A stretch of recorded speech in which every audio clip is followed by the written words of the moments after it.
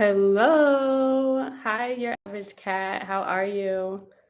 Thanks for the patience. Let me know if you could hear me, if you're having any issues. The Wi Fi was giving me a little issue on this end. So thanks for the patience. I think I might put on my TikTok as well. My TikTok people already know everything that I share, but in case people want to tune in over there. How are you today? Where are you?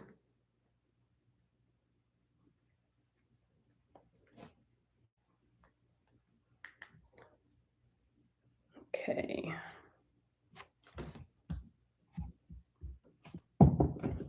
I'm probably going to start in about 5-10 minutes. I'm going to wait for some people to come in. Let me know in the chat when your birthday is. Be active. I'm definitely best when I can see your reflections. I'm not just someone, I can talk a lot, but I'm not here to just toot my own horn. I do like engagement.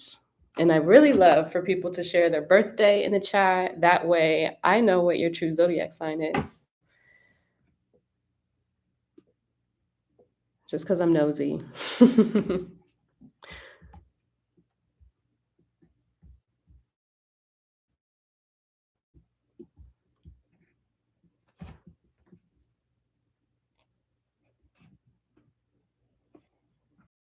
Multitask. I love this background. It's cute. I'm also backwards, so if I look funny trying to do something, it's because I actually can't see. Or is this what I actually look like to other people? I don't know. You're in South Texas, January 12th. So you are a sidereal Sagittarius. Oh, congrats. Wow. My 30s has definitely been interesting. Thank you. I appreciate that. Hey, Eternal. I was just about to get on TikTok just in case y'all were over there. I'm going to multitask, but stay here. Eternal is a normal in my TikTok lives. So glad to see you in here. Hello, Brenna. Is it Brenna? Share your birthday.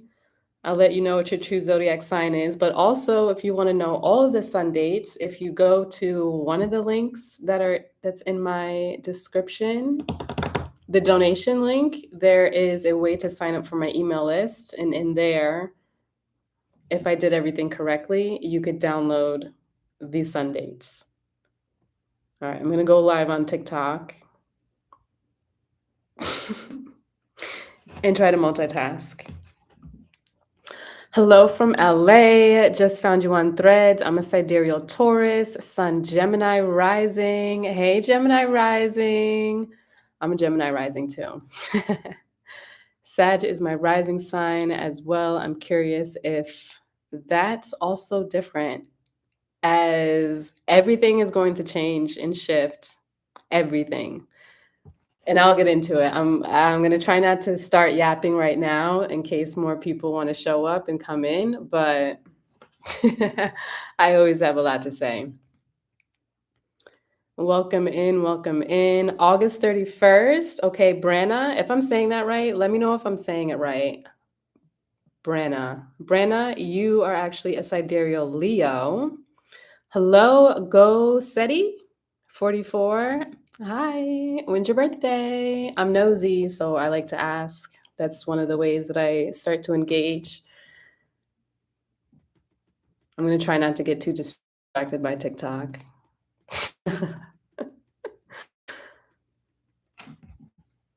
Welcome. So my name is Kinesia, a true sidereal astrologer. Before all of that, I am also a graphic designer. I'm a photographer. I'm an artist. And yeah, I now do my best to weave all the assets of who I am to bring awareness and clarity. A lot of times growing up, I went to an all white school. So oftentimes people would like fuck up my name. And when I was running track, this one man, he was the official and he's calling my name, but I didn't realize he's calling my name because he's saying, "Can I see ya?" instead of "Canacia." And eventually I realized he was saying my name because when they call your name 3 times, you then get a strike. So I finally go up to him and I was like, "Yes, you could see me, but my name is Canacia." And then in college, oddly enough, maybe not, the guys would always be like, "Can I see ya?" Because of my assets, I'll say in a nice way. So that kind of carried on. And now I kind of blend that into the work that I do because as someone who is a seer, I could see you, whether that is taking a photo of you, whether it is looking at your birth chart, or it is with your branding ideas and goals for your business. So I'm a seer to whatever degree that is. And yeah, now I have like a portrait Instagram account that I've called Can I See a Pose? I have food photography that is Can I See a Plate? So now I kind of just use my name as a way to like share a part and a piece of what I do. Hello, Chris Ann. Nice to see you. Nice to meet you. March 3rd. Ooh, you're an Aquarius. September 12th. You're a Leo.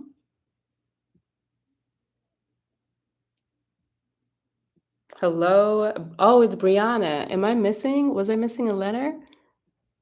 Ah, there's a letter missing in your name. That's alchemy right there. Period. Yeah, September 12th. I would say the early September birthdays, if you're a man, are I could always tell when someone is a sidereal Virgo to Leo because their vibe is also a little bit different. Sometimes it's a little bit more, let's say, eclectic or stylish. Sometimes it could be also, I'd say, the clothes that they wear is a bit more unisex, sometimes flamboyant. But then closer to that September 15th, which is the beginning of the true Virgo portal, those men seem to be a bit more like grounded, but interesting. I'm just nosy. So, yes, please share your birthdays in the chat. I'll get started with my spiel in a few minutes. Hello, Letitia. February 21st, you are actually a sidereal Aquarius. January 4th, you are a sidereal Sag.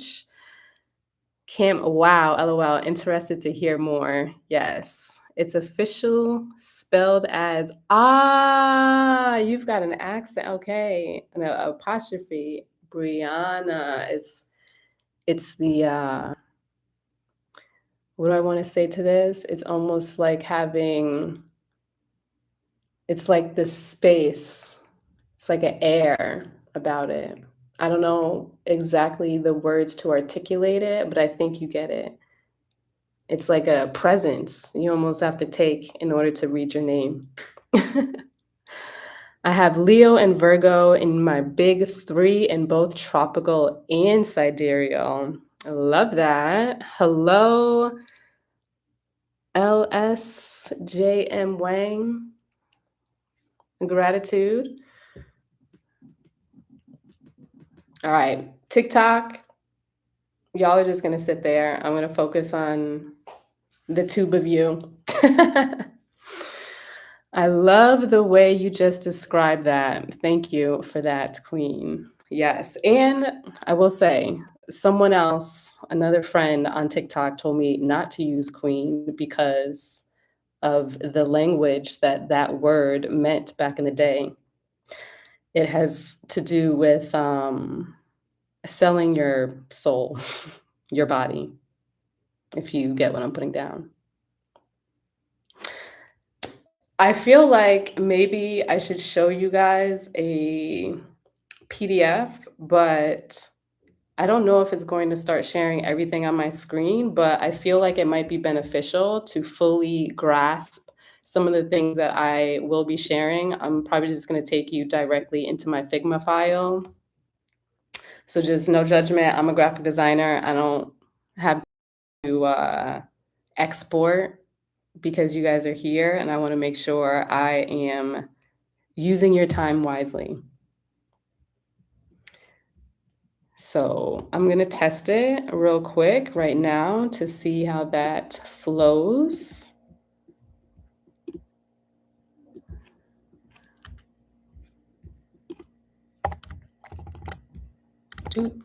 Oh, maybe I could also be in a preview mode. Let me see what this looks like.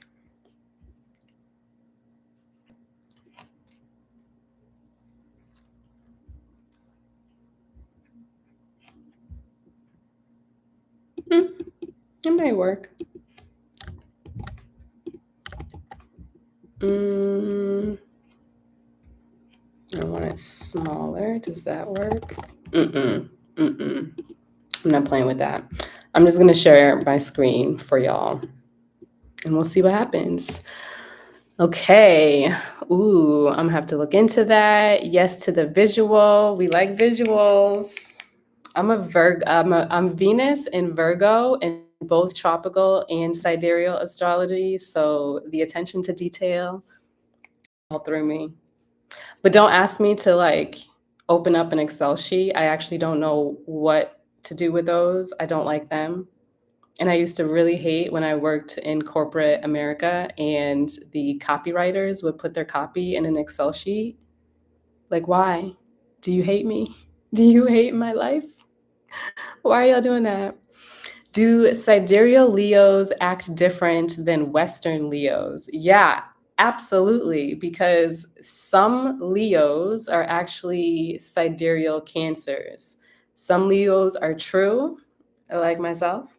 And then there are Leos who are Virgos tropically, and they don't know that they are actually sidereal Leos. So every single sign, like when we think about the cusps, that conversation it's nuanced because tropically, I don't think it really works. But reminds me because I'm telling you, I have no clue what is about to come out of my mouth. I know some things, but the rest, this is engagement, class, workshop, whatever.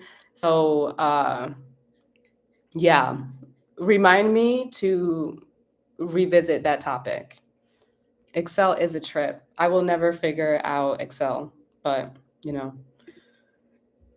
everything isn't for us to understand. Okay, entire screen. So if I do the entire screen, can I just easily, is that gonna work or is it a window? Ooh, I can do a window. I can do a window. So that is what I will do.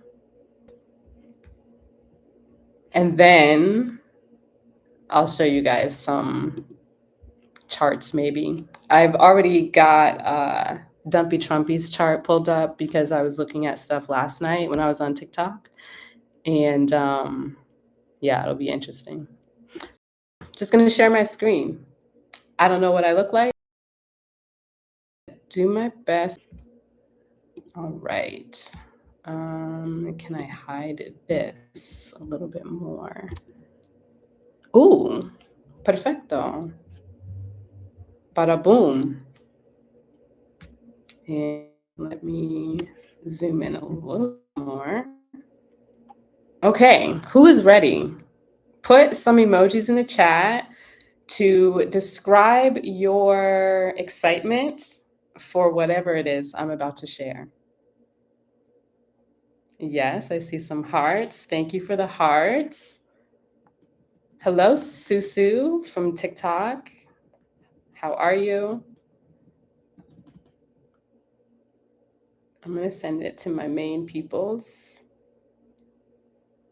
Peeps. What was that? Sorry, I'm literally trying to multitask here. Is it going to, do you guys see the chat as well? Okay. Okay, love the emojis. The dinosaur. Okay, smiley faces, surprise. Love it. Okay, not on your screen. Thank you, because that'd be a little weird. Hi, Noni. Okay, so Noni, come to YouTube. Okay, you don't have to, but I love you. Okay, so real quick, for anybody who's interested, I do readings also with my dear sister, my sister, Noni Kai. She is an amazing psychic medium. We do these amazing readings together. We have a couple of different offers, which I'm not trying to get into all of that right now, but she's the shit. She also has a YouTube, so follow her. And if you have any questions, Eternal, I would also love porfa. I'll give you a reading for it, actually. If you could also help engage if you see something coming up and maybe I'm yapping, maybe send a reminder for me to look at something. I would really appreciate that help. Okay. I just got my life together. I'm coming over. Get into this. So, for those of you who just came in, my name is Canacia. Thank you, Eternal. My name is Canacia. As I shared in the beginning, I'm a graphic designer, photographer, artist, and astrologer. I'm here to talk about true sidereal astrology, why it's important, and why I think Black, Indigenous, and people of color need to stop utilizing tropical astrology for their life purpose, their destiny. Understanding yourself is so important, and we have been given keys that are just simply just accurate. So, the tropical and sidereal astrology, what is the difference? Why does it matter? And which one is more accurate? So, as we typically hear, tropical astrology is based on the Western Hemisphere, whereas sidereal astrology is based on the Eastern Hemisphere. One of the things that I always like to debunk with even this is that whether we are on a rock in the sky or we are on a flat earth, we all still under the same dome. Therefore, the sky is the sky. There's not a different set of planets that are sitting in the eastern side of the sky or the western side of the sky. It's really about the placement and how we engage with it, but it's all the same. Okay. So, Western to me is where we look at what has been colonized. Eastern is just actually looking at the astronomical constellations. So, with tropical astrology, it is based on the seasons. And during the spring equinox 2000 years ago, the sun in both of these systems were actually in alignment. But that hasn't been the same for these 2000 years. With tropical astrology, it's based on only the 12 zodiac signs. Each of them have an equal 30 degrees making up the entire chart. And the way that I personally read this is from the perspective of your karma, your loops, your programs, places where we might be still lurking in the shadows. We don't understand what's really going on. Maybe you keep dating the same person over and over again. Maybe you keep getting into job situations where it's different people, it's a different setting, but you're still maybe brushing up with a boss who is, I don't know, let's say they're a narc, meaning a narcissist, not to be calling anybody names, but like maybe you deal with those type of situations in a different location. Maybe you are, constantly every single year at the same time, you have these same thoughts that keep surfacing and you're not sure why that's showing up. I relate this more so to the tropical birth chart. When we're looking at sidereal astrology, the Eastern Hemisphere, quote unquote, this really has to do with just looking at the visible sky. Now, with sidereal astrology, because it means astronomy, this is the way that these different systems were actually calculated. So when you go on astro.com or AstroSeek, there's so many different settings that you can utilize to look at a sidereal chart. For example, Fagan, Bradley, or Raman. Raman, if you're going to use that 12 zodiac system, Raman, I suggest would be the best. But that's still something that I don't use because it is still a little bit off. Now, it is definitely closer. So, a lot of times, whenever I post or someone else might post about sidereal astrology, there's a group of people that are actually speaking to sidereal as in the true sky, the visible sky, and then there are people speaking about Vedic. And a lot of times, tropical astrologers get very triggered by the word sidereal and assume that we're talking about Vedic, but it really is just looking up, okay? Now, with Vedic astrology, while it is closer, they still too are only using the 12 zodiac signs, even though I know they have 27 nakshatras. I have a theory for why those were even created as well, but those 30 degrees that are even for each of the zodiacs is still not taking into account the 13th zodiac. Okay, so what I notice is when there are people who may be Libras in tropical astrology, they might still be a Libra in Vedic astrology.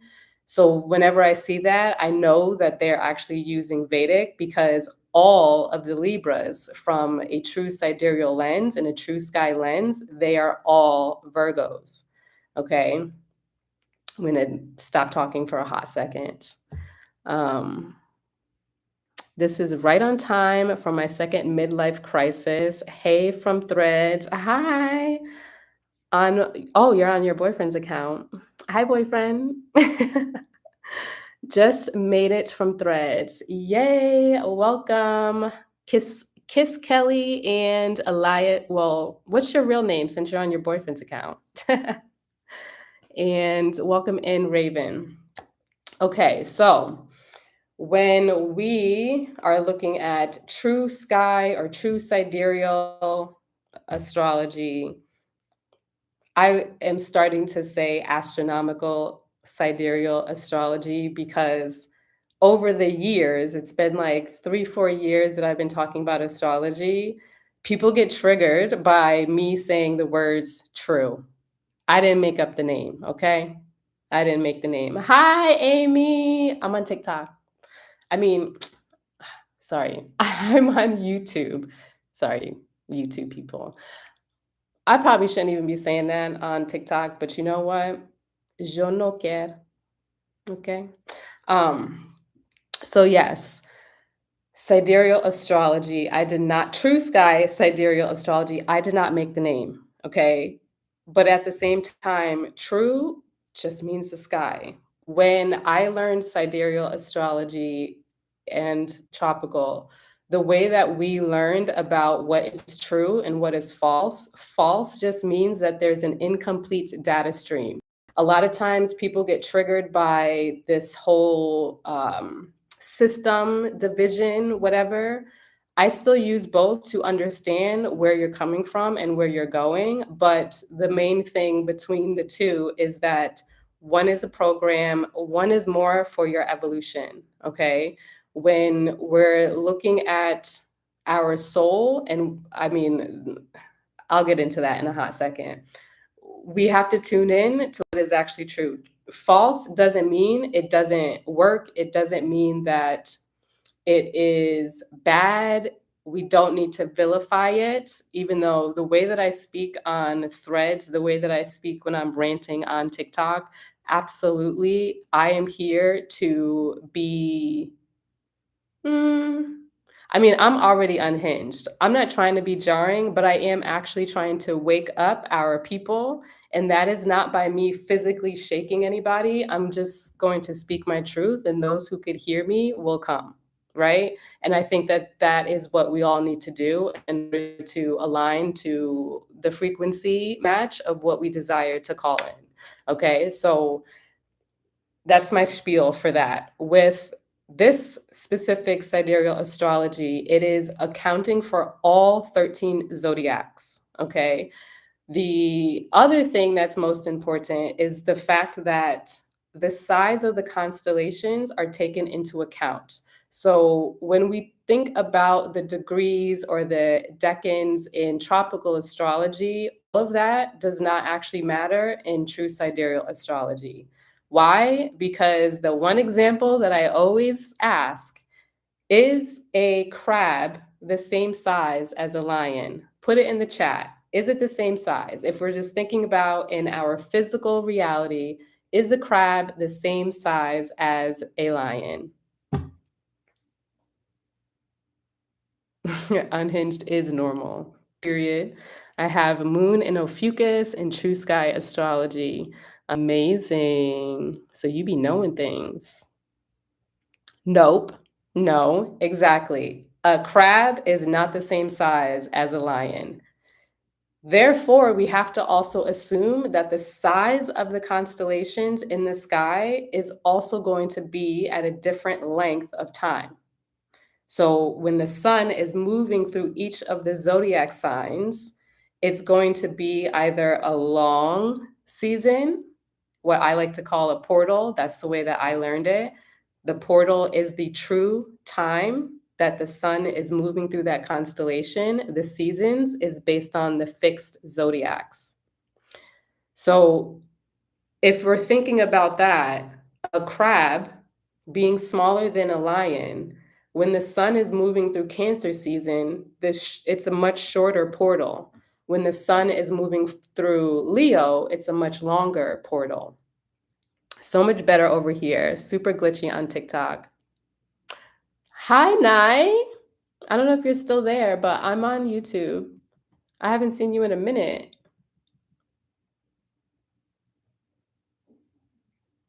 Come over. Oh, you know what? It's also probably I'm on the other Wi-Fi. My bad. I'll switch that. Then it should be good.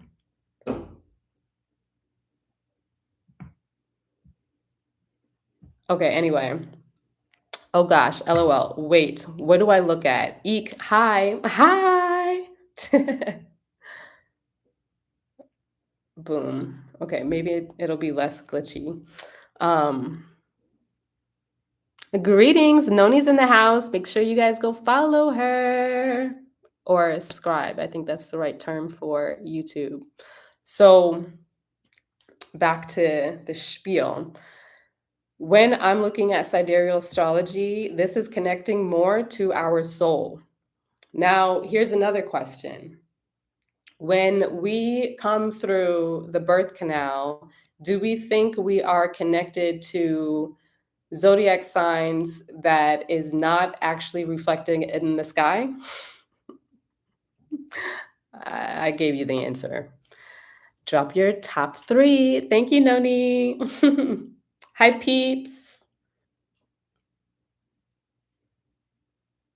Nope. Exactly. So when we are coming through the birth canal, we know that we have the DNA of our parents that attaches to us, and that when we take our first breath, we are also connected to the specific stars and planets that were in the sky. Now, when we're thinking about the concept of as above, so below, that would also have to mean that as above, it's the physical sky, and below, Earth star, soul star, how that connects to us. That is the magnetic imprint that we feel. So, what's very interesting when I am looking at videos on YouTube, TikTok, Instagram, doesn't really matter where, but a lot of times I'm dissecting, or at least I'm capable of doing this because I've been studying this for so long, but I'm capable of reading somebody's text and knowing exactly what signs are actually connected to what they think they're connected to. So earlier today, I think there was somebody talking about, or they were asking Leos if any Leos like to put on jewelry and perfume to go to sleep or be in like lingerie wear or whatever, lounge wear, whatever it is. And I was like, well, I'm a Leo in all zodiac systems, and that is not a thing for me. So I was curious and said, this might be more related to your Taurus, your Libra, or your Venus placement. Lo and behold, they technically have Taurus placements because they have tropical Gemini placements. Because at first they were like, oh, I don't have any Taurus. And I said, yeah, but putting on jewelry is like a Gemini thing. And I specifically I put an emoji of a gem in there, and they're like Gemini placements. Those are actually in Taurus from the perspective that I read. So at the end of the day, when we're looking at things from a true perspective and like really listening to the words that people are saying, when Virgos are talking about like going out and clubbing, I'm like, or like even being seen, I know that that person is a Leo. Virgos are not trying to be seen like that. Taurus sun, Gemini rising, Cancer moon, Taurus sun, Sag moon, Cancer rising. Oh, interesting. Definitely lots of Cancers. But they might be Gemini moons, actually.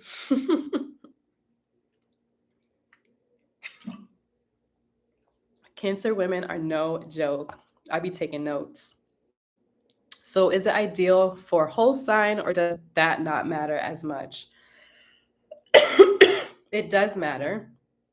I use whole sign, but I use whole sign and true sidereal, but when I'm looking at the Placidus chart for tropical, I just leave it as it is. I've got all the information. So does that first part make sense?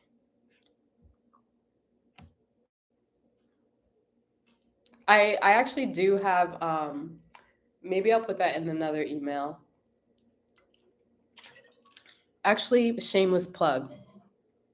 I have a Astro Basics workbook that allows you to break down and bridge the gap between your tropical and your sidereal birth chart. And while we're on the live, $5 off. It's only 27 bucks. Okay. It's like, and I designed the whole thing myself.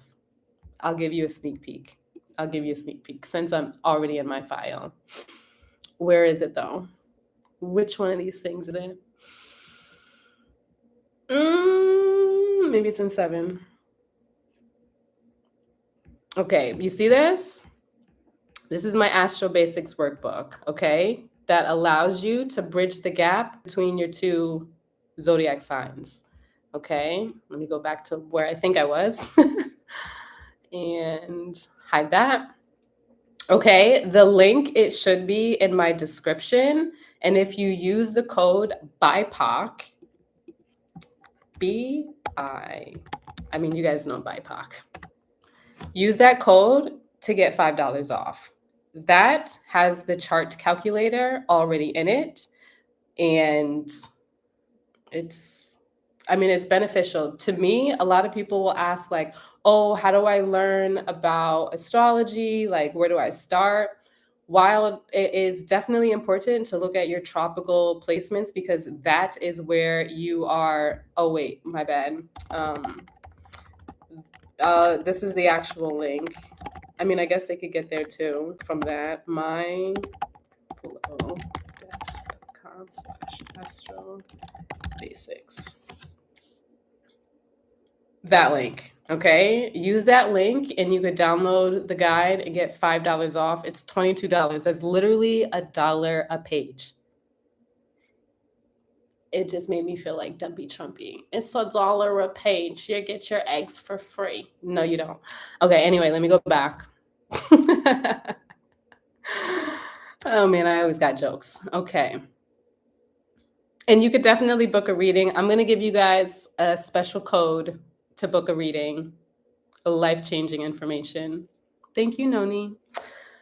So let me move on.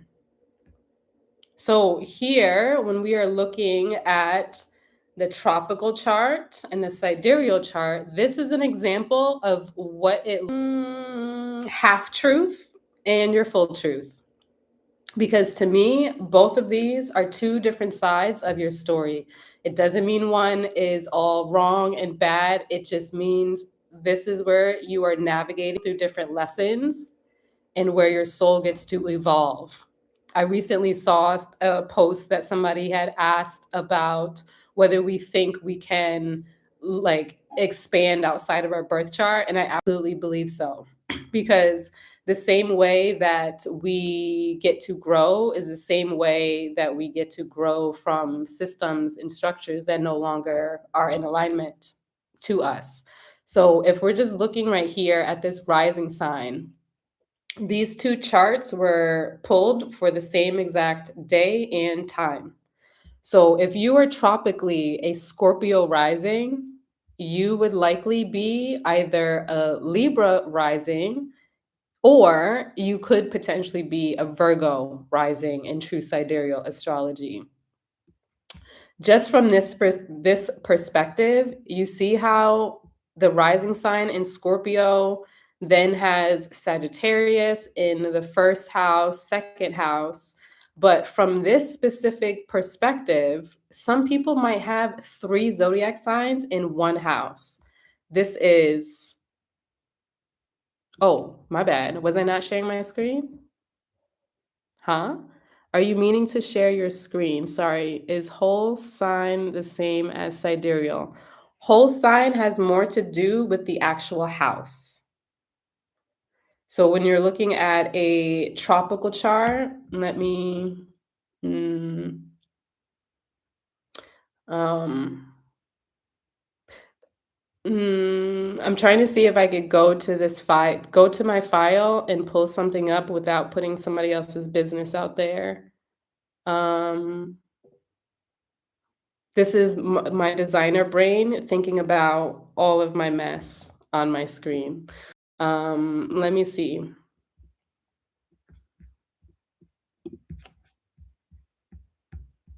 I'm just gonna make things small real quick.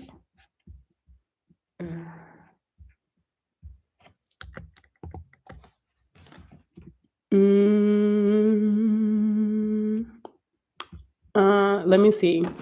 I'm like zoomed hella far into this screen. Just give me a hot second. Oh, wait, maybe I could use this. I'm gonna zoom into another workshop that I've probably done. Okay. Are these pictures available? Oh, wait, maybe I could actually do it here. Okay, you guys are just gonna watch me do some design work real fast. All right, take that off, take that off. Okay, hide. Okay, here we go. Can you guys see this? Can you confirm? Your screen is not showing up. Okay, let me stop share and try sharing again. Thank you, Eternal. Window. Maybe because I went back, it stopped sharing. I want to see, LOL, I got 3 in my first house. Ooh, okay. Can you guys see this? Okay, perfect. Thank you. Okay, so, okay. So just looking from this perspective, you've got Scorpio rising here, and then it immediately goes into Sagittarius. But people from a sidereal lens may have 3 different energies in just their first house. So they might have Libra, Scorpio, and Ophiuchus. From a tropical lens and from, like, let's say the lens of NASA is going to tell you that there is a black hole in the middle of Sagittarius. That is them telling you about Ophiuchus without them telling you about Ophiuchus. It's almost as though they are hiding the data in plain sight, but because people are so used to all the regurgitated information that is available online, people aren't paying attention to what is actually happening in the sky. So there is no black hole inside of Sagittarius. And then somebody else was telling me about the nakshatras last night and about specifically Mula. And Mula, when I looked up the definition, it was saying exactly what I was saying Ophiuchus was. So in my personal opinion, I feel as though the nakshatras are a representation of the 13 zodiac signs, but it's broken down to understand the degrees. When thinking about even tropical astrology, I think that when we're talking about the decans, or yeah, the decans, those are related to, I believe, like the first 10 degrees, the second 10 degrees, and the third 10 degrees. I believe that this was their way of calculating and trying to remember what energy was accurate for each of the true sidereal placements. So, for example, I think that the beginning of the decan for the first 10 degrees of one sign is actually the blend of the sign before, and the last 10 is the sign after. So, for example, this specific Placidus chart from the tropical lens, the houses are pretty even in this example. But in true sidereal, all of the houses are just it's a whole sign, okay? But it's not whole constellations. Does that make sense? Because some people also use a whole sign perspective where the one sign will fill up the entire house of that placement. And I think that that was, again, another way to kind of get it closer, but also it can be easier to digest the information from that perspective, because you're not needing to like break down the energy of having two different signs in one house, or one sign in two different houses. So what you can see here too, it's like maybe somebody who has a Scorpio rising sign, they typically might attract somebody who is a Taurus. But then we see online, people are always like, oh my gosh, I can't stand Taurus. They get on my nerves, this, that, and the third. They have so much to say about this specific sign because of their personal experience. But I can immediately see, I mean, I'm not really reading this chart. Actually, I kind of am. I'm seeing Uranus. You see this? We've got Uranus that's inside of Taurus in the seventh house. So, like, let's say that this was a person and not a time that I just picked. This person may constantly have an overturn in relationships. They may date somebody, it feels like it's stable, and then the stability is just like ripped from under their feet immediately, and they don't even know what the hell is going on. This is what I'm seeing from this specific perspective.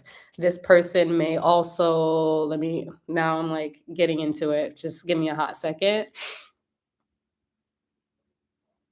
Okay, so then also looking at this, like let's say this was somebody's Scorpio rising, they are dating somebody that has Taurus energy, but really they're also somebody that takes up a lot of space because they have Venus and Leo in the 10th house. So they're always kind of shining a light on like where they might not have the willpower or the energy to like be showing up for themselves. They might shy away from this. It looks like from this perspective that the Mars and the Venus contraction there, because one is masculine, one is feminine. It's always like a push and pull between like, oh, I want to be seen, I don't want to be seen. Oh, I want to be a leader, I don't want to be a leader.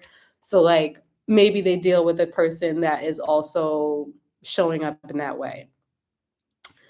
But when we're looking at this from the different perspective, Uranus is actually in Aries from a true sidereal lens. So that's another thing. This person might end up dealing with people that are,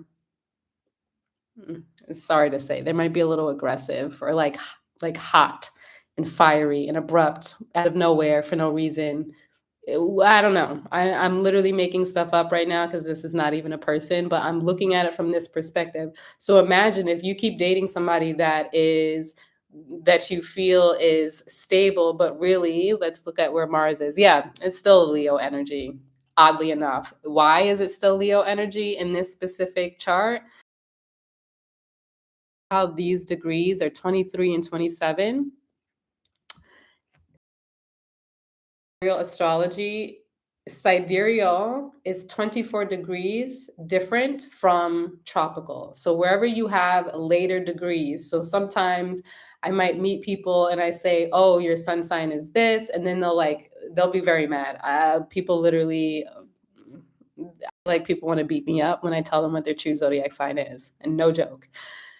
Some people will be like, "No, well, I'm still a Virgo. No, I'm still this, I'm still that." That might only be true because they have a later degree where it might show up specifically in their first house.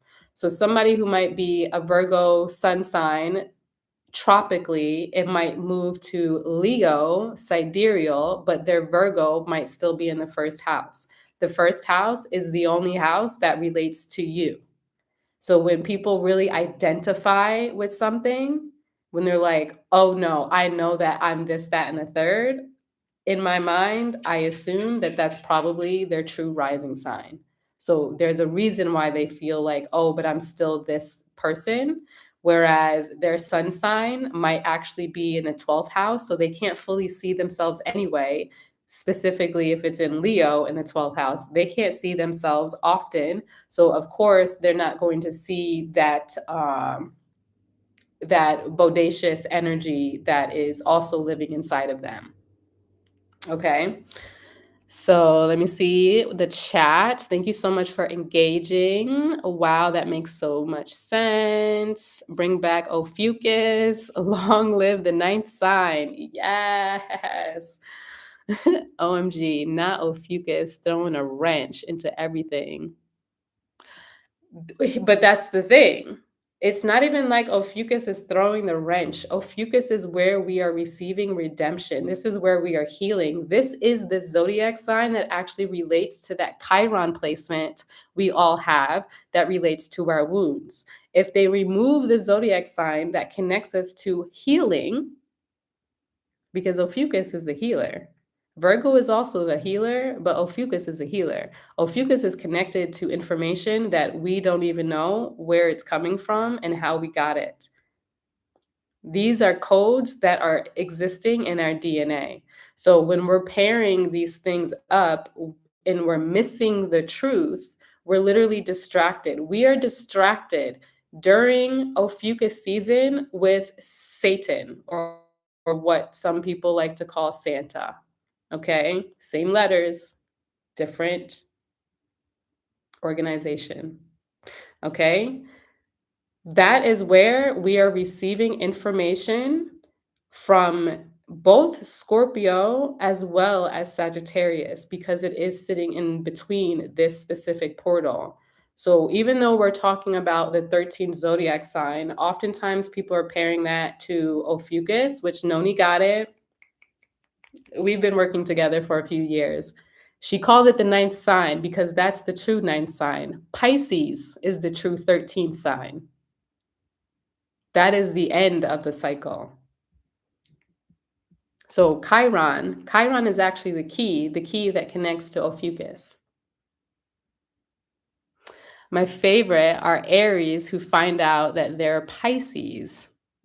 Meltdown. Like I remember, I forgot, I haven't posted so many videos. This is my fault. Eventually I would love somebody to just do it for me, but I have a video that I recorded in relation to how all of the zodiac signs respond to me when I tell them what their true zodiac sign is.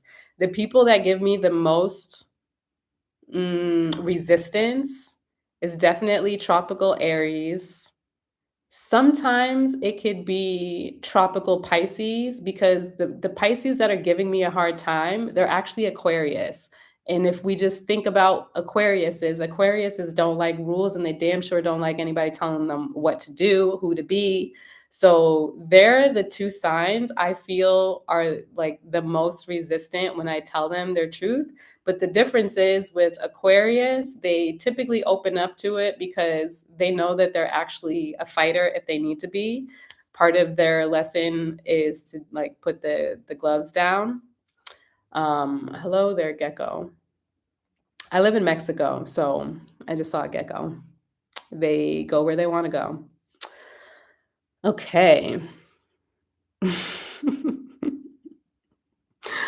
Cognitive dissonance, yes. Would there be a purpose for secondary progressions or solar arc directed charts in sidereal? Yeah, and honestly, I love looking at progressed charts when doing readings for people because it's very interesting to be able to see where your souls change and evolve. What I've been noticing is that the more we actually mature, the more our tropical might be kind of in resonance, specifically because our moon sign and our sun sign changes or shifts it our lifetime.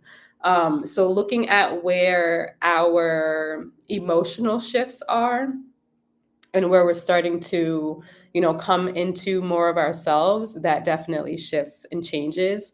The other thing that I really like to look at with the progress chart is like go backwards, excuse me, to see like how life was and where that shift showed up and maybe changed really everything. It's, as we know, astrology is all about like pattern recognition. And the more that you work with me, Noni could tell you, and me, I don't know if some of my other people are in here, but definitely Eternal. It's like the longer you work with me, the more information gets to show up. It's never ending. I've learned that we could be looking at the birth chart in so many different ways. I'm somebody, especially when you get to know me on a personal level, like you tell me something, I'm immediately thinking of your birth chart. I know exactly where that placement is, and I know what is showing up for you. And maybe some wisdom comes out of my mouth to share, how you can move through it. Um, so it is definitely still important. Didn't realize Ophiuchus related to Chiron. Yes. So a lot of times people through a tropical lens will relate Chiron to Virgo. I'm not saying that it's wrong. I'm saying that it is a shift in the perspective. Um, the same way that we might say that the sun could also be related to Virgo in some ways, depending on what perspective you're looking at. Yeah, I'm having a small meltdown. Are you an Aries or are you a Pisces? Pisces before March 10th, Aquarius. All Aries, though, all Aries are actually Pisces. So, for example, some people will say, "Oh, Pisces, they are so they be knowing things or they're so wise." And it's like, yeah, they're wise because they're Pisces. People who are actually Aries, just think about it. That's the baby of the zodiac. They don't know anything yet, and they throw tantrums in order to get it. And there's no judgment. All of the signs are beautiful, and also all of the signs have shadows. So I'm not here to judge. And if you have any astrologer, any people who are judging any sign, like stay away from that pop culture nonsense. I'm trying not to cuss. Stay away from it. Yeah, I'm having a small meltdown. Oh, dang. Oh, this is interesting. So, how do you balance this? Because this likely changes a lot of what I know about my chart. Exactly. So when I'm doing readings for anybody, I always still look at both your tropical and sidereal because I'm seeing oftentimes where you're headed, things that you may already be working on. But then the way that I'm looking at tropical, I'm looking at your shadows. I'm looking at, okay, where is the stickiness? So, for example, in this specific chart that I'm looking at, I see Saturn and Pisces in the fourth house. This person, if it was a person and not an event, this person would likely have a father that had dimmed the light on all of their goals, their visions, their dreams. They probably are somebody who loves spirituality, but then they're always thinking about how are these things going to work. They are limiting themselves because their father limited them first in the home. Does that make sense? Then from a sidereal lens, looking at Saturn here in Aquarius, this person, Saturn is actually the other ruler of Aquarius back in the day. It's the original ruler of Aquarius. So this person needs to be a bit more disciplined, creating, they could have their visions, they could have these bigger goals for themselves, but what they also need to do is create some kind of stability that is also still honoring their fairy, goddess, witchy, that's specific to Amy, their fairy, goddess, witchy self. But they need to create something and not just be all airy fairy. They need to create something that's stable and grounded and start creating that system that works in alignment to them, not just simply, kind of dimming their own light because their father dimmed their light or their home was very strict. It was almost like it could be strict and unconventional at the same time. It's really about looking at what's the root of the issue and where am I actually allowed to be myself. That's how I look at it, that's how I balance it. For example, when I even got into astrology, it was literally not to ever read anybody else's chart. I would have never dreamed of doing any of this. Being on TikTok, being on YouTube, no. You could ask my friend Noni, she'd be telling me to teach all the time. I'd be resisting, okay? I show up, I yap on threads, and sometimes you take the information or don't, I'm not fighting it. I was fighting it. I was fighting showing up, but, I know why I was doing that because sometimes it feels like the mission to help other people feels like it's really fucking big, you know? So that's how I balance it. I balance it in some odd way. That's the way that my channel comes through. That's the way that I'm able to help people. And being able to do that, and people see their shifts and they know like, okay, these lessons weren't supposed weren't supposed to take them down. The lessons don't have to be their end all be all.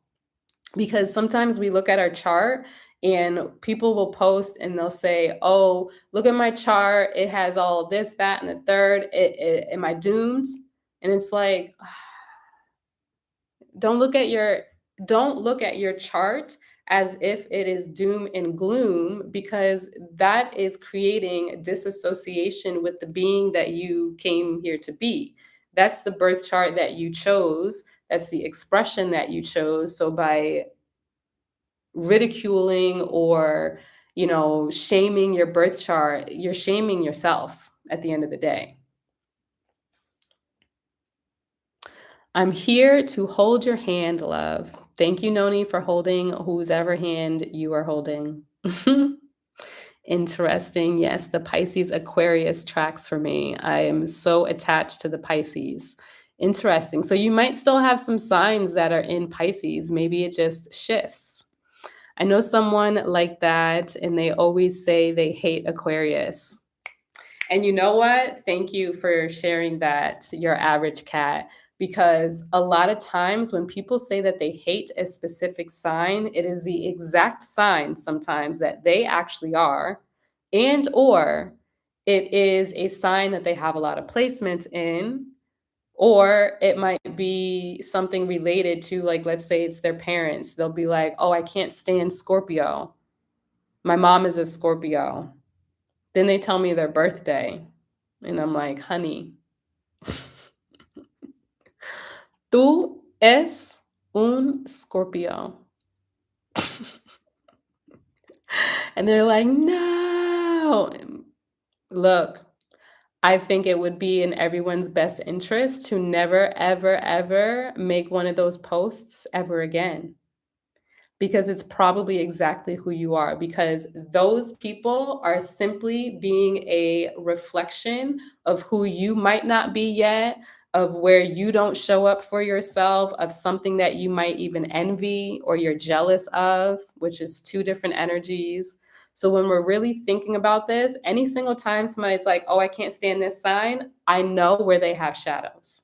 It's like everybody's just putting their business online, and I'm just sitting there like, sometimes I choose to respond, and other times I'm like, "Ugh, whatever." But a lot of times, I'm literally seeing everybody's shadow all over the internet. So if you don't want anybody in your business, especially astrologers with this perspective, stop doing that. Heal, basically, heal yourself, okay? My tropical 3 are Aries, Aquarius, Aries. Ah, so your tropical 3 would be Pisces, maybe Aquarius, maybe Capricorn. Facts, very detailed. Thank you, Eternal. The math is mathing now. Yes, recognizing my cycles is key. Makes life so much easier when you could see the loop you can potentially change. Period. When I tell you it's a whole new rabbit hole and it's freaking amazing. Wow, you are a Pisces. Okay, sorry, I'm reading the comments. I thought I was a Pisces, but you told me that I'm a sidereal Aquarius. Yes, you are. So everybody who was born before or on March 9th, you're actually an Aquarius. Exactly. That's why they are considered immature. Love the Aries. We love the Aries.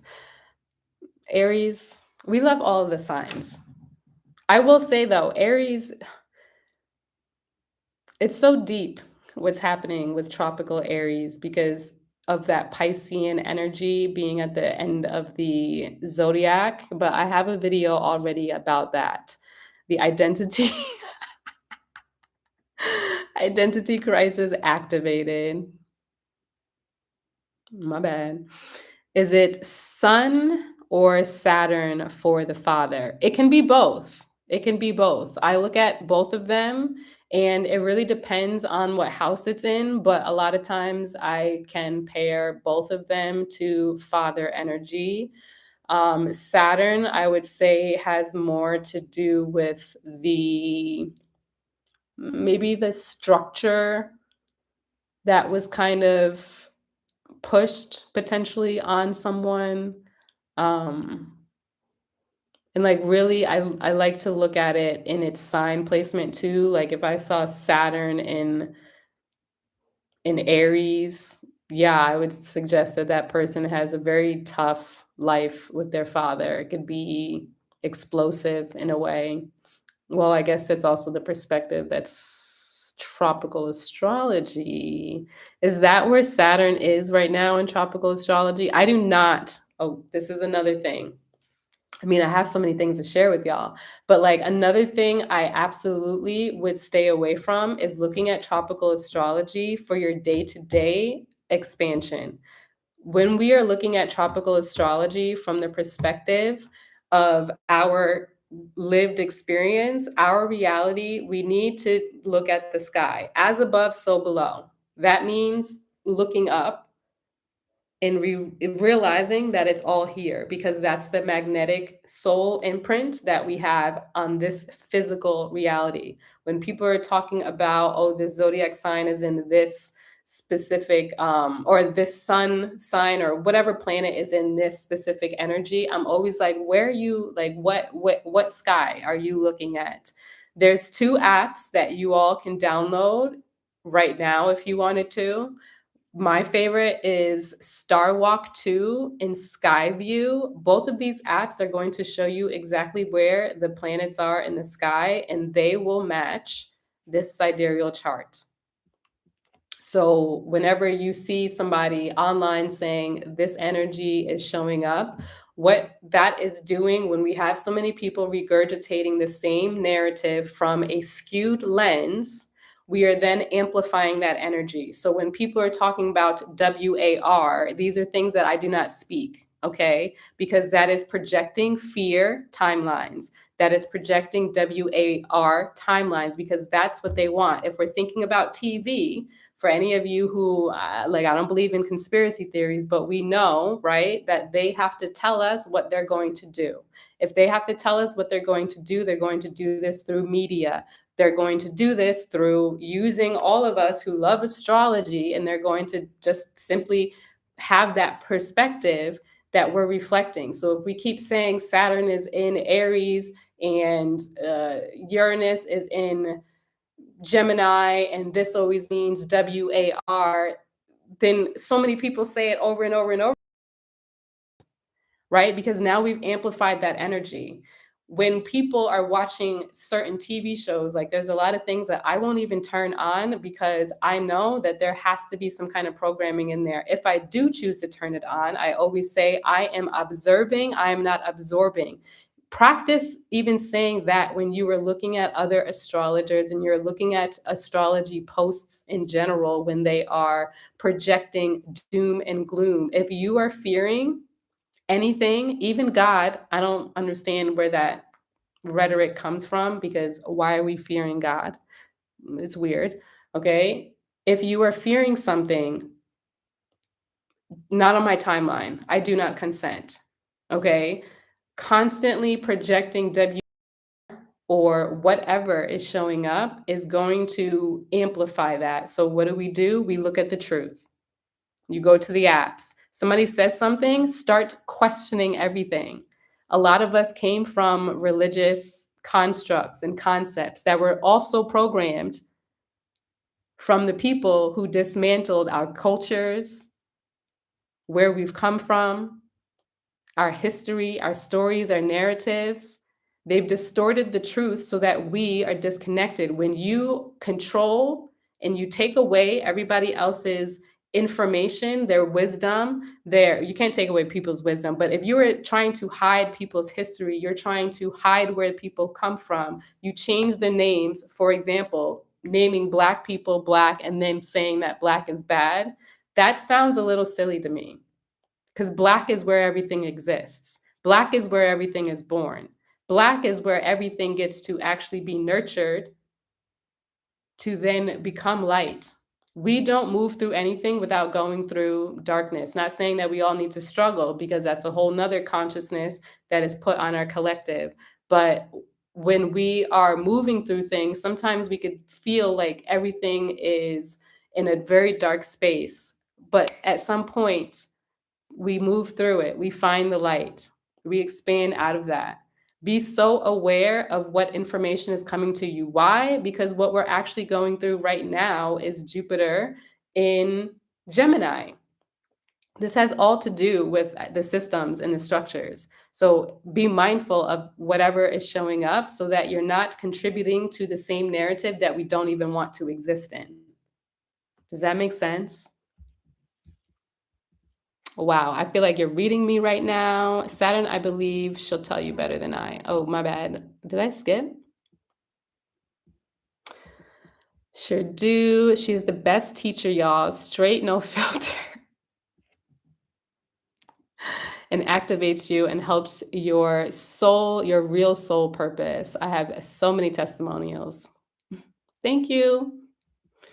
Facts. Yes. Here for the healing. Whole chart is different. Exactly. So it's your birth chart is so much more than just your sun sign.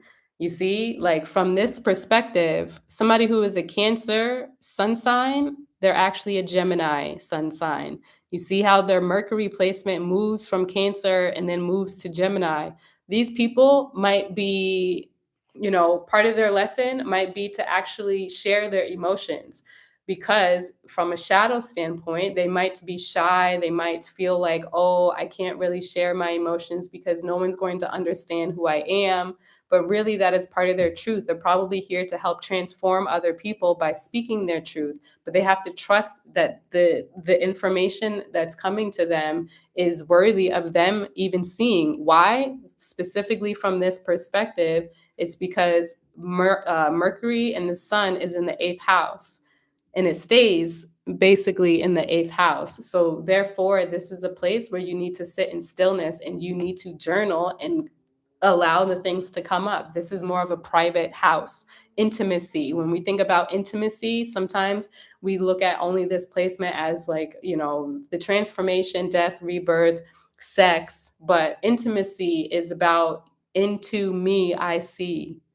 Somebody who has Mercury and the sun sign inside of Gemini in the eighth house, They see themselves when they write, when they sing, when they create from the connection of communication and frequency.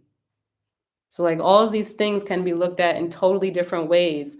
When we're looking at just the zodiac, it's like, oh, you could be upset about the zodiac. Wait until you find out that all your other placements are likely also in the wrong sign and or house.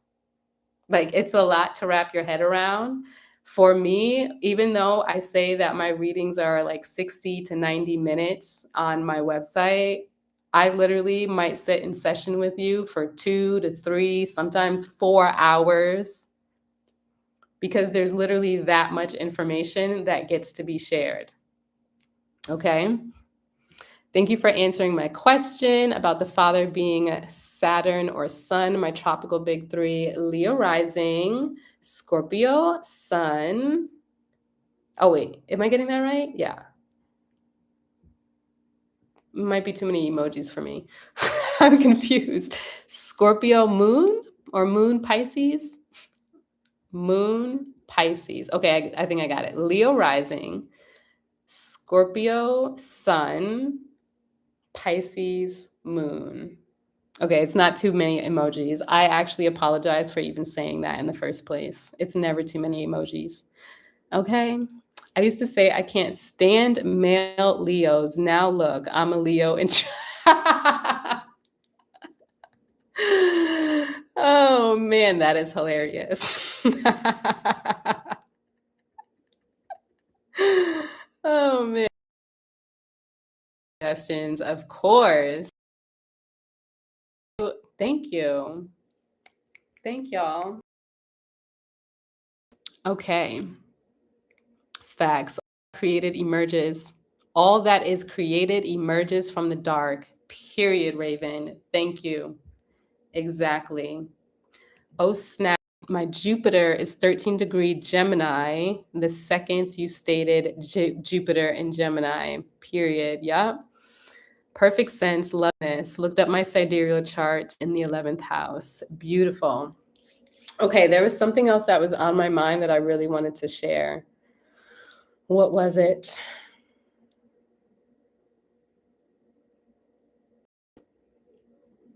What was it?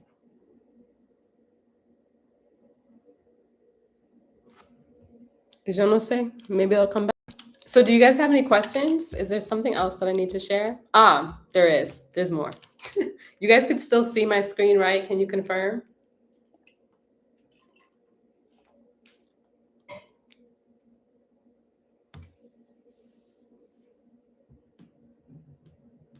Hi, TikTok. I'm on the tube of you if you would like to join over there.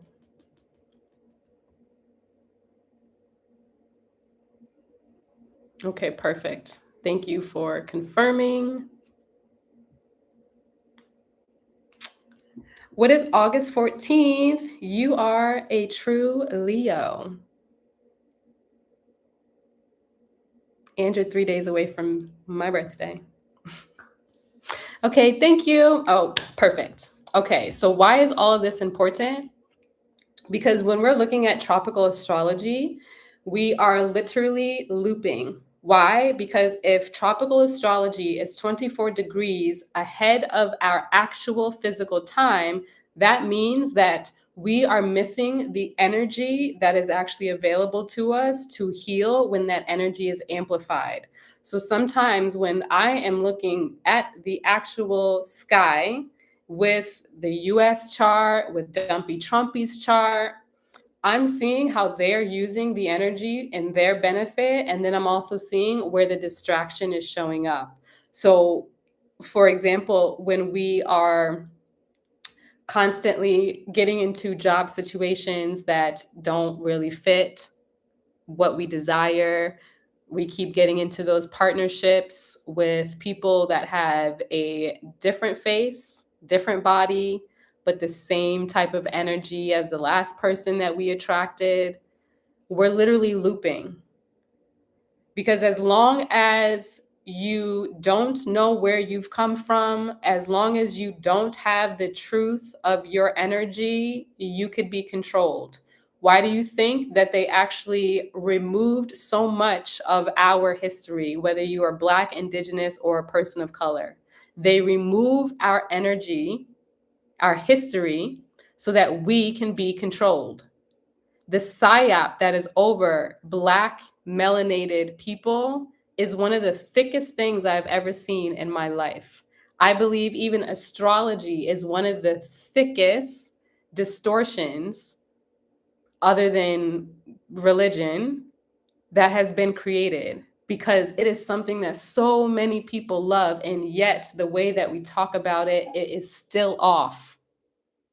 Sometimes there are other melanated people. I don't even really like to say Black, because that will put you in a frequency. It's like if you're using that word, you need to use it consciously. If I'm using the word, I'm using it consciously. Yes, I'm Black. And also, I'm not the Black person that they want me to be either. Because the way that they define Blackness will put you at a limit or a cap for who you get to be. And Black is where everything exists, okay? So there is no limitation. Sometimes I might get into a back and forth unintentionally because somebody might be triggered with other Black melanated people when talking about astrology. And sometimes I just let them be. Why?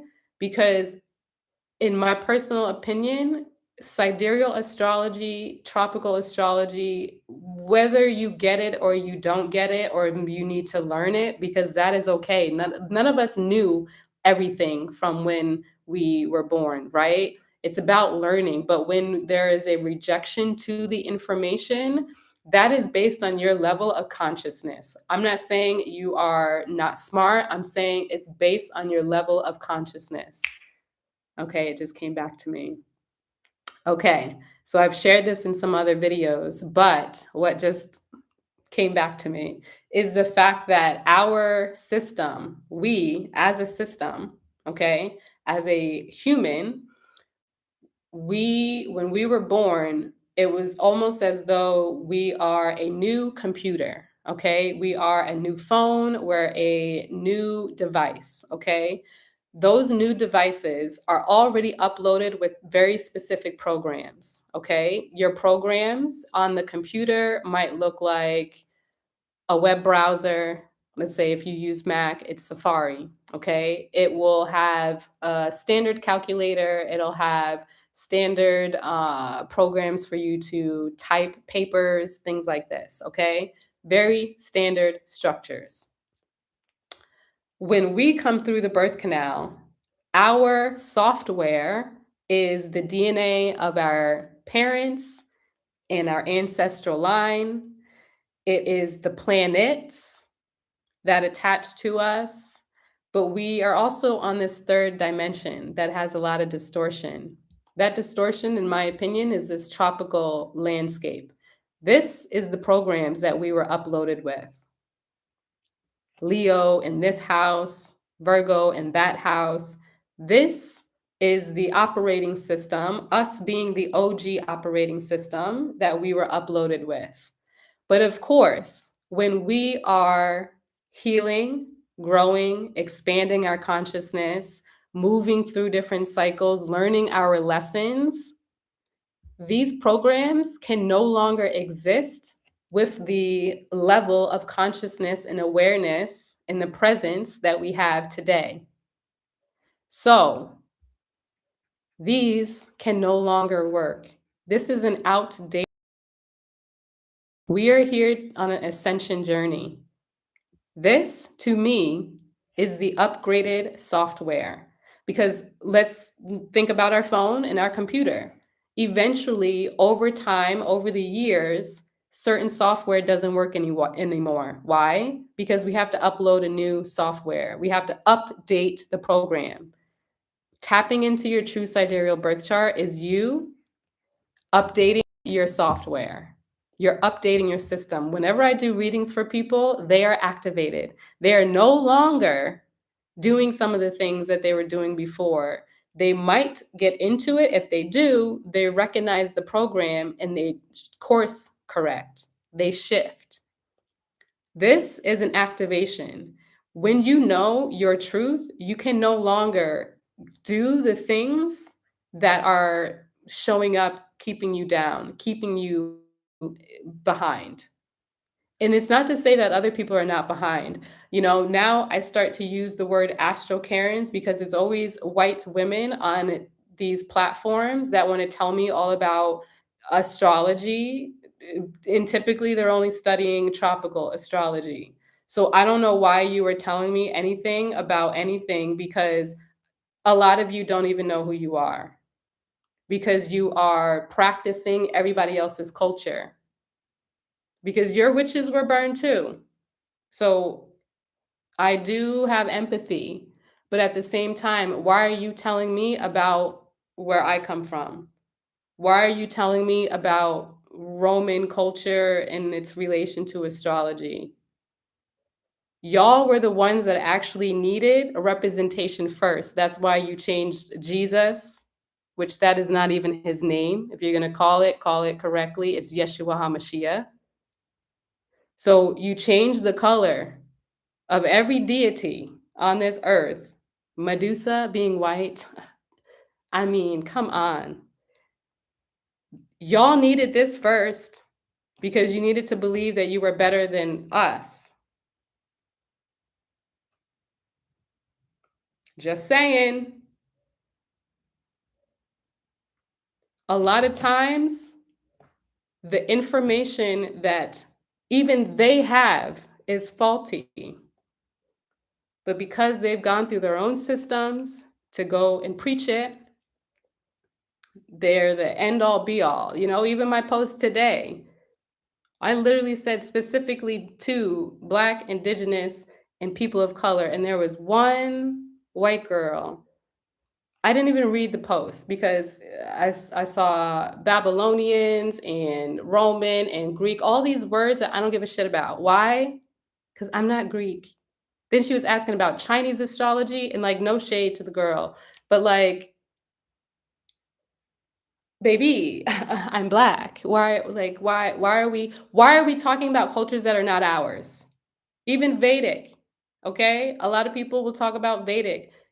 I actually prefer y'all to go at least look at Vedic before looking at another sidereal chart. I mean, in another tropical chart, because at least it's closer, okay? You're talking about things that is not a part of my DNA. I'm from the stars. A lot of us are from the stars. So connect directly to the stars.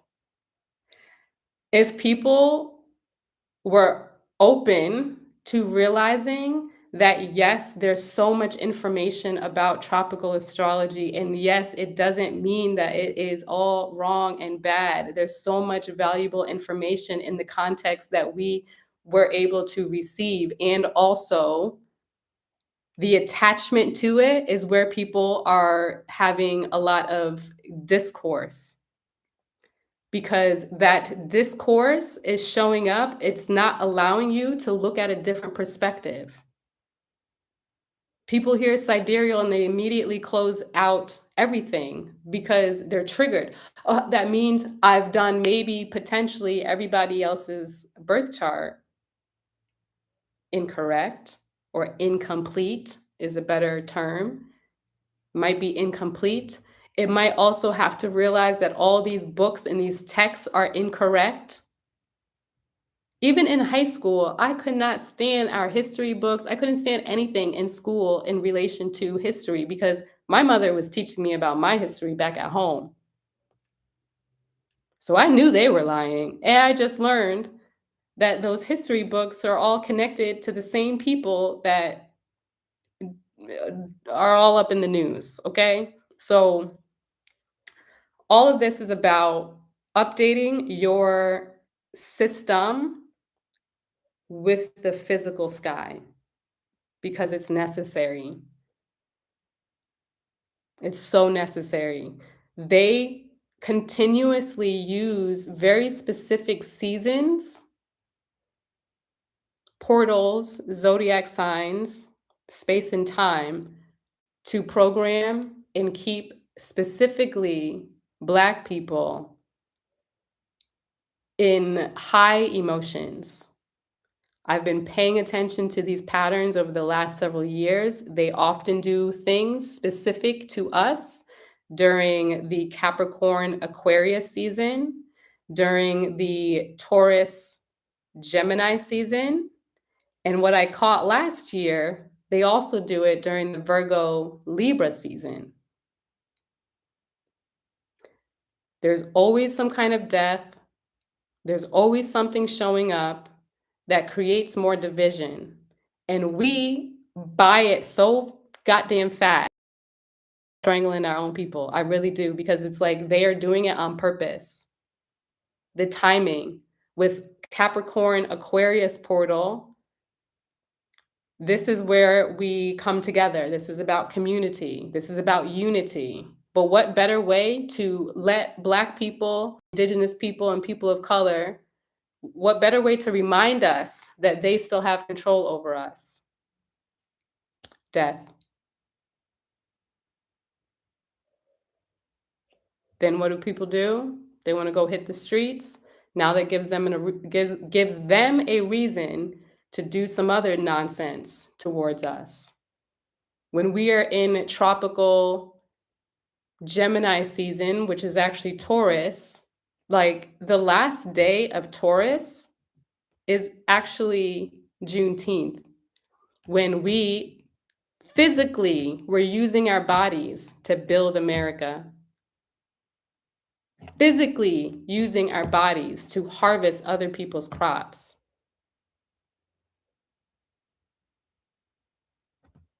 Then what happened in 2020?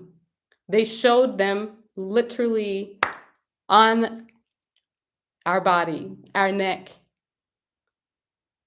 It's all so planned that we have to start paying attention, because then they can no longer control us the way that they think they are controlling us. There's more of us than them. Okay. I'm going to take a breather and read these comments.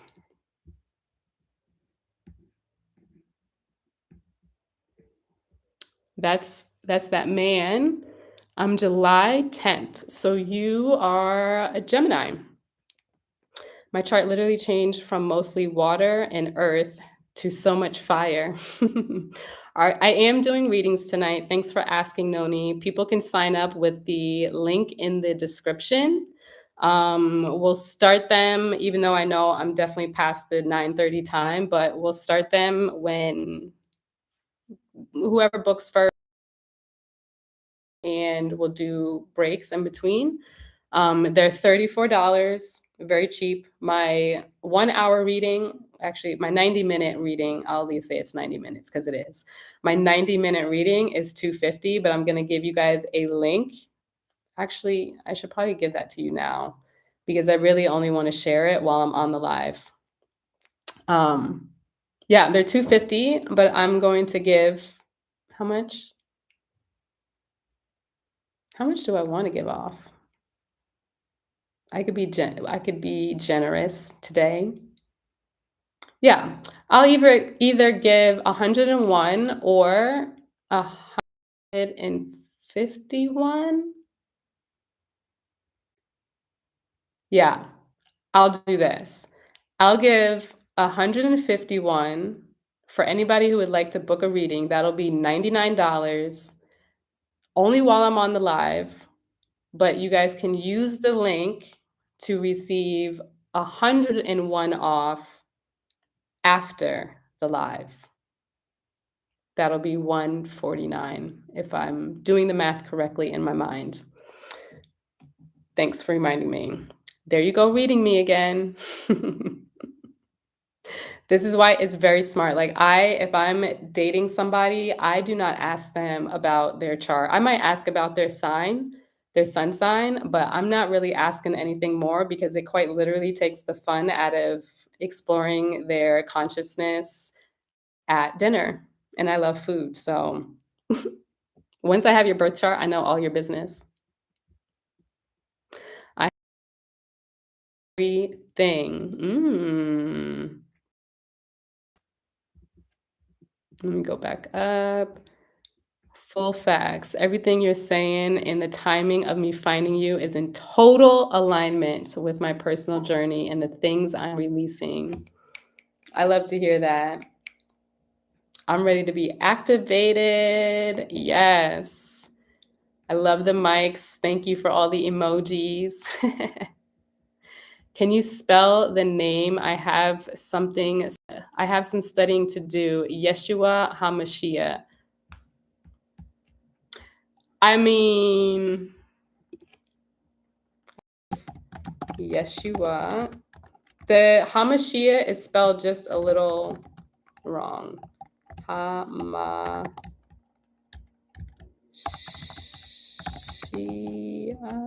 I might be spelling it wrong too. Hamashiach. I might have spelled it wrong. Forgive me. I don't call upon. I have called upon Yeshua HaMashiach, and wow, that worked. It really worked. My friends and I had gotten into a car accident, and the whole day, like the whole morning, I was saying very specific things. I was, almost didn't go. And then when we get into the car, my friend wanted to sit in the back instead of the front, and I literally said, "Well, I don't want to be conscious because I wanted to like draw on my iPad." But then I was in the car, and I always do like my prayer whenever I leave the house. But I was sitting in the car and we're driving like 2 hours, and I kept wanting to pick up my iPad, but then I kept being told like to like just put it down. So I put it down, put it down, put it down. Anyway, we finally get to the city that we were going to, and now we're in like the left lane. And my friend, she was the one that was giving the directions. And we're in a space where we're on the highway, but people need to cross over, and there's a small intersection in between. Well, now it's our time to go, and we go take that left, but there's another highway in the opposite direction. So I'm there, and I'm seeing a truck fly down the highway, but I'm also feeling the car still move, and I'm like, I start screaming, "Stop, stop, stop, stop." And the last stop, I had grabbed this girl's leg, and she stopped. The car crashed the front of I mean, this is probably too traumatic for some people. Trauma, trigger warning. Basically, the truck runs into us, rips off the whole bumper, all this stuff, and we're standing there, the police come, all this stuff, and like I'm definitely in shock. And one of my friends was like, "Oh, thank baby Jesus." I said, "Fuck baby Jesus."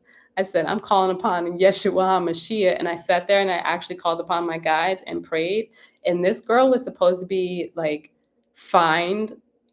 I forget how much. It was about 20 or 30,000 Mexican pesos. And I think she got off with a ticket, with a $300 ticket, like something so small. Like the guy ended up paying for the insurance, everything. It was just like, you call upon the real deal when you need to. But like also we have to step away from religious rhetoric. Peeps, are you still over here? Let me know in the comments if you are on TikTok still. Because I don't think I realized that there's 2 people over here. Hi. Okay. In ancient Hebrew, his name is very close to the name same as Joshua, exactly. So distracting. Oh, wait, I was so close. I did not spell it right. Thank you, Noni. There's more of us than them. Cue the Bug's Life. Yes. Wow, when we first started and you were mentioning Geminis wanting to wear jewelry, I was like, "Ooh, that's me. I need some earrings." A watch and a bracelet. Period. What is this emoji? There's some new emojis I have never seen. Yeshua does work. I've literally been debating on making a video on how Christians are technically even by their own beliefs, blasphemous by using the name Jesus instead of the name his father gave. Period. Why exactly, Brianna? Because if we're thinking about frequency and how important for us to tune into a higher frequency or the frequency, even if somebody was to say your name, if somebody was to say your name and they don't say your name right, it's kind of jarring, right? We feel a little irritated, like, why, like, that's not my name. That's not my name. That's not my, right? We feel like, say my name correctly. If people are constantly calling out a name that is not organic to what who are you calling upon? It's the same thing with the zodiacs. Who are y'all calling upon when you're saying, "Oh, my energy is this, that, and the third?" And I mean, yeah, you might have tattoos that are incorrect. And I'm sorry, at least we are all of the signs and we are none of the signs. But it's probably the wrong zodiac. You might have to say, "Oh yeah, this is my Mars placement." You know? Thankfully, you are all right. Sheesh, glad we're all okay. Yes, the title and literally gonna be booked. I'm so mind blown right now. You are confirmation for a lot of things for me right now. Oh, I'm so glad to hear. Thank you and appreciate you, sis. I appreciate you. Definitely do it.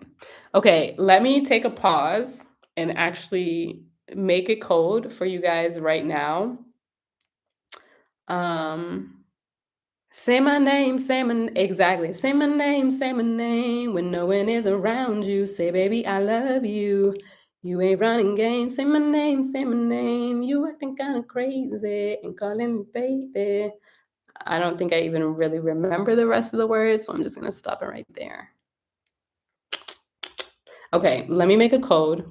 Let me stop my screen so you guys don't see all of the codes.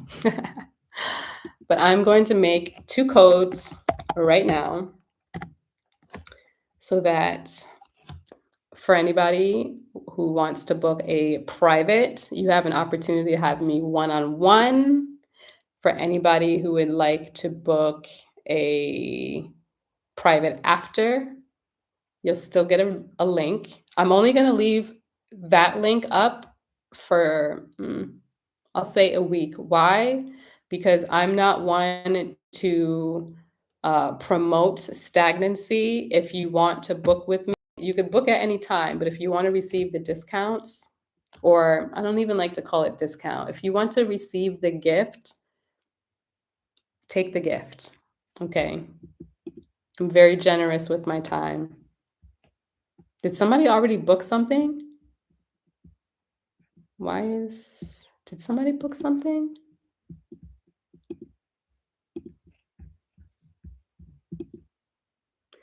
We still have a link to, I think, for the both of us. Yes. Ooh, yes. Yes. Okay.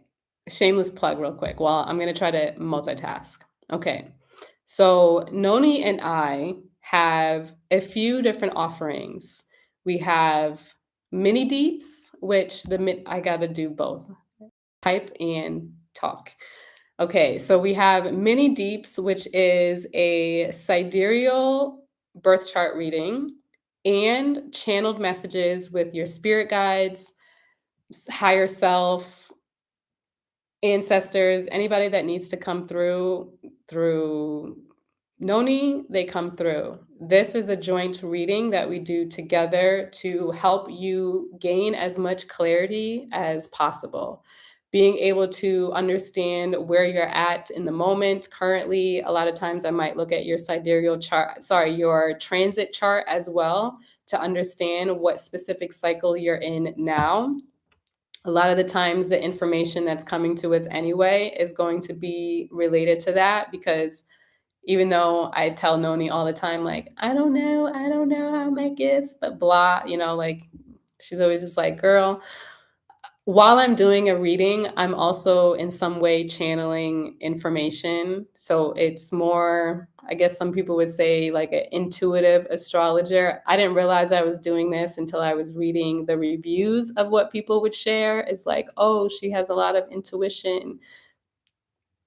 Yeah, we all do, but I didn't realize how it was coming through. So we have that specific container together.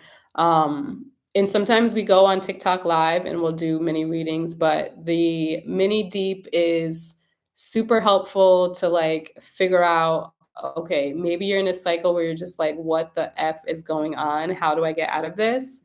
That would be best for you. Then for people who are working through, they want to start a business, they want to start something, but they're not sure where to start. They don't understand what exactly is in alignment to them. This is where we do something similar to the mini deep, but we are channeling more your business birth chart as well as your guides that are here to support you through your business. That specific reading is called Visions and Values. It's um, it's an opportunity to gain clarity on the path that you're likely already on. And we help you basically see more clearly. Like, it's very interesting how, in general, when we are reading, like, either Noni will go first or I will go first, and the information just really merges through. She might be taking notes on things that I'm saying, or I might be seeing things that she's saying already in somebody's chart. And what I also include post the reading, I mean, long as you share it with me, there's been a couple people who don't share what they're working on. That's, of course, always up to you. But basically, I create a 7-day, like a schedule based on your chart placement and based on the goals that you would like to bring forth in the next several months. And this allows you to basically have a set schedule that feels in alignment, so you're not just pushing in order to make your visions come to life. It is more about you doing taking aligned actions. So on a Tuesday it might make more sense for you to work on your, oh, I already have one link. It might make more sense for you to work on the things that just need to get done because that day is ruled by Mars. Makes sense? Okay, so this one is going to be, actually, let's interact. The first, okay, you booked. Okay, amazing, Brianna. I look forward to reading your chart. Is it too late for the 34th? No, it's not too late. Yes, you can book. There's a link in the description for the mini readings.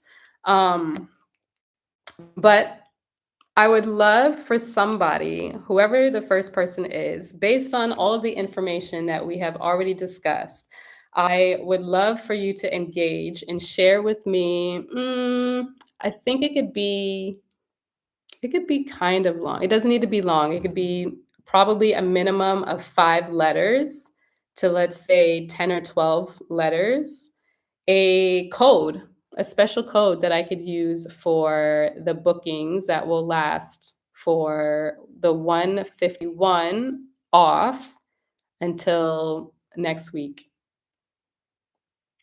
It could be anything. So I already have a BIPOC available to get 101 off, but, or is that the one that I want to keep? That's the one that I want to keep. Okay, let's make one. Yeah, let's make one to receive a hour reading for 99.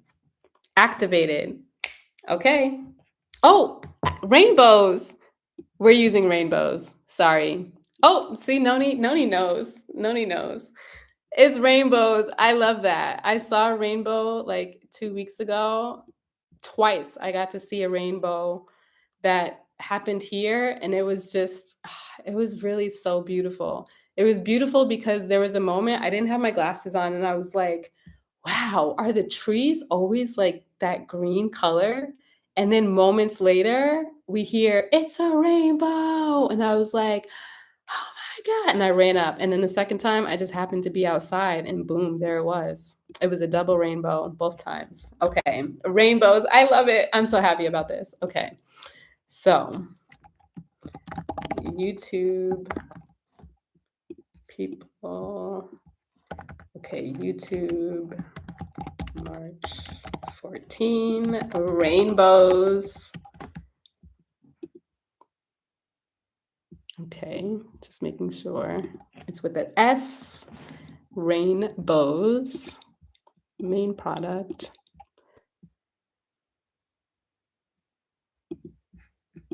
This is going to be for 151 off right now. Rainbows, save. Okay, I think I did that right. Right? Is that what I was thinking? Okay, so the other one. Okay, so I have two codes for you. When you go to my website, canasiajames.com/astrology, and you go to check out for the astrological 2.0 upgrade, the code for that is either rainbows for 151 off right now during the live. You'll be able to receive an hour reading. Okay. So, like, that's low, and I don't do it this low anymore.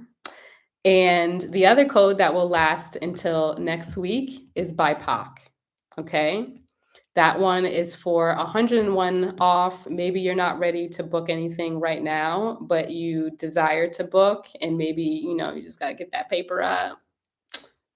It'll still be there. And maybe I'll be forgetful and it'll be there longer, but I'm doing my best to always change these things over. So, they're set. I'm going to close and publish. And I'll just share the link directly as well. Rainbows. So you could either go to my website if you want to learn more, or if you wanted to check out because you're like, I need to book an hour reading right now, then use the link that I just posted, and BIPOC for use code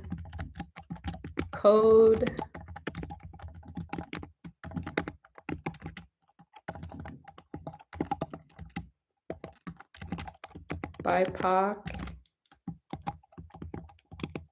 101 off, which is huge. Can you see it? You're crazy. Gift during live.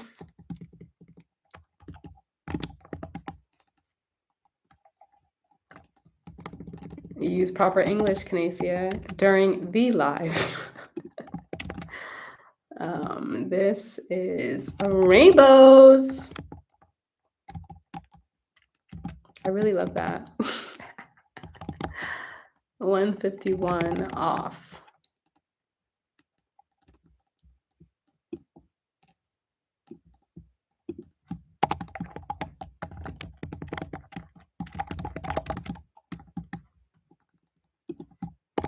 Bada boom. Yay. Okay. And Noni, remind me, do we have any other offers that we do together? Mini deeps, visions and values. Was there something else? I gotta sleep. Goodbye, Gabby Gabbles. Bonch, you're from Brazil. Wait, Mexico and Brazil? Is that an afro? Did we always have that?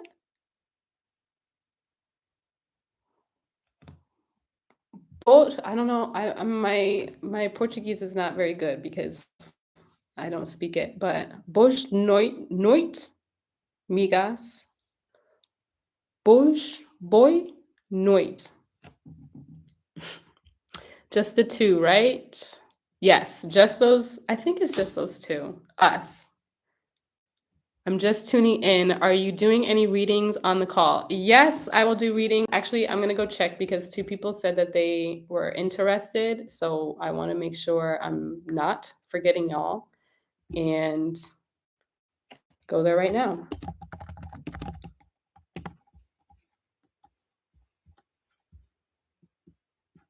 Brianna. Okay, so I will start with Brianna. I'm just pulling up your information. Okay, so let me also make sure there was nothing else. Yeah, there's nothing else I needed to say, I don't think. Did anybody have any other questions before I get into someone's chart? When we go live, yes. When Noni and I go live, it's 55 for the both of us.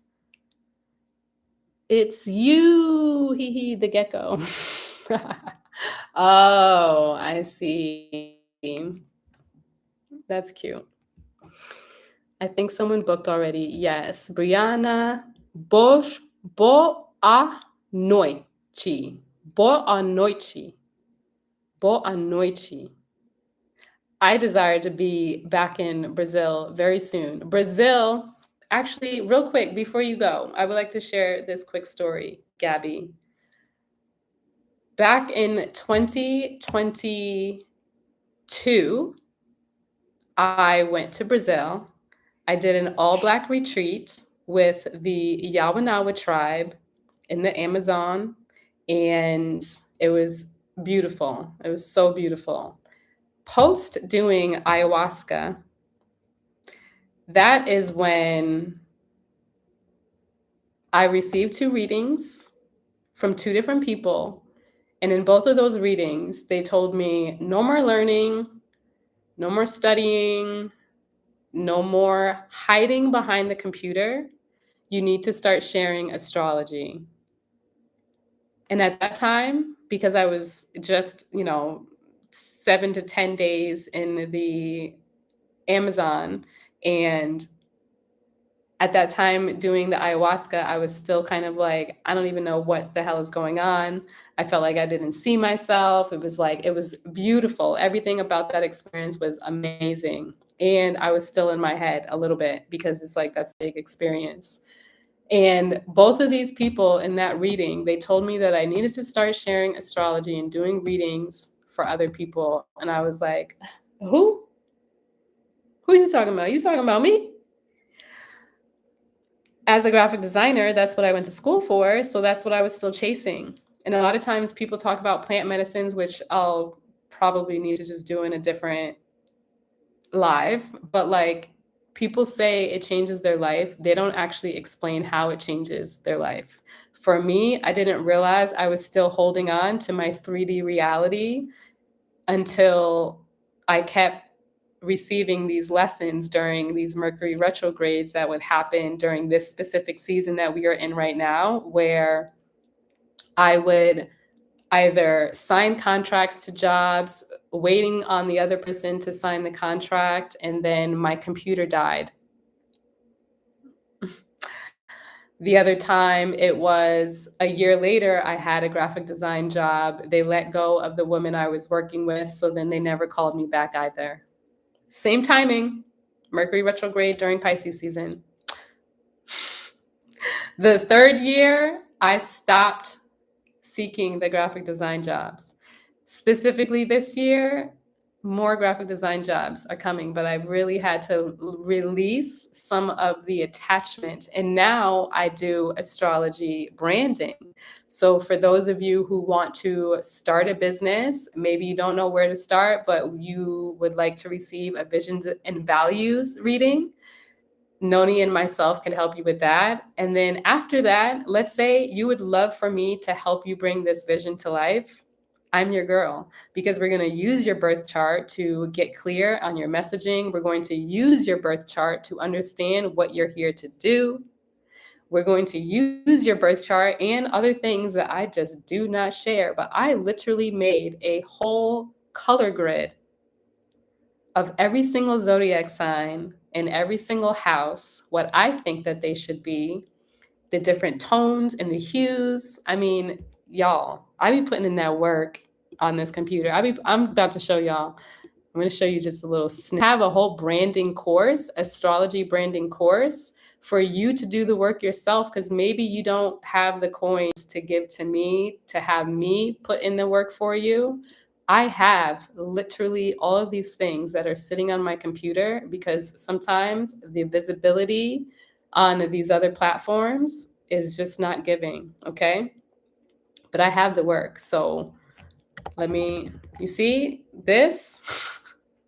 These are all the things that I'm doing behind the scenes, making all these beautiful posts. Y'all don't even see some of them because these algorithms, like these posts that I put on, where is it? That I be putting on threads, y'all don't even see it. Y'all don't even see it. You see this? The solar eclipse, sidereal, tropical, a rare synchronicity. I'm making all this beautiful stuff and y'all don't even be seeing it. I be so tight, only sometimes. At the end of the day, it's about me sharing what needs to be shared on my heart. So same thing with my YouTube, like for they will find me. But I be putting in this work. I'm on YouTube. I know TikTok doesn't, I mean, yeah, TikTok doesn't like me to say that, but I'm saying it. How are you, Shamik? You see this? Putting in the work. The Gemini portals. I be literally out here trying to tell y'all the truth so you see, and then I have people that be arguing with me sometimes. I'm just like, or people have to stop aligning with the colonized version of our truth, period. So I'll do my best to stop ranting, but you see this during shutdown season? I noticed the pattern of when they actually do shutdowns. They're reorganizing during sidereal Virgo season. When we are voting in polls on some president that is actually both on the same team, that is during true Libra. Libra is about balance and justice. It's about coming together, relationship, partnerships, agreements. What are we doing during that time? We're liberty. You see how they take us out of our cycle? Instead of us getting and gaining justice, they create division. They create the division during Virgo season, tropical Libra season. Then they have you vote during sidereal Libra season.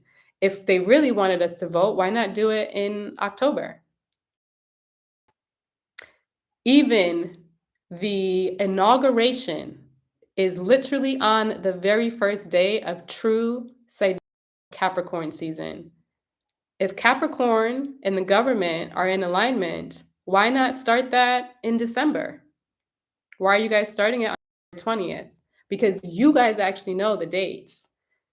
TikTok shut down January 19th. That's the last day of both sidereal Sagittarius season and tropical Capricorn season.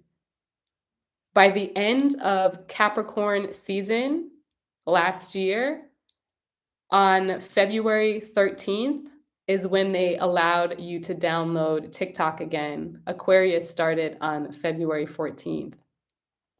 When you look at the true dates, everything makes sense. Okay? So I'm going to stop yapping because I'm originally looking for. Oh, the branding. I wanted to show you guys.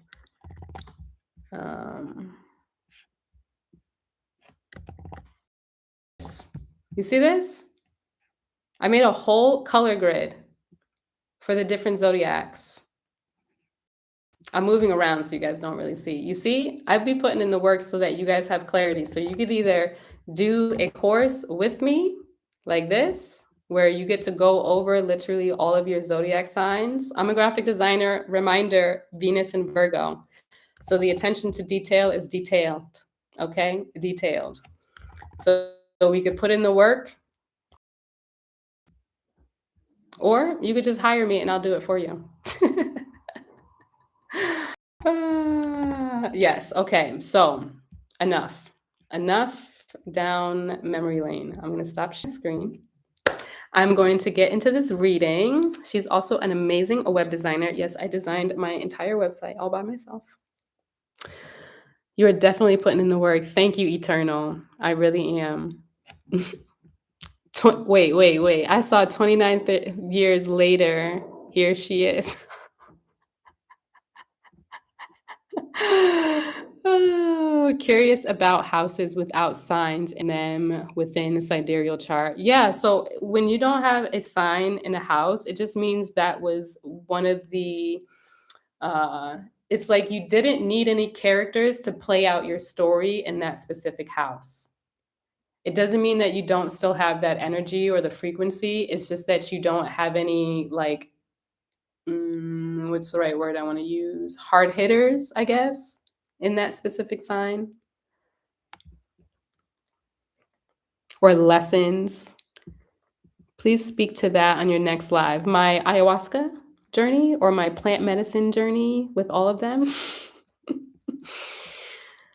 I've used it for my own sites and brandings. It's worth the money if you need the branding. I have Venus in Virgo as well. Hey, twin.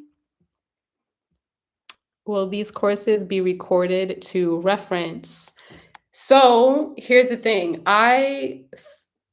What I personally desire, because these things have been sitting on in my Figma for far too long. I put them out there, but again, visibility, visibility, visibility. I put them out there. If no one signs up, I'm not recording the class because I actually like to be able to engage with people like this because I know that I can talk about a perspective, but without your engagement, I feel like the people that might come afterwards might not gain the same clarity that they would gain if I had people that were receiving. So, what I do is I just use it for myself, for my own website, for the other clients that I do end up booking. But I really prefer, like, when I do release this course, if people really want to be in the course. Bye, Gabby. Thanks for staying for the story. If people would like to be in the course and are ready for like a cohort, then I'll release it. And I would prefer if we are working together minimum 5 to 7 weeks.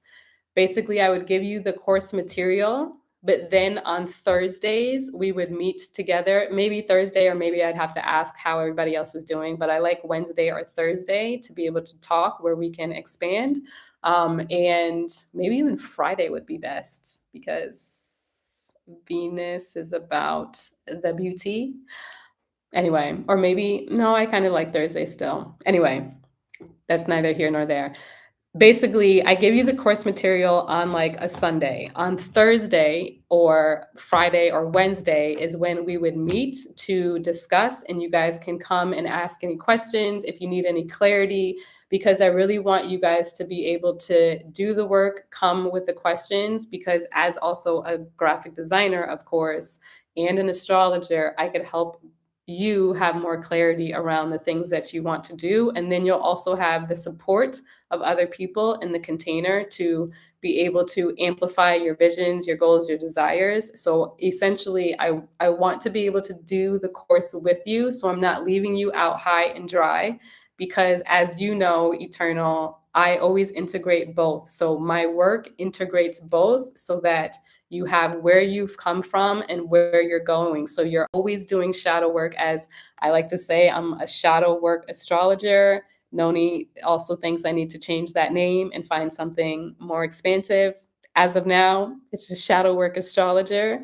We're always doing the shadow work so that when it's time for us to align to our soul's blueprint, we are not feeling that discourse, because you receive a reading and sometimes it might feel like, oh my gosh, it's now a permission slip for me to be me, but am I allowed to do that? Sometimes you still might need to see what pieces of you are holding you back from aligning to that vision. So I don't want to leave anybody high and dry. I want to do the course with you. So whether that is one person gets in the course and they're ready, or 2 people or 10 people, I feel like maybe capping it at 13 would be responsible so I can be actively available for everyone. Might be smart, but look, I'll start putting it out there, and yeah, that's what y'all wanna do. Um, yeah. Other than that, yeah, a lot of my things, my worksheets, they're available. People just have to find me. And y'all, I would love for you guys to share. If something I've said today helped you align with your truth and you want other people to know this, I would love for you to share the live. My business grows the most when I have word of mouth. You help me help others. Know the government and the sidereal transits. Wait, let me see what you guys are talking about. And then I promise I'm going to get to this reading, Brianna. I pinky promise. Please speak to that. Okay. I would love to hear the full breakdown. And this works. I've used it for my own site and branding. Yes, it's worth the money. Okay, I read those. My bad, y'all. Will these courses be available to reference? Okay, read that. Thanks for the follow. Noni, keep in touch. Good night. Good night to Gabby. Okay, thank you for the clarity. Of course, I'm definitely interested though. At some point, I will be looking out for it. Period. I have some other things. So if you guys are not on my email list, also get on my email list. I believe there's a link in the bio, in the description for you to do that, because that is where I typically will release more of the in-depth information.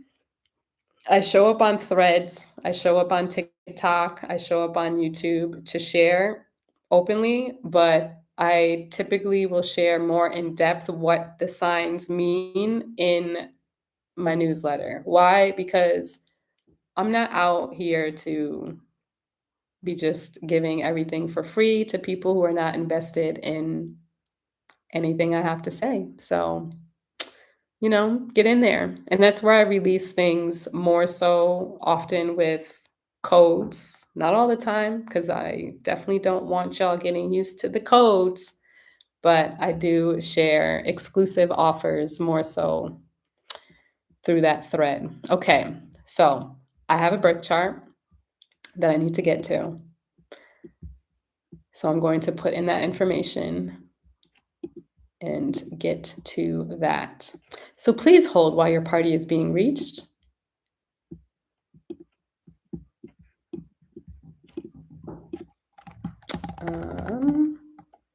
I am not going to share their chart on screen, but Brianna, what I was thinking is that since there is a calendar link here, that if you would like to go in there, maybe I could share the charts with you while I'm reading. I don't want your chart to be available to the masses, but that's an option if you would like. And I'm gonna charge. Sorry, y'all. Is anybody actually on TikTok still? Oh, hi. My bad. I was about to turn this down to oh, my bad. Hi, peeps. You're still here. Okay, perfect. Okay, my phone is starting to. Okay. I'm gonna turn y'all sideways. It might not be the best view, but I'm still here.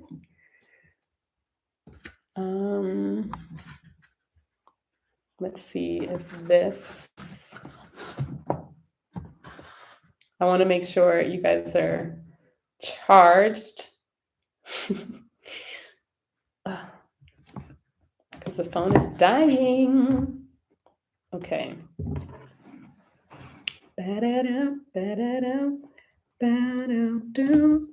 We've got a Leo.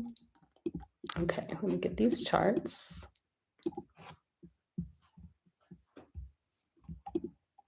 And Brianna, let me know if you would like to do that, where we go on Cal. Sorry, I was blanking on what the thing was called. Okay.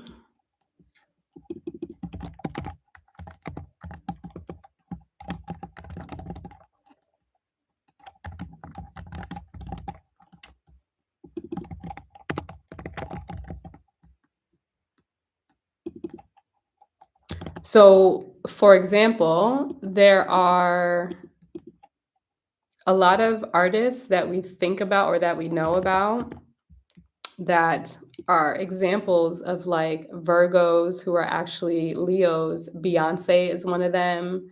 Cat Williams is another. Kiki Palmer is another. And Melissa McCarthy is another one. These are all people who actually have their sun sign in Leo. They're all actors, comedians, super bright and bubbly. They know that information. So, like, the way that I would explain it for Beyonce is like the way that she is able to perform with her voice. I don't know if she's actually writing her stuff, but like she has that clarity that's coming through that Mercury Virgo placement, but she has a stage presence of a lion. Cat Williams, same thing. He's very articulate. He is very much about that truth, and he has that clarity, that wisdom, and that comes through. But he's also a comedian. And with Leo, they like to have fun.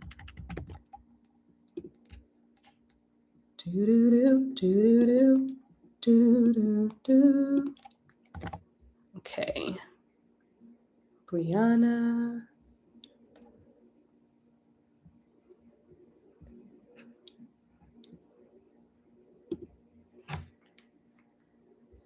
Okay. And I just need to pull up your other chart and then I'll be ready in a hot second. Ooh.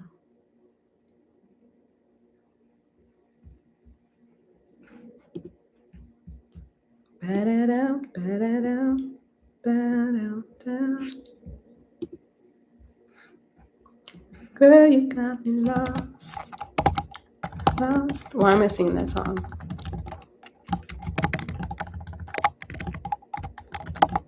Do, do, do, do, do. Do, do, do, do.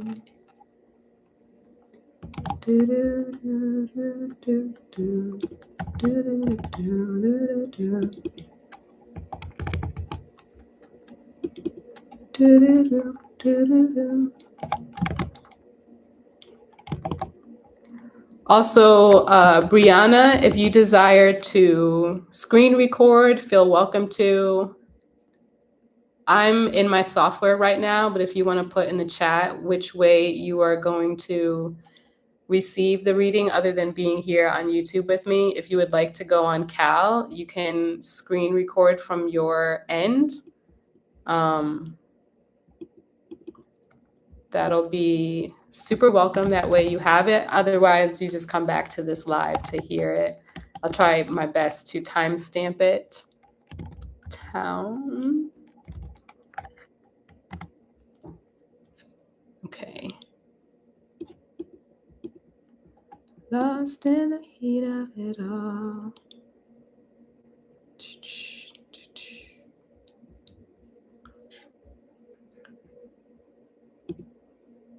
Okay.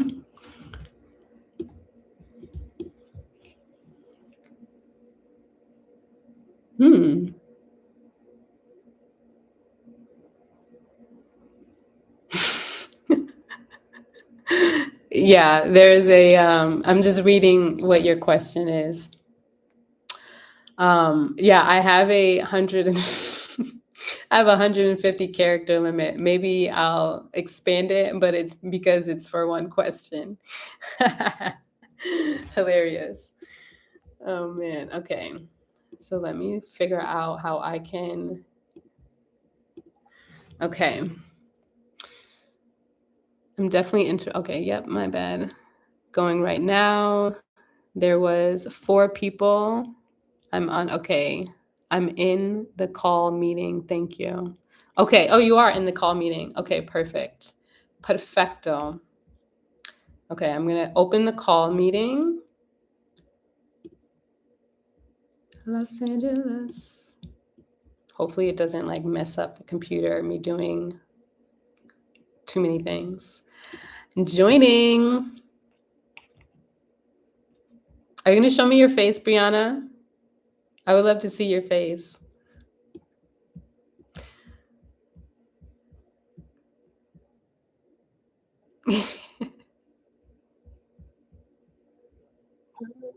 Hi.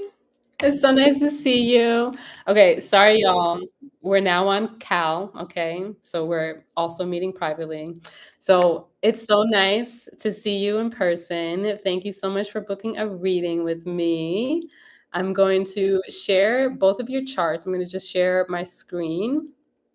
If you desire to screen record, feel welcome to set that up before we start because I do all things with integrity. We are just going to close our eyes to call upon our guides. I'm going to call upon my guides and connect because right now I'm obviously in yapping mode and not in spirit mode. So I'm going to get into spirit mode and I'll probably have you mute just in case there is extra feedback, but maybe people in the chat can also let me know if that's the case. I don't know. But yeah, you can type directly to me through this chat. Um, so you don't need to put like your business in the YouTube, okay? If that's easier for you, you know. And I am going to figure out how I can share both of these screens with you. So you can check it might be a little trippy. I'm going to share the entire screen. Remove this. So what I'll have you do is just make sure I have your birth date, time, and correct. And get my other software. Lost in the heat of it all. Do, do, do, do, do.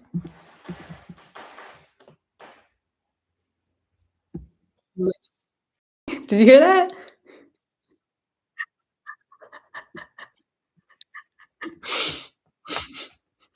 It was the second head tilt where I was like, what is that? Oh man, hilarious. Okay, so do me a favor. This probably looks so trippy because I have multiple. Can you see this? And can you see this?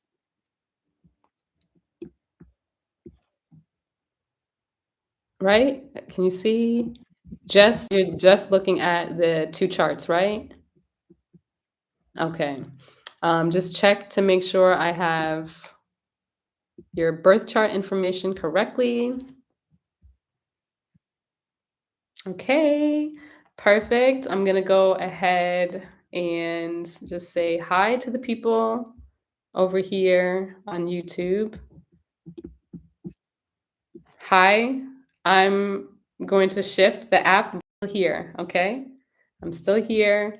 If you desire to receive a reading, Noni has the links or Eternal has the links.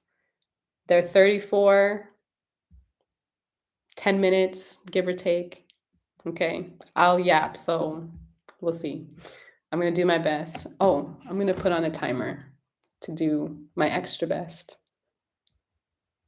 Eternal knows and Noni knows. Okay, I'm gonna put on the timer, so I don't go too ham. Okay, so I'm gonna go back over there. Thank you all so much also for joining in on this beautiful live. And I'm now going to get out of here. You get to just see me at work, okay? All right. Here and here. And go ahead, if you can, mute yourself, Brianna, as well as Mute yourself. And was there anything else? Oh, just if you desire, if it feels safe, I'm going to have you close your eyes. If you would like to, put your feet on the ground to just get into this space and presence. I'm going to close my eyes as well. You could call upon any guides, guardians, ancestors that you would like to be here, and we'll begin. Okay. Oh, that's what I meant to say. If you want to push the record button, you could do that now. You're welcome.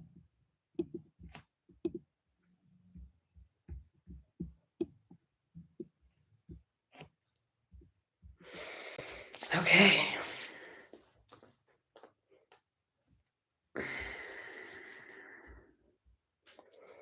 And maybe for everyone who is also on the live, everybody can take a conscious breath, come into presence. Brianna, go ahead, taking some deep breaths in and exhaling.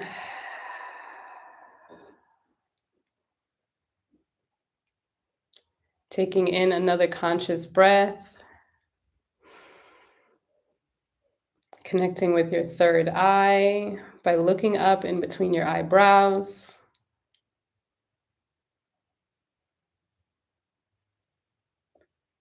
Allowing that to activate.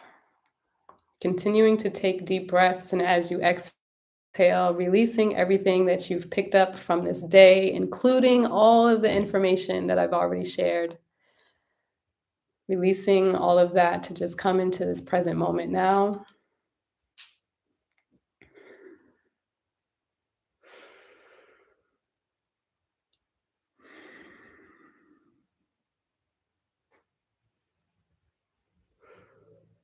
And now call upon Mother God, Father God, and the Godhead and the highest benevolence and frequencies only.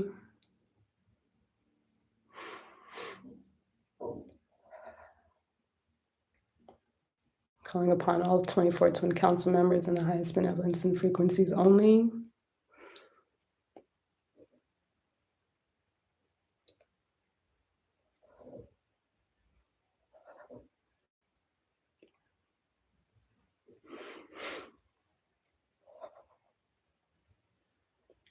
Calling upon the guides, the guardians, the healed ancestors, and the highest benevolence and frequencies only.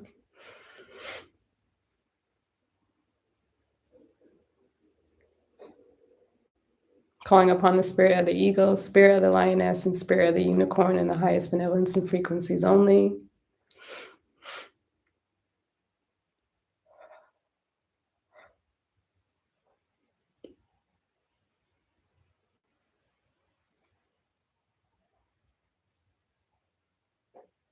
Asking permission to connect with Brianna's guides, guardians, and healed answers in the highest benevolence and frequencies only.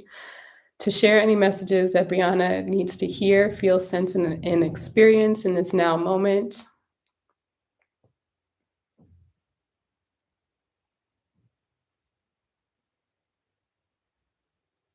May the messages be a clear channel for the good of Brianna, for the good of all, and to the harm of none.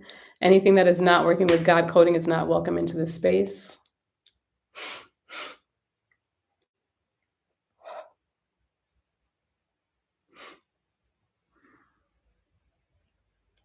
Go ahead and take another deep breath in. And exhale.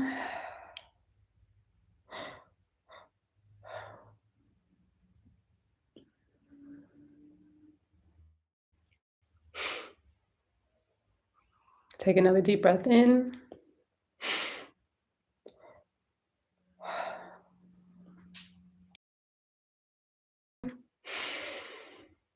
And exhale.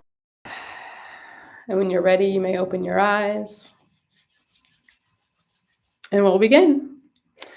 Thank you so much again for booking this reading. Ooh, I'm already seeing a big change. Okay, so you're ready? Are you good? Okay, perfect. All right. So you have a rising sign in Leo from your tropical lens. Your sun sign is in Virgo, tropical, and a Libra moon sign. Your moon sign is actually in Virgo. Your sun sign is Leo. Your rising sign is Cancer. Okay. So immediately, what I thought was very intriguing, since you could see my hand, is the fact that you have an interesting trine of energy pointing towards your third house. So, communication is definitely something that is very important to you. It is part of your values, but I'm also seeing that the communication in relation to your values and your emotions are also something that is very much tied to your worthiness. And part of what is being channeled through here is like your moon sign being in Libra, making sure that you're honoring your boundaries, speaking up and saying what needs to be said when it needs to be said, you know, understanding that you are important and that your values and what you desire is necessary for your growth and your expansion, and that it is okay for you to ask for your needs to be met, and making sure that you do that in order to bring harmony for yourself. Because, for example, if you, coming from this specific lens, from a tropical lens, you having your moon conjunct your Venus, both in Libra, they all move to Virgo. So sometimes it might look like you have to be perfect in order to receive love, or you have to be perfect in order to be worthy. And part of the message is you are already whole. Is that making sense or resonating with you? Okay, beautiful. Thank you for confirming. With your moon sign conjunct the sun sign in your second house. So, this is where part of your communication in relation to the sun sign from a Virgo perspective, this looks like it can be a masculine energy or a father energy, where the importance of your father in relation to where you feel you are worthy, that kind of is showing up here. But then also, what's more important for you is making sure that you are also allowing yourself to play, where the worthiness or that relationship with worthiness is kind of rooted from. I never started the timer. Sorry. Hang on. Let me put on this timer. Start. Okay. So when it comes to remembering that you are whole and that you are already worthy, and that you don't need to be perfect in this world because you are already perfect. It's about you also allowing yourself to have a little bit more fun. Are you someone who kind of resists showing up as a bold Leo character sometimes? You shy away from this? Mm. Mm, okay. Part of what you're here to do is actually allow yourself to shine in that way, to really show people the creative side of you, where you have this leadership energy, this self-will to persevere, to also make sure that you can see yourself and how you shine before anybody else is ever going to congratulate you, because part of the lesson is you have to do it for yourself first. At the same time, when I'm looking at all of this energy being shown through your tropical third and second house, it's really about this trust, because all of these placements from a sidereal lens moves into your second house, but you have two energies here. You have your moon that is really more so about this communication, my values, and being practical in a lot of ways. But then you have the other side, which is the sun sign, as well as Mars, and the way that you communicate. It almost seems as though you can be somebody that is playful, or you could be kind of like a jokester in relation to like the things that you might say. But at the same time, it's almost like you don't show that side of you until you're like comfortable around people, because maybe you also have an unhinged mouth like myself. Is this true? Or does this resonate?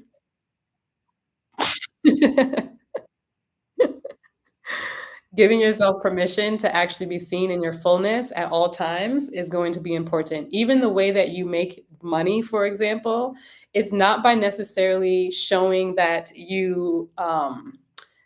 it for you, it's more so about just showing up authentically as you are, letting people see some of the behind the closed doors type of energy that you might hide away from, showing to everybody because it's like, what if they judge me? Am I going to be good enough for what other people have to say? You don't need to give a shit about what anybody else says, okay?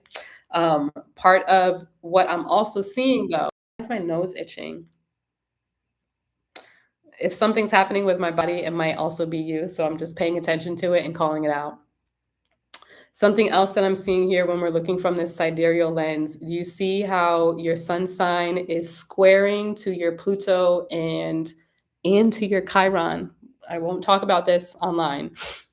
This is more private, but I will say your your expression is kind of being hidden in a way. You might shy away from showing up fully as you are because whether it's other kids on the playground, whether it is the communities that you have been in where there is kind of like this resistant energy, or you are someone who also needs depth in order for you to connect to people. Therefore, when it comes to that depth and you potentially getting into like occult sciences and astrology or spirituality and learning what it means to go through transformation constantly and specifically in those communities, where you want to connect with the community in a deeper way from this Jupiter and Taurus 11th house placement. You also need to find ways to not have the attachment also to these communities. It's almost like you could be abundantly um, you could have abundant communities, or you could be somebody that can be in different dynamics and maybe switching up, but then where you want some of this grounding, there's a need to also release and not have the attachment to. Is that making sense? Spot on. Okay. Beautiful. Okay. So part of this depth that is necessary for you is not about hiding who you are, because all of these things, the way that it is connected, this is essentially trine and opposition. A lot of people look at these as like very tough placements, but it's where we sometimes have a loss of power. I could see exactly where that loss of power is from this perspective. Again, I won't say it out loud, but this is where I want you to be mindful of where you're hiding because of other people or hiding because of something that's happened to you. Definitely something I share with everyone is, for what happened here, call your power back. And you could say something as simple as, I now call back all my soul fragments from any people, places, or things where it was left behind, wherever I was harmed, and essentially see yourself calling your back. Essentially, the more you practice doing this, and this can be really anywhere, I think it's very important for you to be mindful of the spaces that you're actually in. If it feels as though people are taking your energy or sucking your energy, or maybe you are digesting a lot of energy whenever you're in these spaces, be mindful and release every single day, whenever, if you're around people, because digestion issues can show up.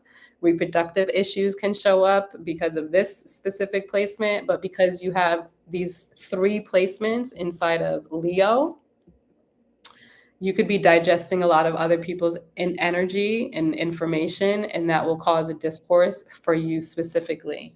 Um, these things, for you to be calling in resources, it is attached to how you see yourself and how you allow yourself to be in community with other people, and also allowing yourself to have the fun. The more you mature, the more you allow that expression that you are hiding come out.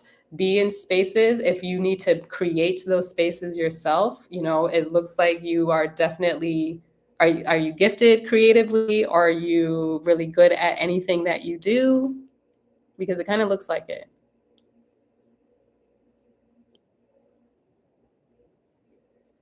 Yeah. Creatively.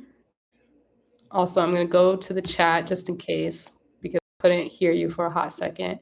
Um, you said creatively you're gifted.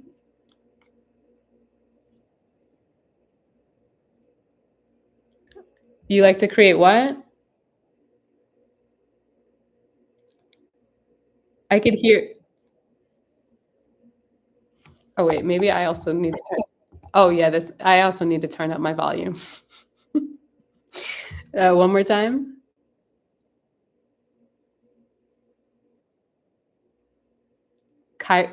Creative direct?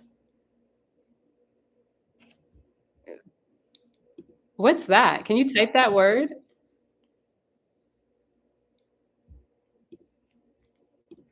Opposite. Oh, yeah, that's much better.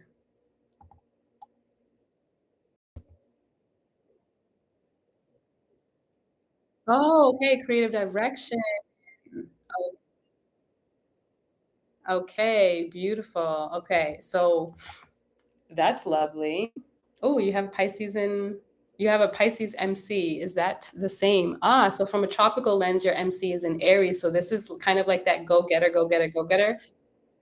You are absolute. Oh, can you do me a favor and mute maybe for a hot second? Because I think I heard the feedback.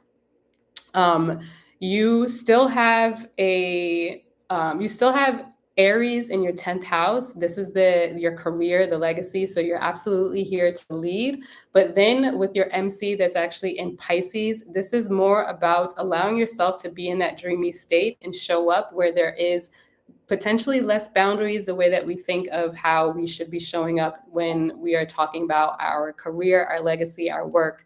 At the same time, what I'm seeing too is that from a tropical lens, you have Saturn in Gemini, Jupiter in Gemini. Yeah, so from that lens, I could see how there could even be like masculine energy, or this is a father energy where maybe they could be somebody that is very well, if your father is around, they are somebody who is a bit more strict and they could say sometimes harsh things. Is this true for you?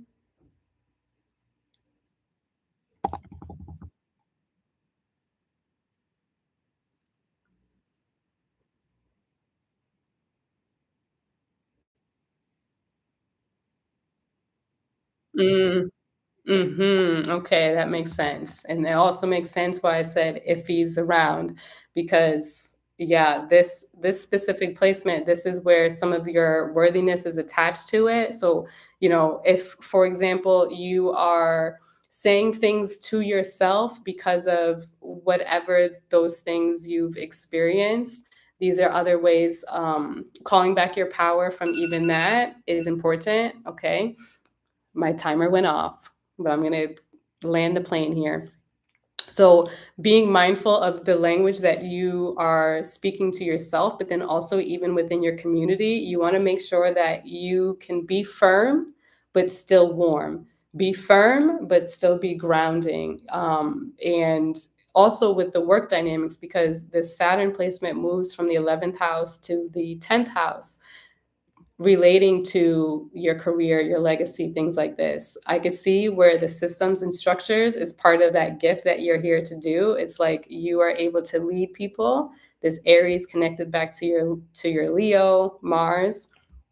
And then your MC, it's very much connected to all the things that are ethereal, creative, artists, music, things like that. All of this also connecting, to the 12th house. Your north node looks like it is in Cancer for sure. Okay. And yours. Okay. So a lot of the work that you are here to do is all I have Mars and Leo too. I completely understand. Actually, mine comes from Virgo and moves to Leo. So I'm glad it's a higher degree for you. So that's why it's still there. Love that for you too. It's important for you when you are getting into relationships with other people, while they might feel grounding, you don't want them to be limiting to your highest expression. I see that there is this Uranus that's in Capricorn. Capricorn can be a little bit more like stability. And the rising sign, your rising sign in Cancer, like this is a lot of people with a Cancer rising have a narrative that is maybe the home isn't always the easiest thing. I understand because I have this placement from a tropical lens, and stability is important, but also that I think the message more so is like, how can you also create that stability within yourself when all of the exterior is something that you can't control? Does that make sense?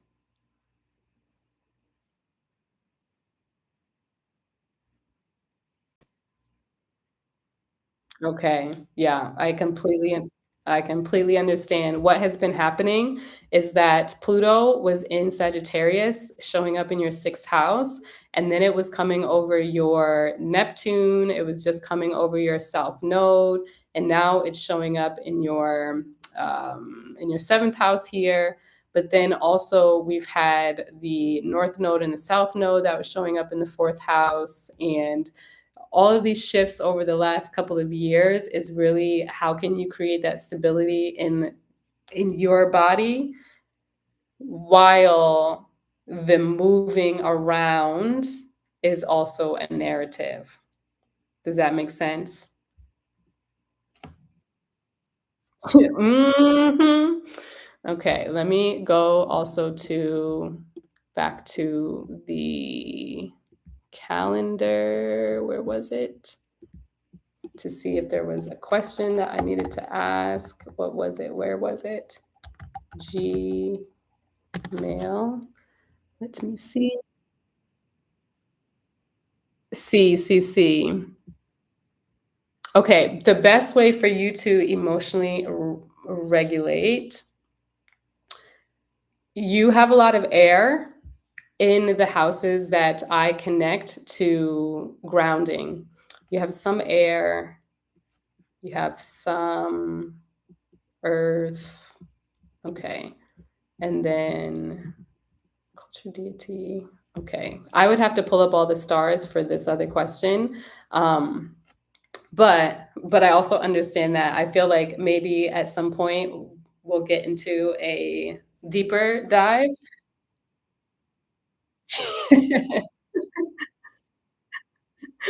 Because what I'm seeing, because you have so much air and water that's in like this 8th house, you have air in your 12th house, you have some earth and you still have air.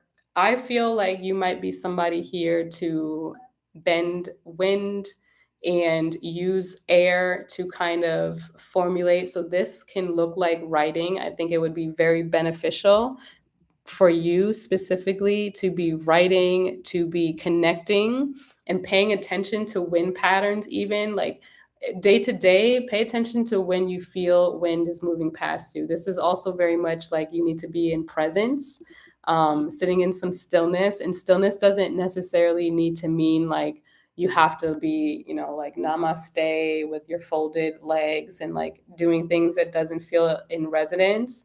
It almost feels as though scripting might be beneficial for you. So if when you're waking up in the morning, ask yourself a question and just start writing and see whatever comes up.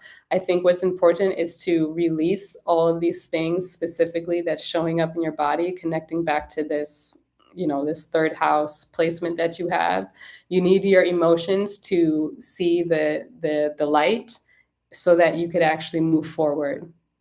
Does that make sense? Are you somebody that already does a lot of writing?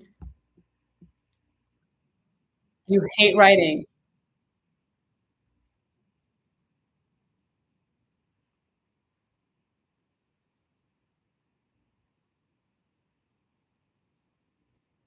Mm.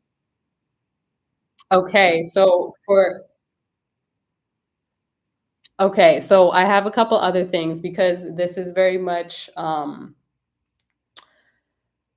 from a tropical lens, actually, let me take that see if I'm taking that back. Well, tropically, I'm seeing there is still some air, there's some air. Okay, so have you ever heard of EFT tapping, doing things like this? You start here. You've heard? Okay.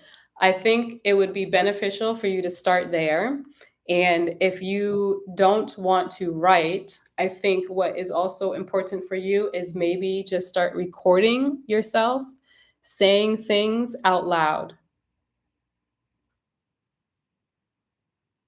Okay, so you already have a recorder, amazing. I don't know people that actually have a recorder, it's crazy that you have one. So use this recorder because now it's coming up because I did not know you had a recorder, okay?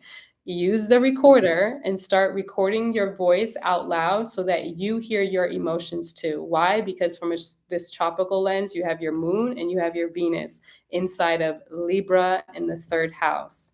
You need to know that it's safe for you to have your voice be heard.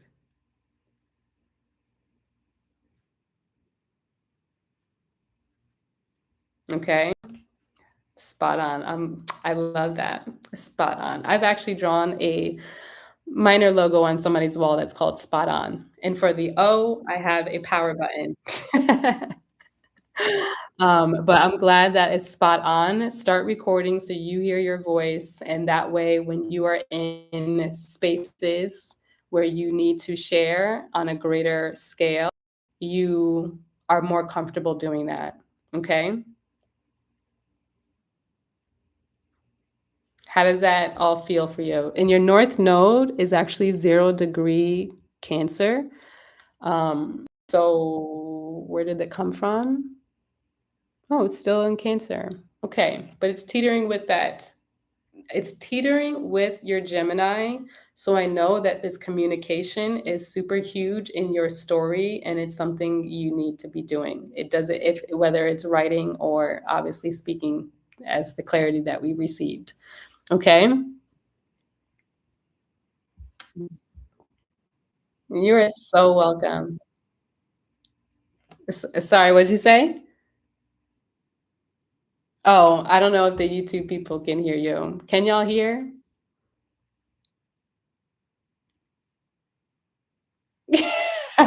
Okay, if you guys cannot hear Brianna on the YouTube, she said, "Y'all need to come and get y'all one of these readings." Okay, that's what she said. I mean, I appreciate you. Thank you so much for the trust. Trusting a stranger on the internet to read your energy. I'm gonna stop the share screen so I can see you one more time. Amy, I see you, Amy. Thank you so much. Oh, wait, I don't just send people off like that. What am I doing? Time out. Close your eyes. I got distracted by the chat. Okay, go ahead and close your eyes. Taking a few deep breaths. Thank you, Mother God, Father God, and Godhead for all the information. And thank you to the 24 Twin Council members. Thank you to the guides, the guardians, and the healed ancestors. Thank you to the spirit of the eagle, spirit of the lioness, spirit of the unicorn. Thank you to all of Brianna's guides.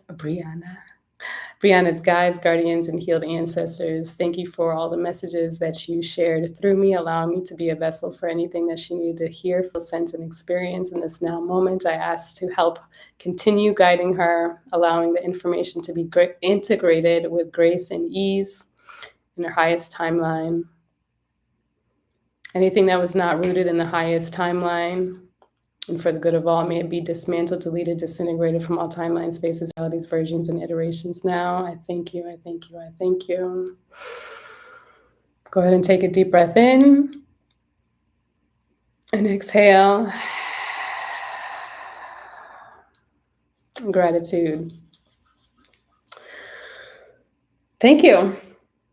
You may open your eyes. Girl. Because, girl, thank you. You have such a beautiful smile, and I see you. I see you because I see you. Have a beautiful rest of your eve. I hope to see you again very soon. Bye.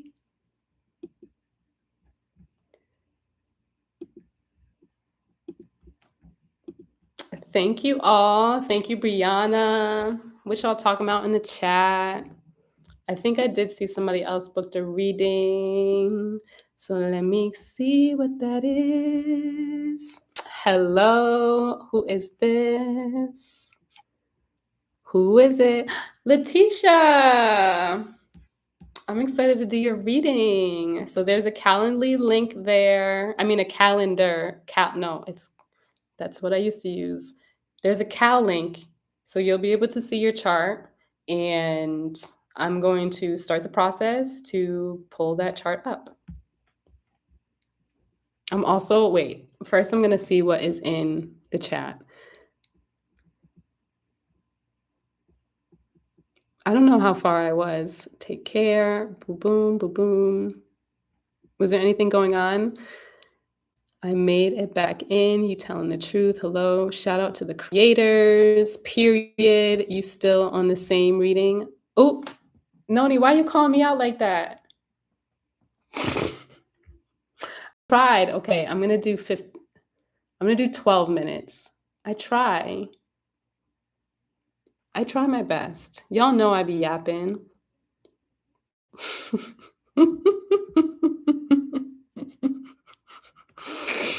Oh, Amy and I had a reading. Guess how many hours it was? We did her solar return. Was it a couple weeks ago? Hi, TikTok people. Oh, you guys are actually tapping the live. Hi, Cece. Is that you? Are you tapping the live? Thank you.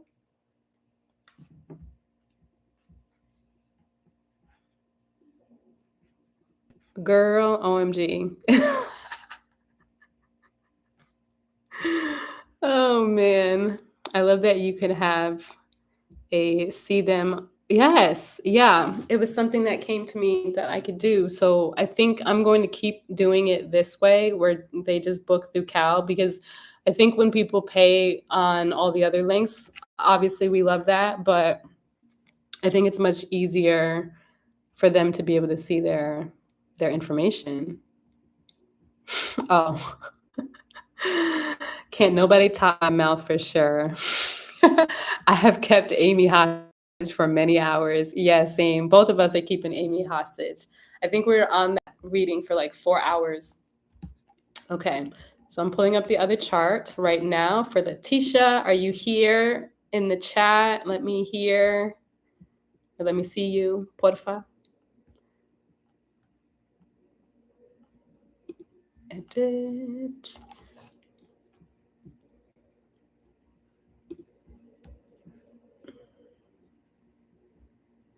Oh, wait. Yeah? Hmm?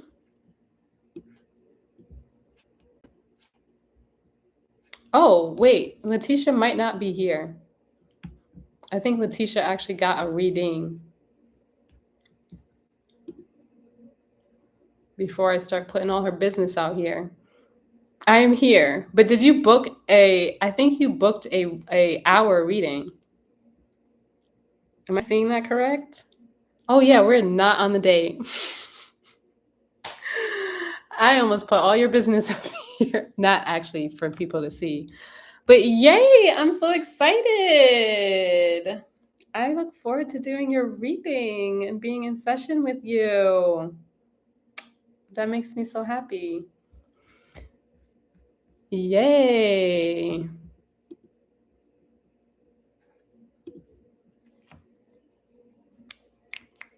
Yes, Letitia. Not all the business. You know me. With Amy, when I kept her hostage, we were all the way back in 1997.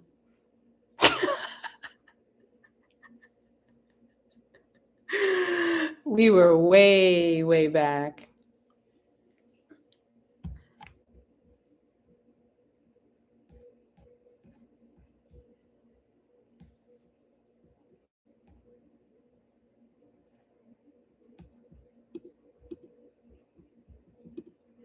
Oh, you don't want your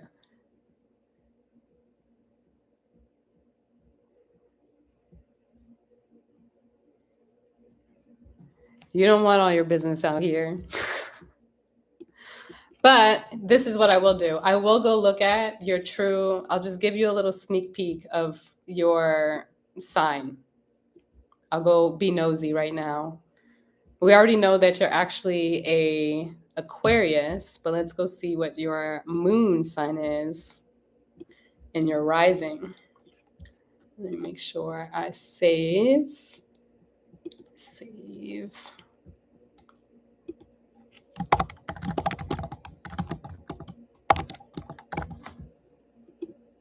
Bada boom.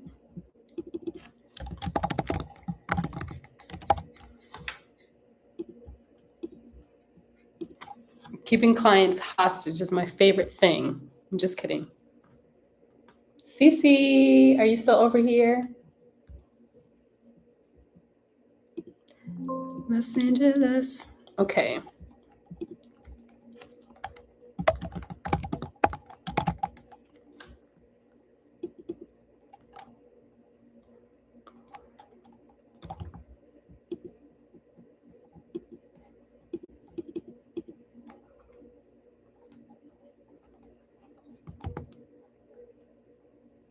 Oh, wait, Letitia, since you are here, what year? I don't have your year. Lost in the heat of it all. Girl, you got me lost in the thrill of it all. Thank you, Cece.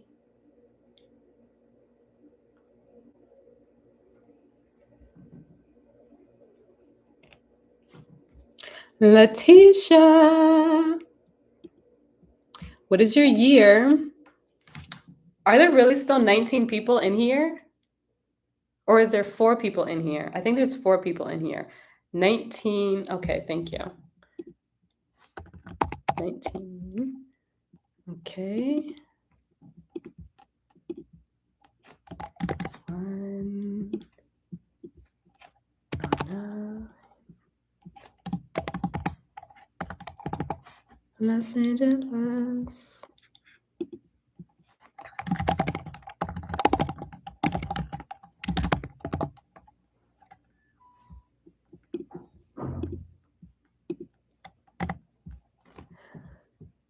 Okay.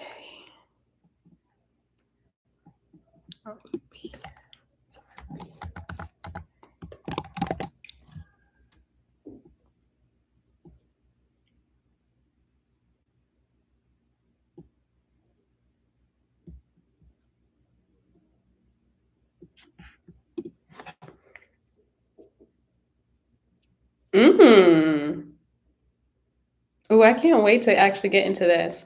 Yes, I have your chart. Mm.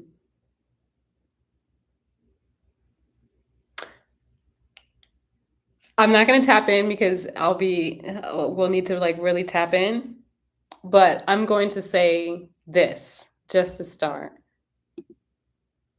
I'm just curious and being nosy. Yeah, I love being nosy. So we're being nosy right now with Letitia. Letitia, this is your first message. You in this lifetime are supposed to focus on yourself.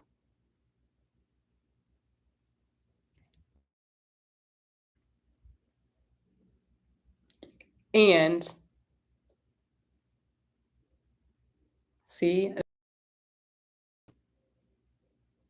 showing up in your life. If the focus is on others, relationships specifically with other people.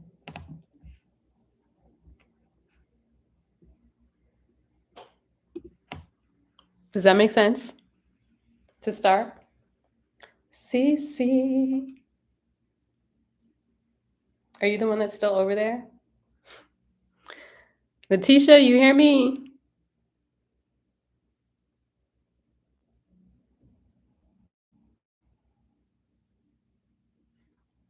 I feel like this did like YouTube make my skin look better? Is there a filter on here?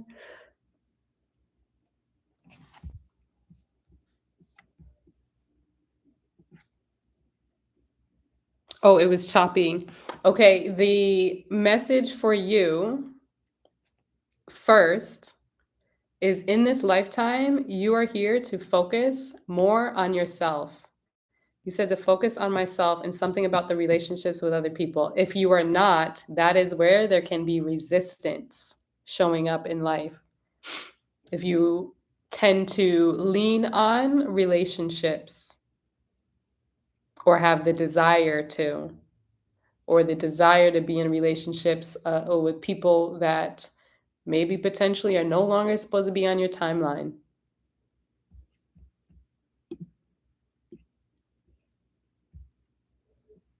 Does that make sense?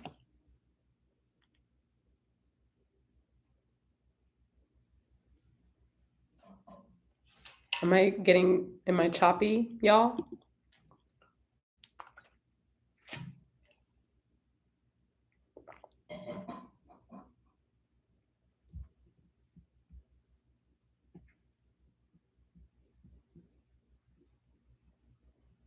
Okay, beautiful.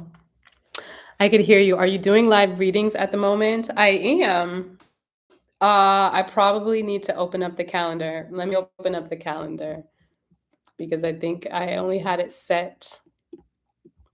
So you have a few options. You could do a mini reading right now. You could book a full reading, or you can. Oh, if you desire an hour reading right now, there is a code to receive the reading for $99 instead of $250. But after I get off of the live, you will still be able to receive a code to have that off for 1 week.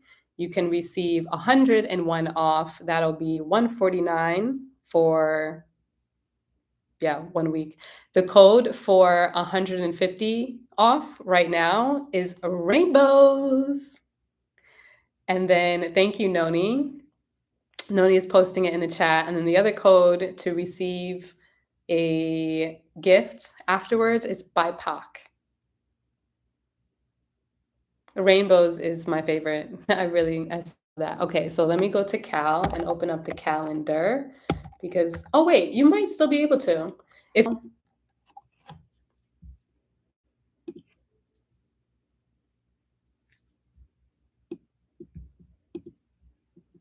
girl, you got me lost in the heat of it all.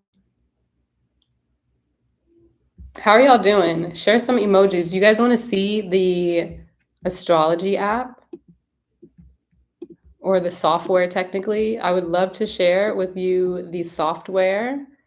Let me save Letitia's chart before I accidentally share their business. Delete.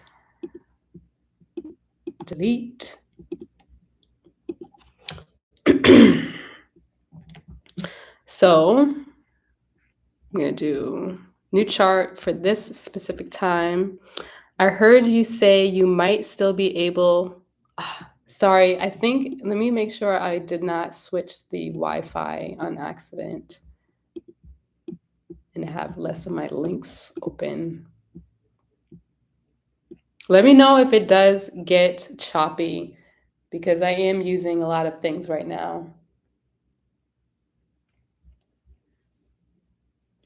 What would you need for the mini reading? So if you go to the link that's in my description, that one is, let me just grab it for you. Lost in the heat of, I'll need your birthday, your birth time, your birth location, but you'll add all of that when you are going through the checkout process.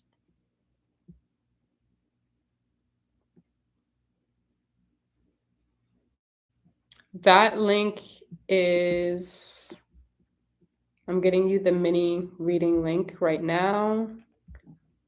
Copy, paste. That's the link to book a mini reading right now.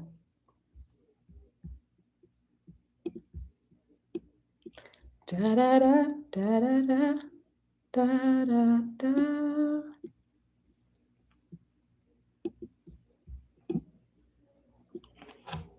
And oh yeah, and the other code. This is not for a reading. This is for people, in case you did not know or you are just now showing up. If you would like to bridge the gap between your birth chart without receiving a reading, feel welcome to purchase my Astro Basics workbook, where it is both your tropical and your sidereal placements for you to bridge the gap. Just got an hour reading. Yay! I cannot wait to be able to dissect all the other things that were showing up. You'll also get cards. I'm looking forward to it. Thank you. Okay, this is the Astro Basics workbook, and I believe the code for that, 5 off, is also BIPOC. So it's literally $1 a page, okay? And I designed it all by myself. Gift.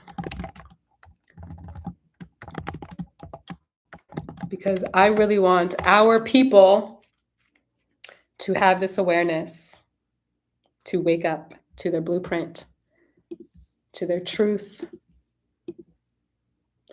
Los Angeles, Tokyo. It's a very helpful, yes. Thank you, Amy. Amy has been a client for like, has it been 3 years? Has it been 2 years? It's 2006. Oh my gosh, I think it will be 3 years. Whoa. Wow. That's pretty cool. Okay, I'm going to share my software so you guys could see what's happening right now.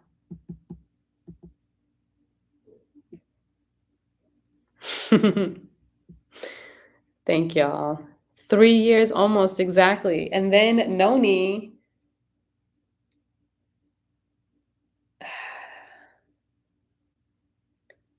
I'm trying to think. Has it also been about 3 years or has it been 4? How long?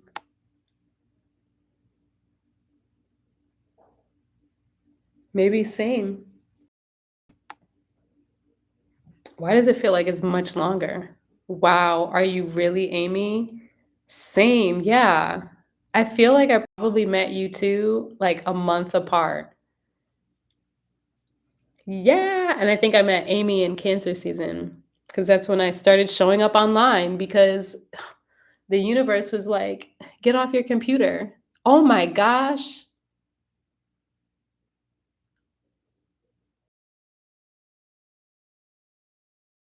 It just told me to get off my computer back in Virgo season, and I was still in graphic design jobs, and then soon as I got one, retrograde said, "See, you don't listen, you're hard-headed," and then my battery couldn't buy another computer, and then I was forced to show up online because Mars was in Gemini and Mercury was in Aries.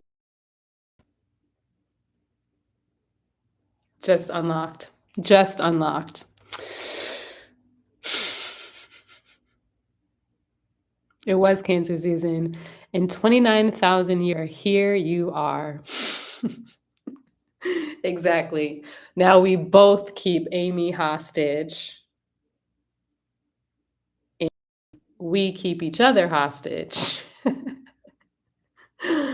Oh, man. Okay. Let me. I don't think you guys could see. You guys can't see. Okay. I'm like, you don't need to see pictures of me. Los Angeles. Ba-da-da, da-da-da.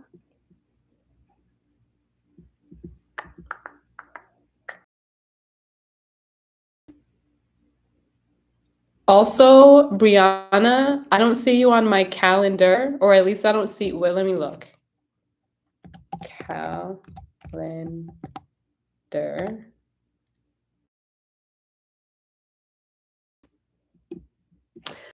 It's similar energies, but I definitely resonate more with the sidereal one. It makes sense. Exactly, because the tropical is absolutely showing, and it's showing where we're coming from. It's showing us the lessons. So of course it resonates. And then the sidereal is just like, here's who you, and even for myself, like why it took so long for me to really be more grounded in like sharing this information is because I'm now looking at my own birth chart, and sometimes because of my own shadows, because of my own traumas, because of the things that I may be keeping suppressed, it can be difficult to read your own chart and not have that bias, right? Or it can be like blind spots in your own chart when you're looking at it. So having an outside perspective can be helpful. But for me, it was, well, my lived reality is different from what my chart is saying to do X, Y, and Z, but why, life will happen. And sometimes we just learn the lessons to be able to move the needle, to move forward properly. I take that word back, not properly, because we're always doing the right thing, but to move through the spaces that feel sticky or contracting or limiting, basically. Questions to add to me. Oh, okay. Wait, it's still 150 characters? I'm going to update that. Give me like um I'll update the questions. I'll do it after I get off the live so that you have more time. Just go ahead and refresh afterwards because I don't want you to question asking. Is the audio out for anyone else? Oh, is the audio out? Can y'all hear me? Can you hear me? Yes, it was out for me. I had to log off and come back in. Why is it doing that? Why? I'm going to update. Okay. Maybe it's one of those frequency things. I know whenever like we on TikTok live, or maybe even a higher frequency, some off all of whatever it is that we said. And it always happens at the best part. Okay. So let me go. I'm going to these questions real quick to make sure. Limited, advanced. I thought I would have had at least these. Oh, you know what? Actually, Brianna, hold out because I switched calendar apps and I added in a few questions that I actually have that I would like to add to this anyway. So I'll tell if you are on my, how would you reach me? You could send me a message on Threads or send me a message on Instagram so that I have your contact and I could tell you when I upload the rest of these questions. Because I'm looking at it right now and I actually do have a few more questions that I would like you to answer. And I want to make sure other people are doing the same thing. Because, yeah, those are branding questions. Yeah, I want to add a few more questions to this. That's why I have these things, because I really do want you to explain to me what's going on. So the 150 character limit for a full reading is not accurate. I want depth. We need the depth. Okay, so I'm going to ignore that for right now. And we're going to go back to the software. You guys could see the software, right? Just confirm for me.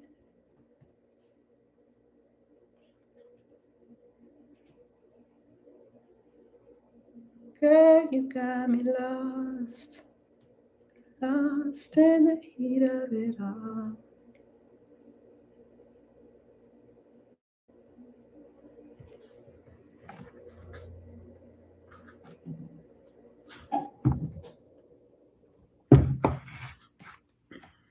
Okay, so what is going on today? What is going on right now?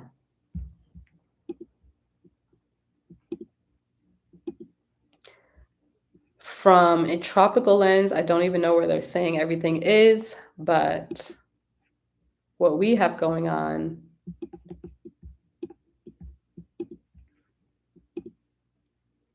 I'm gonna clock out, babes. Good night, Noni. Thank you, thank you, thank you so much. Deep gratitude for all of your help keeping the live in the chat. Take some deep breaths with these tuning forks. Yes. Send me some tuning fork vibes as well. Also, if you want to shamelessly drop, Noni does sound baths in the morning at, well, what time would it be now? Do you do them at 8 o'clock your time, or is it 9 o'clock your time? Make sure you're following her. I mean, subscribe to her. She does these sound baths on Zoom in private. So you guys can listen to that in the morning. I think she does them every day, but Noni, I hope you're still here to share whether that is true or not. Yes, 8 to 9 Eastern Time, Monday through Friday. Boom. Oh, and I'll just share these two.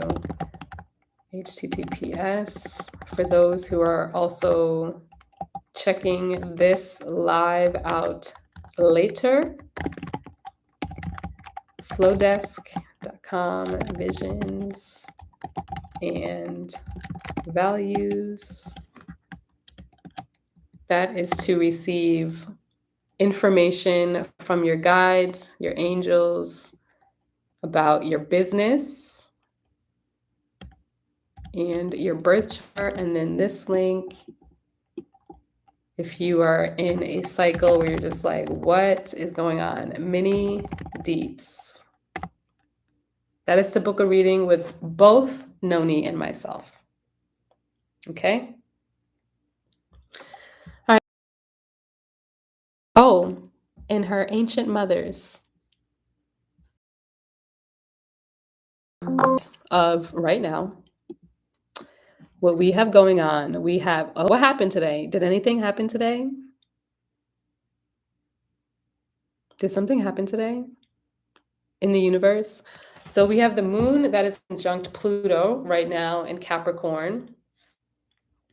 This is the emotional tyranny of the collective government that is doing things on purpose because they are really just restructuring for themselves. The Pluto in Capricorn, this is a energy that we other videos, but we of our government systems, we're seeing the collapse of the elite, seeing the collapse of the people who have been seen as leaders, who have been pedestalized. I don't know if that's a real word, but they have been put on a pedestal for a very long time. We are seeing all of these things. Last year, when Pluto entered into, wait, can I say last year? Yeah. Last year, when Pluto entered into Capricorn, this started on January 1st. But before that, Pluto was inside of Sagittarius. From that specific lens, and what we're still experiencing is also the collapsing of the way we engage with spirituality, with our own experience, with religion, in those structures, the belief systems that we have been told from our teachers, preachers, pastors, from these people who are telling us how to connect to God. We're seeing the dismantling of that. I've seen a lot of people on threads talking about, oh, Mel Robbins and whoever else, these people who I never once looked at them as my leaders. But we are seeing how they've been lying. We've been seeing how they don't even listen to their own content, or they regurgitate other people's content, or they steal other people's content, and that they're not a leader at all. We are seeing how a lot of people are shifting from the religious systems. Specifically, another thing while we're on this whole topic, the whole point of us being here, with Black people still using a religious system that was forced upon us, it's a little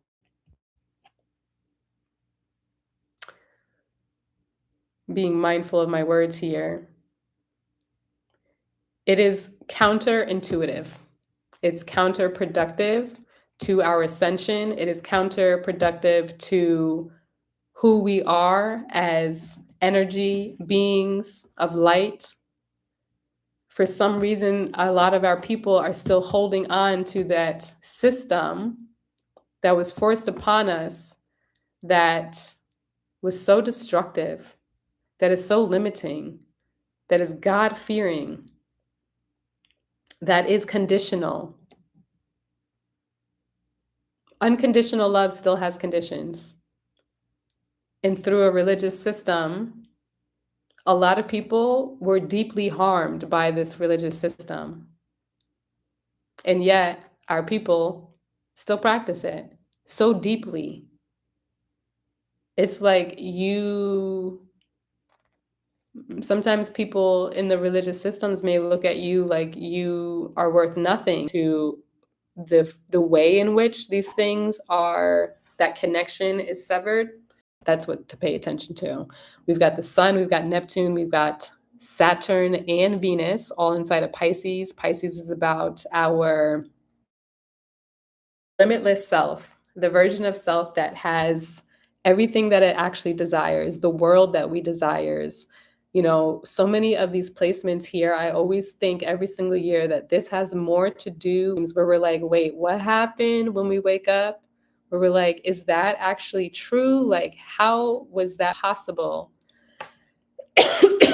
This is where we need to be in a space, because we are still in winter season, technically, if we are thinking about the true sky, when we are in hibernation and we are planning on what it is that we want to bring forth, with Venus connected to our values.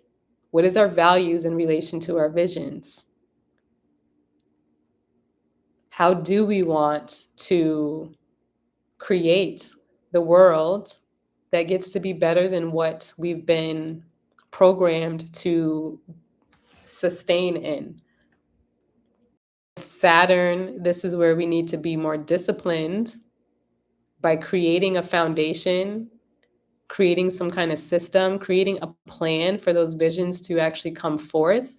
But then when it's next to Neptune, why did it look like my camera moved? That was weird. That was so weird. When it comes to our visions, Neptune is in its home sign. And Neptune, this planet here, can be a little delulu. It likes to be delulu and see if things can be true. But being delusional also needs a plan. And I'll tell everybody that wherever you have your Pisces placements, we all have Pisces. Pisces is about the best world, the most ideal world you desire to have. And also Saturn is like, create a plan. For some of us, specifically those who have Pisces placements, the world could feel so heavy because you know deep down that it could be better. When it comes to our purpose, with all these Pisces placements that show up every single year, so far it's been showing up every single year. I don't want to say it is, but it has been over the last several years. This is about us really aligning to a greater new world. You know, when everybody's always talking about the new world, we're on a different earth. Yeah, and what are the things that you're desiring to create from that? You know, even though, for example, I'll use myself, I have so many things that you guys have never seen. One, because you never met me. Two, because I might put it out there, but maybe it's not getting any views. So then it just sits there and I'm like, well, on to the next. I create the next thing. Even if I have 0 people in the room, I'm still creating. Because one day, when people are ready for those things that I have built, hey, I have it. Sometimes we are feeling as though we need to see the end all goal before we even take any action. And this is where, both through, I'd say, Aquarius and also through Pisces, where we need to be honoring our boundaries. It will already be there laying. We are already in this space. If it's any idea that is coming to your mind, if you are someone who does not write it down, if you are someone who immediately asks yourself, how is that going to work? Stop doing that, please. I don't like to tell people what to do, but I am saying, do your best to resist doing that. Write down your ideas, even if it sounds crazy. If it sounds crazy, it's probably the thing that you're supposed to be doing. And a lot of people hold themselves back from doing that. If I gave up on all of the things that I've created just because no one saw me, I would not be here. The very first time, matter of fact, Noni's not in the room right now, but the very first time I decided to do a workshop, it was a Gemini workshop, and I had shared my post in some other community. I had people that signed up, but then when I got on Zoom, no one showed up. I have the video recorded where even though nobody showed up, I had turned it down and then I pretended that I was still doing the call. And I was supposed to have 2 calls that day. That first one, no one showed up. And I said, "It's okay." I put my camera up and faked as though I was still having the call. I could have given up in that moment. I had another call. It was almost like I was just practicing and saying, "You know what? I'm doing this. I said I was going to do it. I have everything prepared for it. So I'm just going to sit here and make content." I have that video. The next call that I had, which was about 2, 3 hours later, I get on Zoom. Noni shows up. Her sister shows up. Another person had showed up. And I think it might have been 3 or 4 of us in that room. And I did that workshop for the very first time, not knowing what I was actually going to say. I just had my, my guide prepared, my visuals, and I continued doing it. Just because the outer exterior is not reflecting everything that we desire doesn't mean it's not happening. Sometimes it's just about timing. It's almost embarrassing sometimes. I don't want to call myself out as it's like it is embarrassing, but like sometimes it's embarrassing to see how much stuff I have created that y'all have never seen. I have a landing page after landing page, offer after offer. I have so much that I create behind closed doors. That's what all of this energy has been showing up about through this Piscean energy. The thing is, when we are talking about the WAR from a tropical perspective, we're now constantly focused on the exterior and we're not paying attention to what we want to do for ourselves. Because at the end of the day, life continues to happen. They could put anything up on the TV to distract us, but we still have to pay rent. So what are you going to do about paying your rent? They still are going to ask for whatever it is that you are paying for on time. What are you going to do to make sure that happens? If you are not paying attention to your cycle, you're paying attention to somebody else's cycle and they've got you captured, they've got you controlled, they are dictating how you move. So at the end of the day, besides just having the vision, besides just being Delulu, write it down. Then think about what systems you need to be taking action forward with. So, for example, right now, here's me actually flipping it right now. This Mars and Mercury placement inside of Aquarius, writing down what systems you feel as though you need to start creating right now. What is the message that you feel is necessary to rewrite how we get to be seen together as a collective? Ooh, that is powerful. I think that's juicy. That is something that maybe all of us can do tonight, tomorrow, things that we could do before we go to sleep, because this energy is amplified.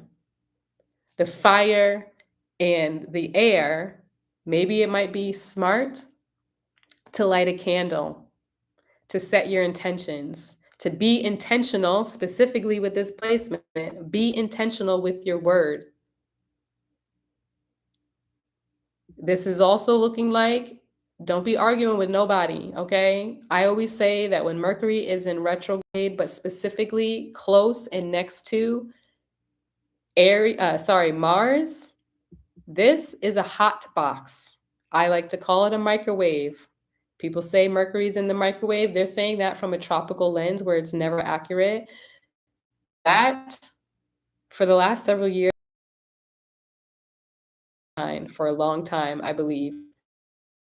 It's typically in a water sign. Now it's shifted into an air sign, but this is next to Mars. So this can look like arguments within community, within collective. This is again division, division, division. How do we flip that? How would you want community to be together intentionally for the revolution? What is the revolution and the words that you would like to speak and set in stone tonight? Burn that candle. Get your visions in order. With the sun sign, the sun is going to the bottom of the ocean. I saw a post today that somebody had shared, and it was saying that people who do deep diving and maybe the Navy have to sign NDAs where they can't talk about what is in the ocean. And the first thing that came to my mind was, wow, so that is why we know less than 8% of what happens in the ocean, because they've been all told they can't speak about it. But the sun is right now in Pisces. Therefore, the sun is going to shine a light at the bottom of the ocean and dig up, or at least move the sand that's at the bottom of the ocean, or the other lands that's at the bottom of the ocean, whether we like it or not. So, what needs to be healed before we start a new cycle when Aries finally comes around? This Piscean energy is available to us from March 10th until April 20th. That's a long time. That's about 2 to 3 moon cycles before we were having eclipses during that time, at least the last couple of years. But we're still in this Piscean winter season where typically we'd be in hibernation. When people are saying, oh, March 20th is the new calendar year and we are supposed to be, seeing our plants grow. Do we really see that? Or are people still going through snow blizzards? Yeah, maybe there could be climate change or there can be people fucking with the climate. You choose the story. With Chiron, a lot of people who are pushing 50 or in their 50s are having a Chiron return for themselves, where maybe when they were young, they didn't give themselves permission to see their own vision. Maybe they went down a completely different line of uh, a different path, a different line, maybe taking care of a family versus doing the things that they like to do for business, maybe having the things that they thought would bring them stability instead of doing the thing that they thought would be more fruitful.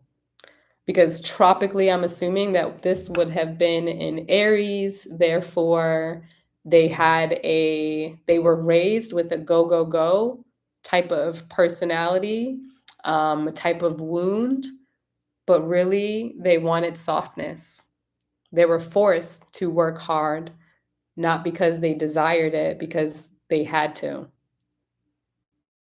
Now we're resetting that. With Uranus and Taurus, this is all about us resetting the financial systems. That's what they are doing as well. They're putting a reset, and this is where we need to reset how we are consuming, because in a way, this is me flipping, so I don't know what's coming through, but in a way, when we are thinking about how we have been consuming from the powers that are collapsing, we have been eating their food, we have been watching their TV, we have been or their programs, we have been trusting them to do right by us.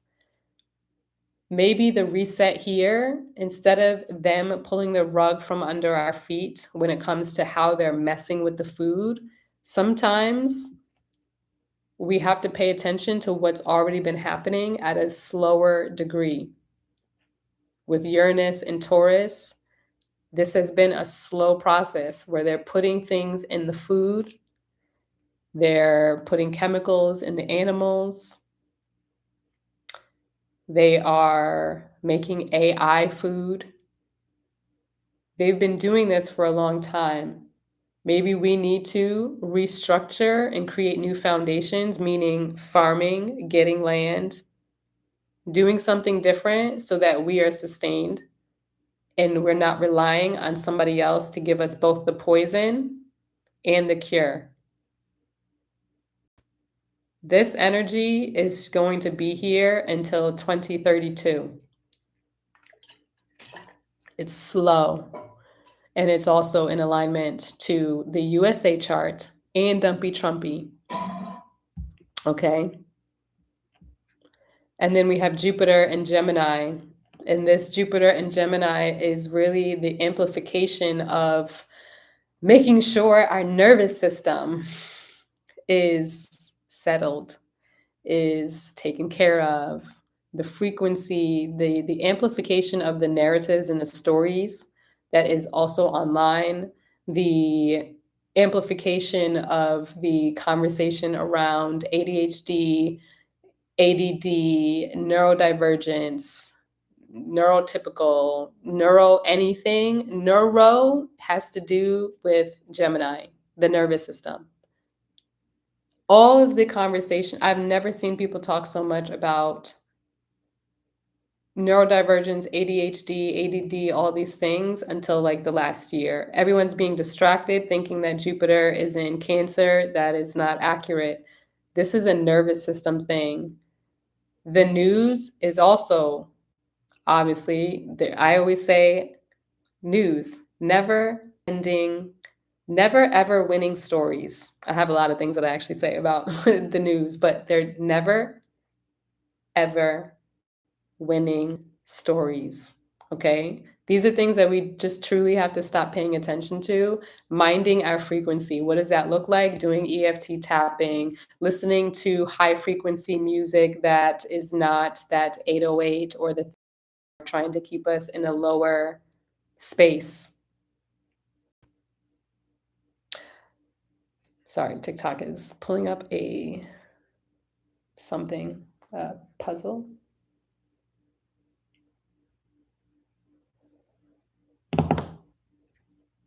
Thank you.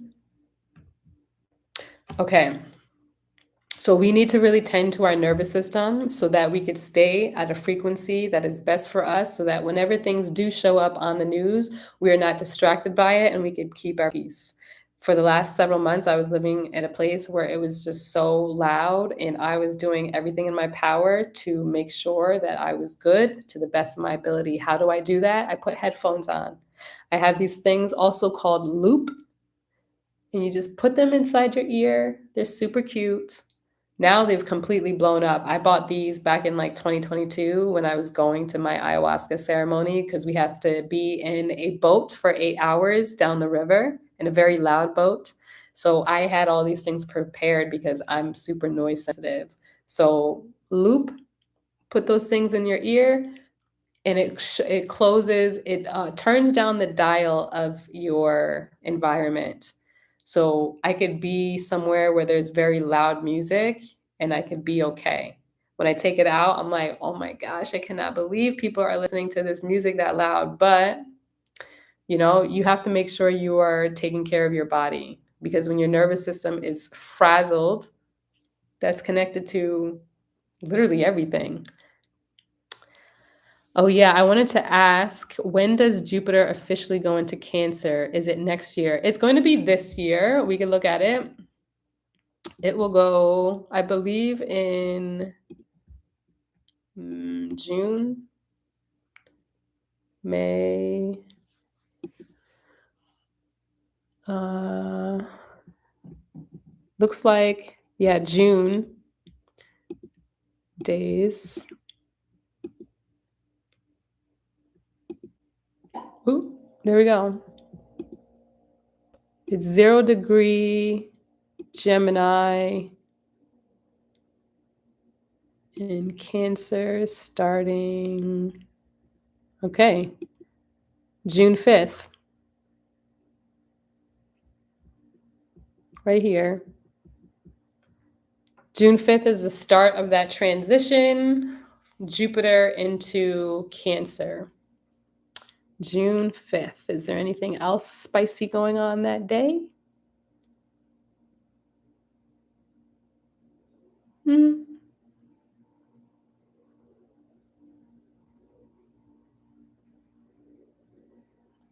Interesting. I want to go to a ceremony one of these days. Yeah. I don't know what area you live in, but there is a community of melanated people in the Bay Area that put on ceremonies, both in California as well as taking people to Brazil. So if you want me to send you that, just send me a DM and I will get their information to you. I ask because my ascendant is in Cancer and I know it will impact. Yes, it will definitely impact you. And you probably felt some of it if you think back to November, because in November, Jupiter did go into Cancer for a moment. So it was potentially bringing up themes around home and family. And yeah, I know for me, definitely still get activated because that is, I have placements from the tropical lens. So,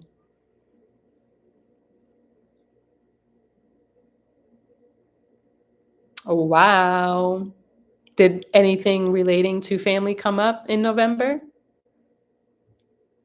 or your ancestral line? Because it's also very close to, during that time, it was very close to Scorpio, where like secrets were coming up. And what else was going on?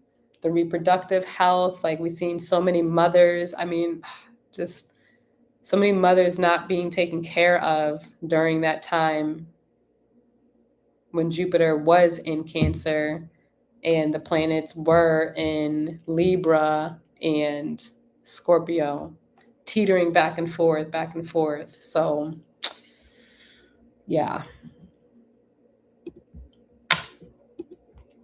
So let me go back to now.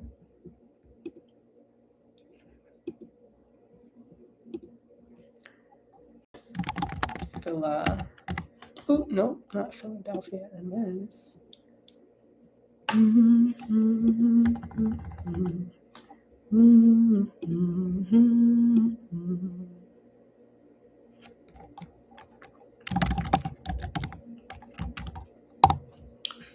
March.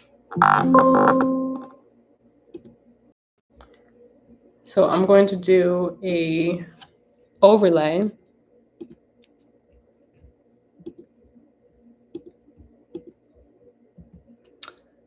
We'll do, yesterday I did USA in the middle, so today I'll do Dumpy Trumpy in the inside, March, today.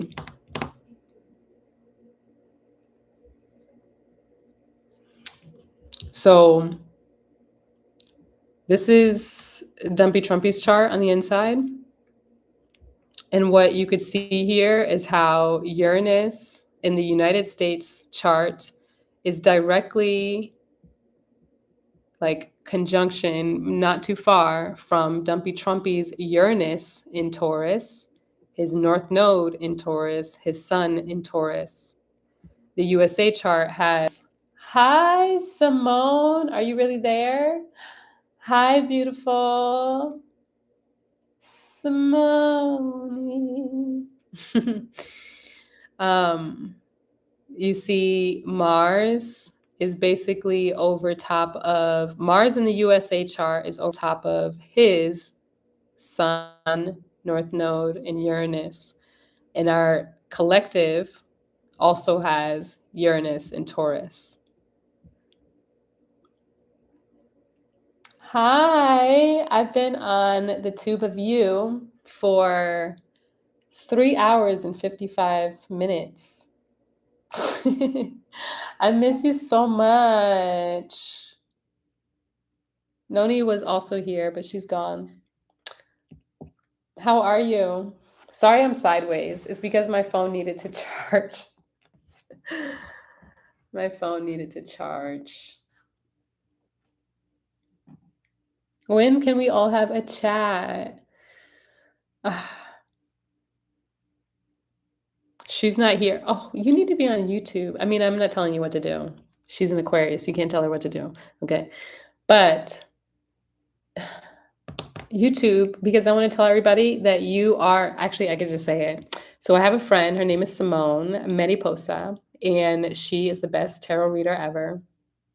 Her readings are well beyond a tarot reading. It is more like a soul activation because she's channeling the cards.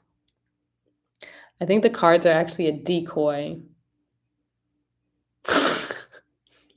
The cards are a decoy. It's like the cards are a mask for her to tell you all about your life. But to do it with a smile and the cards makes it seem a little bit nicer than what's actually coming through, because it really is about wrapping your life up and getting it back into place. Ooh.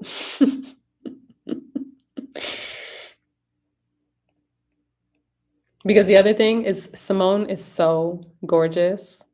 So she's telling you all your business with these beautiful affirmations and beautiful messages that you don't realize that she's really going ham, but you don't know because she's just so pretty. And yeah, that's the truth. Then later you realize, like, oh, wait, she was actually dragging me. It truly is safety blanket because I don't need them, period. She does not need the cards. The cards are literally a decoy. November 11/11, I took my trip to Phoenix for a week, and that inspired the move and made me realize that I needed to move onto another chapter. Oh, wow. I'll definitely have to check her out. She goes live. Yes, she goes live on, what is your name on here? Is it the same? She's sending crying emojis. For real, for real. I think is it Simone Mediposa on IG? I mean, on TikTok. Simone Mediposa. Am I getting that right? Simone. Just the Simone Mediposa on TikTok. Okay. The Simone Mediposa. And then what about on YouTube?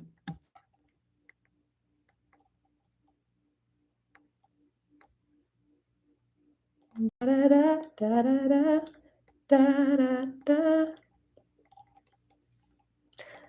Yeah, for real, for real. She really is the truth. My people are the truth. I'm so grateful for all of you, especially. Oh, she's here. Ew. Hey, girl. Okay, make sure you guys go follow her. She really is the truth. You want a tarot reading? She's going to pull not only the tarot cards, but like she's got multiple decks. I'm telling you, she does not need any of them, but she uses them and it helps to digest some of the information in a way that your human can understand. Because then afterwards, you will realize some of the messages that she was saying was more so for your soul. But in the moment, the cards are helping for you to digest in the moment. I think that is the best way to,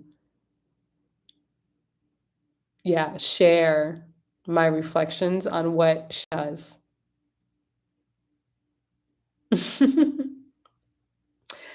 Go ahead and let yourself cry, girl.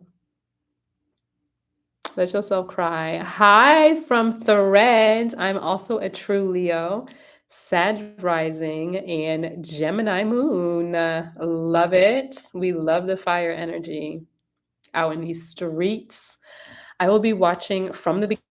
You keep this live up. I am going to keep the live up. Absolutely. You will see many opportunities to book a reading with me at a generous price for this live. Pay attention to those things. Definitely connect with Simone Mariposa and Noni Kai that you will see in the chat. Thank you so much for being here. And yeah, I'm so glad you're here. I'm Canacia, so it's nice to meet you virtually.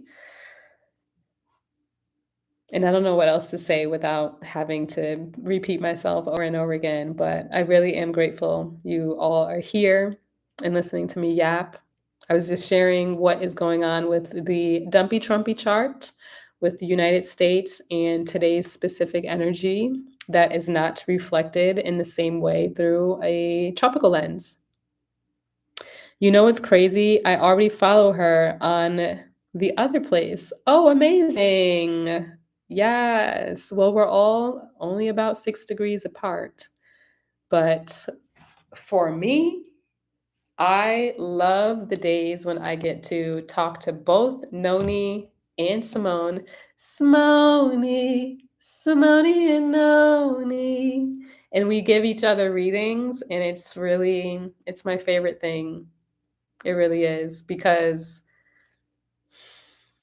we all see in so many different ways. And also, we have the three different perspectives and angles. It's like if there was a team of people that you would want to have on your side, it's definitely myself as a sidereal astrologer who also still reads your tropical so you understand the shadow because I'm a shadow work astrologer. And then you have Simone who channels these beautiful messages through tarot, I mean, she's not channeling it through tarot. She's channeling it with her highest, okay? But the cards, again, is a mask so that you can understand, so that your human can understand while your soul is aligning to what you're saying. And then there's Noni, who is another oracle, a psychic, and guide. I really love these sisters so much. They let me be me. I let them be them. Like, there's no judgment. Uh, I just love it. I truly do. So book all of our services. Eventually, I would love if we actually had an offer for the people to be able to receive from all of us. And one day we will be doing workshops. So, I mean, I'm just putting that out there. Simone might say no, Noni might say no, but that's the reality. I'm putting it out there because what did I just say? I said that we need to be intentional with our word. I'm putting it out there that we are creating a world that we desire to be in, and that is with all of you through workshops, being able to receive and get on your next level, because we here are about getting on the next level. It's about ascending, not descending. We already descended, all of us, in order to be on this earth. Now it's about us leveling up. So let me get back to the chat.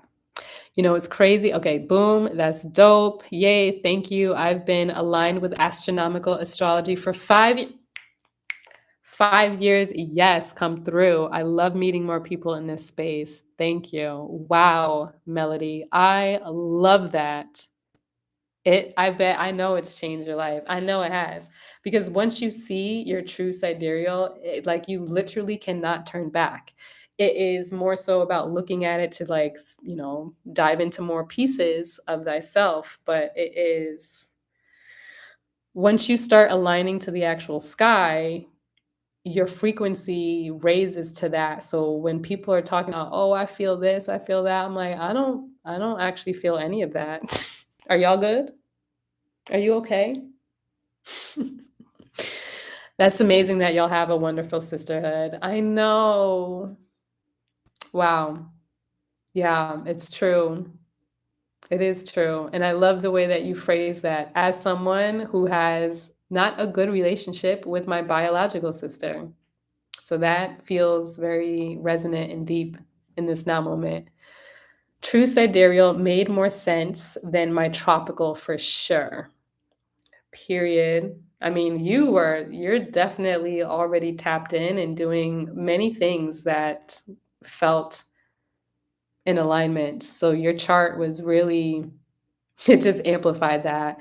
And with everybody, like, whoever decides to ever book a reading with me or someone else, there's an element to doing readings where you do have to know yourself. And mind you, it's not about knowing all of who you are. It's really more so about, do you trust yourself enough to be willing to see the truth? Because people who don't really know themselves, they might be interested in booking a reading, but during the reading, they may feel like, oh, I don't know. I don't know. Like, everything that you say is, I don't know.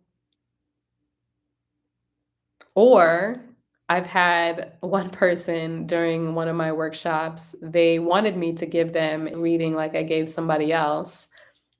And I started doing that, right? And when I was talking, they're like, no, not really. Maybe a little bit. Not anymore. Which one is it? And I had to let them know, like, it's no judgment. I'm just reading what, because sometimes people are resisting the thing that is showing up because they're not ready to see that truth. And sometimes when there's a bunch of, like, tropical astrologers, what I call Astro Karens, trademarking that, okay, I'm trademarking that. These Astro Karens that are trying to tell me about astrology, baby, boo boo, you don't need to do that. It doesn't make sense for you to do that at all. Sometimes it really takes being real with you are, because sometimes it really takes being real with who you are, because most people try to appeal to this egoic version of self and claim that's them. Exactly.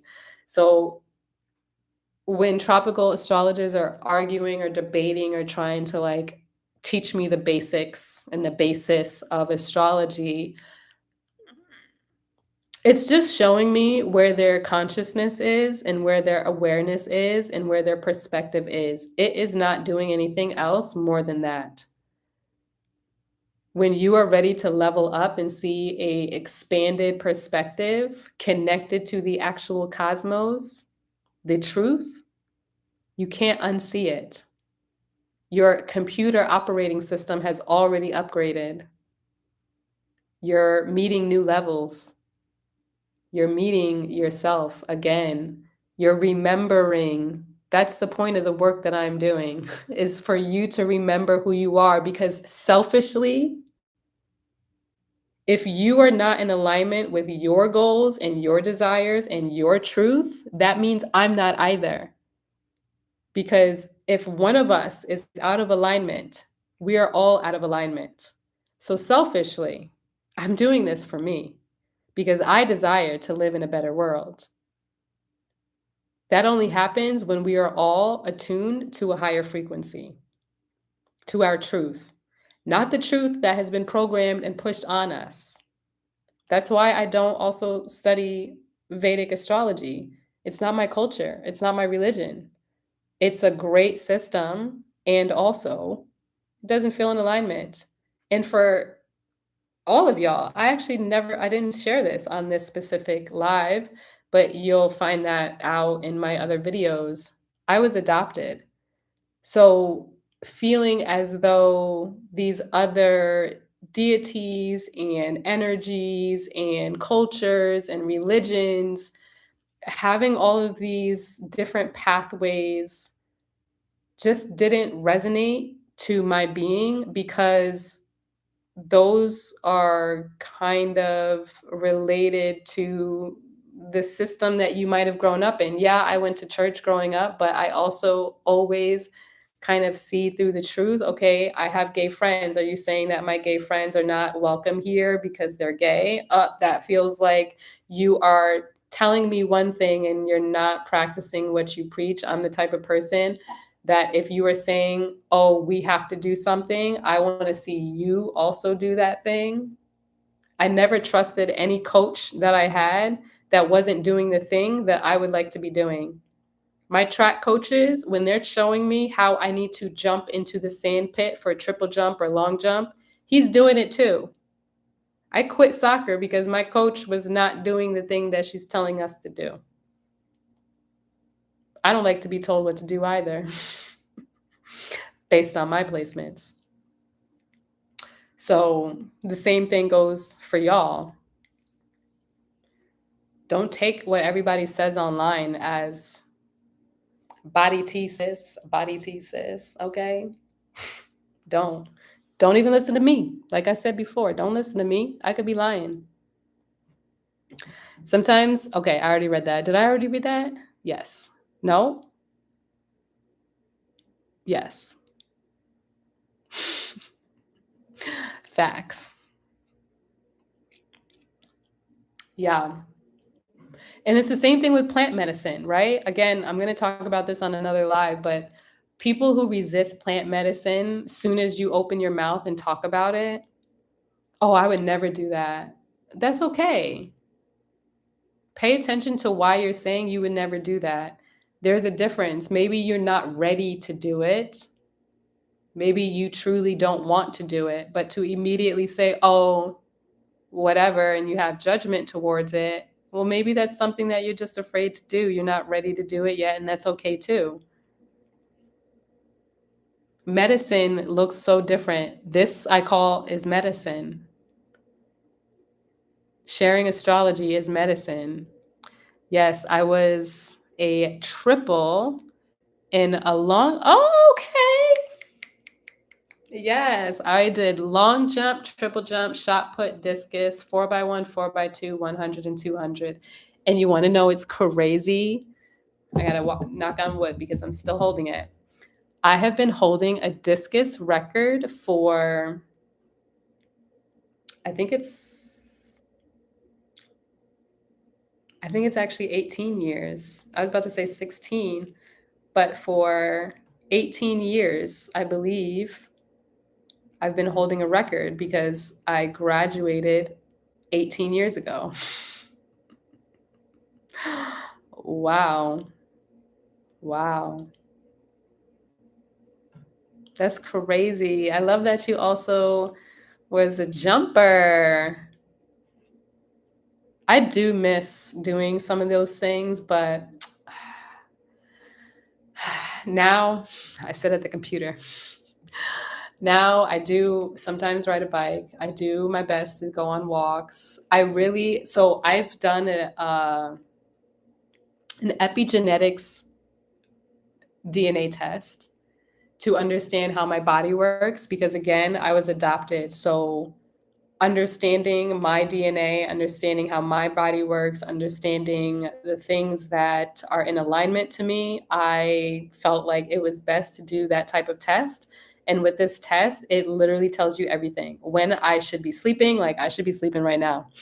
It tells me how long I sleep, so I'm not somebody who needs 8 hours of sleep, and I've always felt that because I've been a night owl. I've needed only about 4 to 6 hours of sleep. It tells me what type of exercise I need, where back in the day when I used to play sports, soccer, basketball, ran track, I was always pushing, pushing, pushing, pushing, pushing myself, and I realized that was kind of self-harm, and I didn't understand that back then, but as I would work out later in my life, I would go to the gym and maybe it would take like 2, 3 days for me to like feel motivated again to go back into the gym because my muscles would, we're ripping them in order to work out. So then they would do their thing, but it would take a few days. I learned with my epigenetics test that I'm actually supposed to do high intensity and then I need to take like a couple of days of a break. So for me, signing up with a gym membership, I think it's actually just best for me to have, maybe that's why I desire that. It's best for me to have like a gym in the place that I'm going to live at. That way I don't feel guilty for not going to the gym based on my body's schedule with working out. Do you mind sharing how you got the test done? Yeah, absolutely. So there's a way to connect with specific people, but I could give you the link maybe in your next reading. But it's called Designer Jeans, actually. It's called Designer Jeans, and the woman that I connected with, I did my test here, but I'm in another country. It will work just fine for you in the States. All I had to do was swab my cheek and put it in the package, and then I shipped that package to the States. And from there, they had all the imprints. For me, I didn't feel it was in alignment to do like the other DNA test because I don't be trusting anything. This is a private company. And what happens also with this thing is that you will be able to receive like it's a over 100-page document of everything about you, whether you are somebody that should be eating seeds and nuts or bread or cheese, what kind of vitamins you need. They also can create vitamins for you if you wanted to do like those subscriptions or like get supplements for yourself. The whole reason why I was doing it is because as a spiritual being, who also travels a lot and is in environments sometimes where it's very tropical and also very moist, I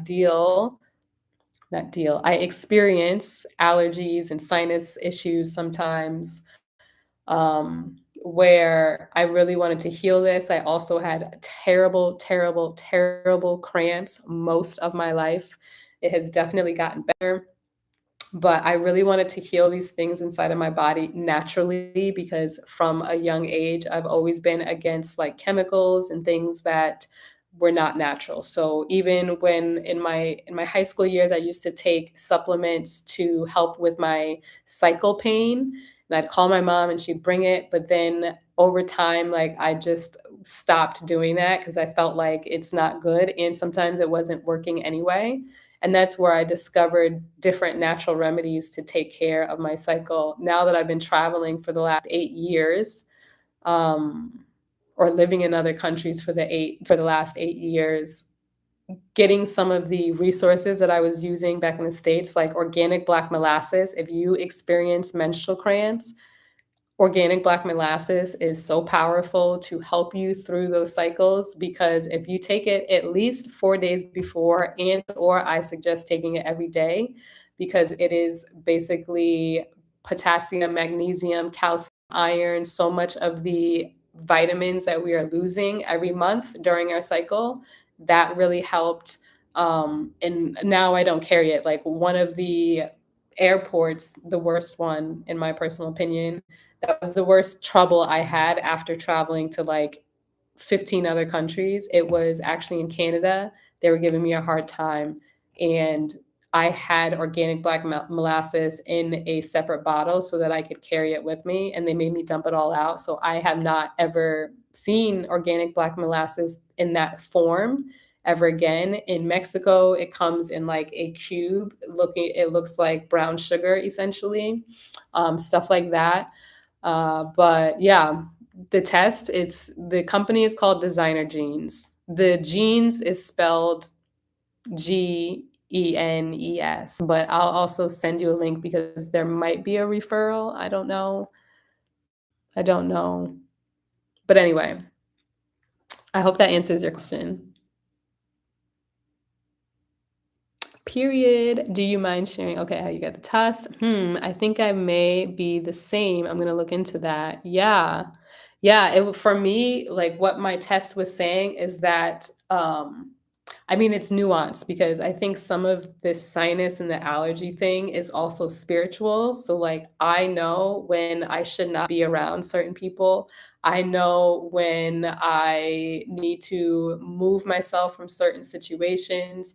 I know sometimes I might sneeze when I'm not supposed to talk about something. I might sneeze when I'm supposed to share a message and maybe I'm holding back from doing that. But then there's also when the barometer increases in the environment, I also feel that. So now I know when it's going to rain. I know if the rain is going to be like a pour or if it's going to be like a storm because I feel more or I experience more pain in my face when it's going to pour and thunder. So it's really sometimes difficult. I also sneeze if I eat the wrong thing. So for me, it's a lymphatic system issue and a gut issue. So clearing the lymphatic system, getting the nutrients in the body that is necessary, and clearing the lymphatic system. So doing exercises as well as eating very healthy can be super beneficial. Other foods, sorry, that are histamines were a huge thing that I think for a lot of melanated people is a thing. But also, I mean, it's so deep, some of this stuff, because a lot of this nervous system activation, because that's when it kind of flares up too, but also our DNA and the amount of trauma that may be existing in our DNA from generations. There are fruits and vegetables that we may be eating that are causing us to be inflamed. So, like for me, I'm not supposed to be eating bananas. Bananas, I didn't realize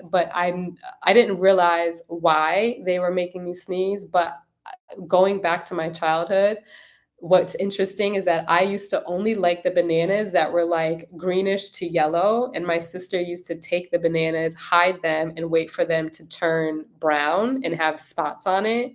And I used to hate when they were that way. Come to find out, it's actually a histamine. So for me, eating bananas, I'm gonna be sneezing all day. Mangoes, I still eat them anyway because I live in Mexico, and my gosh, mango and sandia, which is watermelon, they literally taste like God. So it's very hard for me.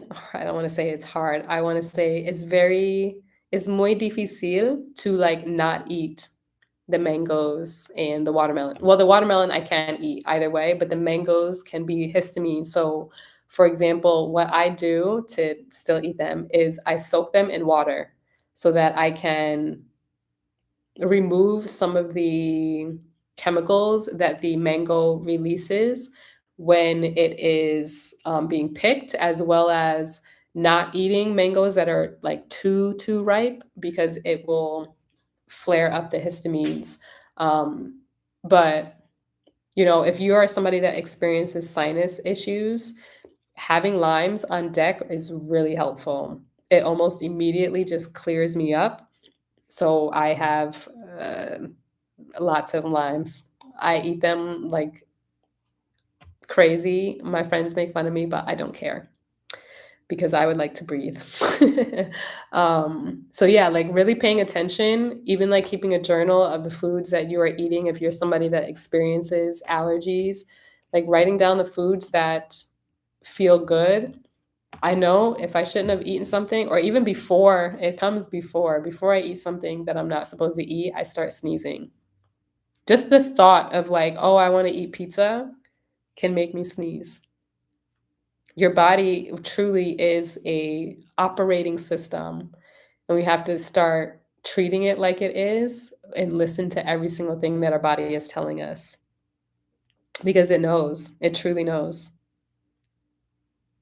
You're so welcome. I love sharing.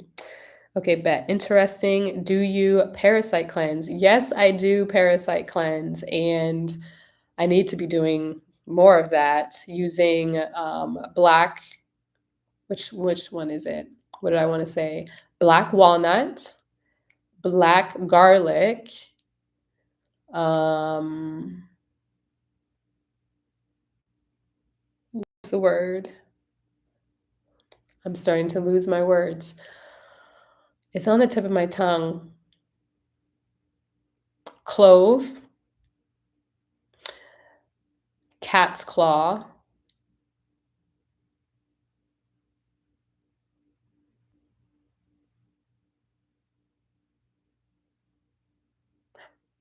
wood worm, woodworm. Is that one that I have?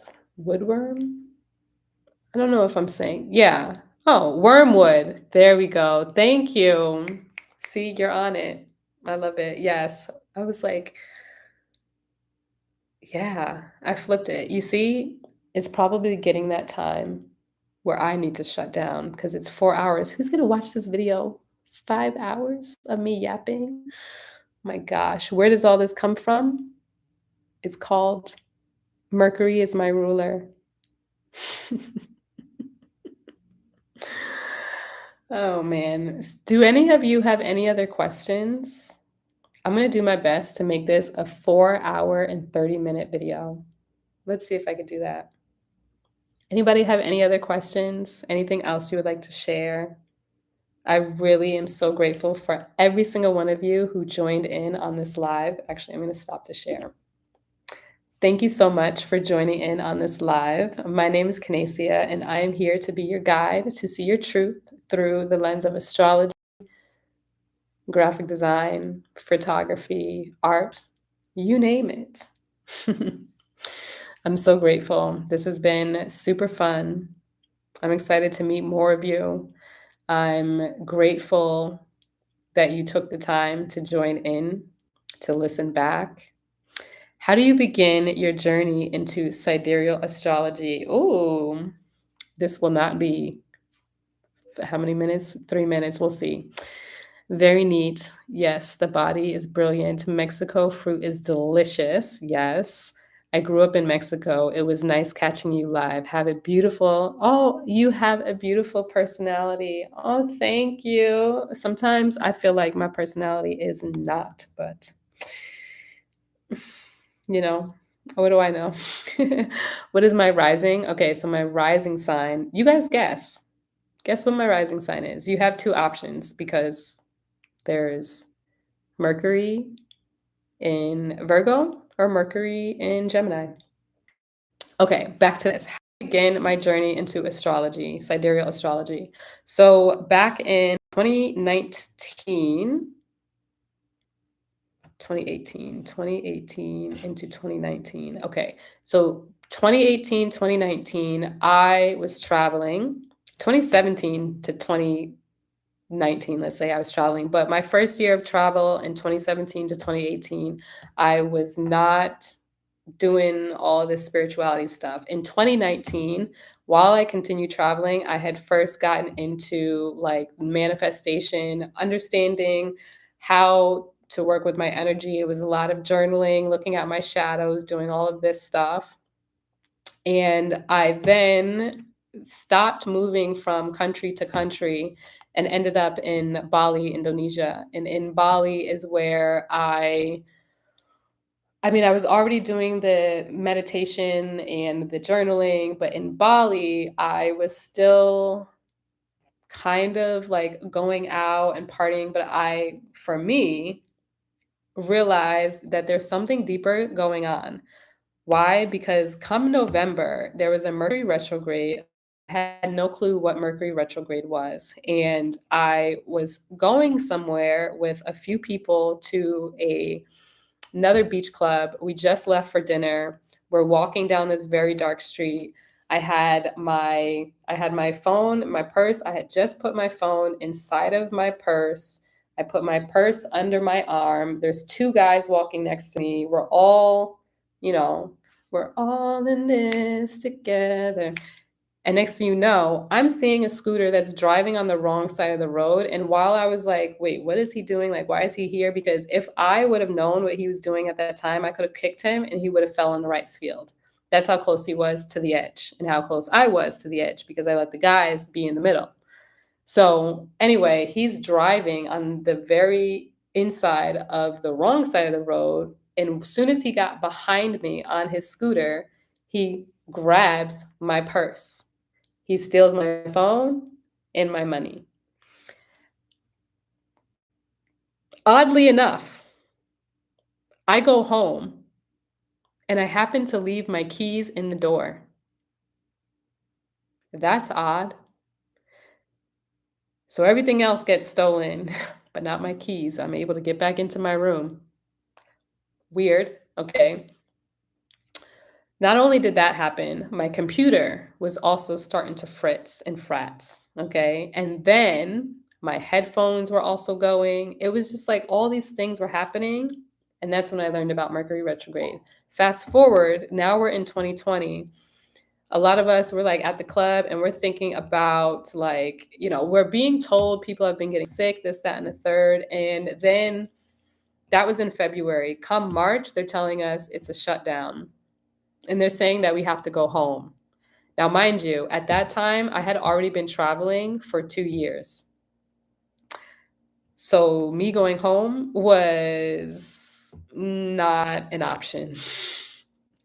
I don't know where they thought I was going home to. Okay. I would have had to start all over. I was like, I don't know what the hell is going on, but I'm not going home. So I didn't. And at that time is when I started to actually the New Year's Eve is when I had my first Akashic reading. And she told me that I'm on a spiritual path, that I'm going to help a lot of people, and that I help people see themselves. And like some of this stuff went in one ear and out the other. She was like, there's going to be a time in your life when you transition. She's talking about how, like, she's giving me this visual that, I help people get their kite off the ground. And then she's like, now there's thousands of kites. And like at that time, because I was just, dipping my toes in spirituality, it wasn't really making sense. She also shared with me that I should look into, doing work with my hands. So like Reiki, because my hands are very powerful.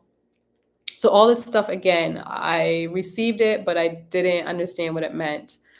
Eventually, I ended up doing a Reiki class. So I'm like Reiki 1 certified. But after about a month or so of doing that and doing the journaling and like doing all this spiritual shit and like just my mornings were 4 hours of spirituality.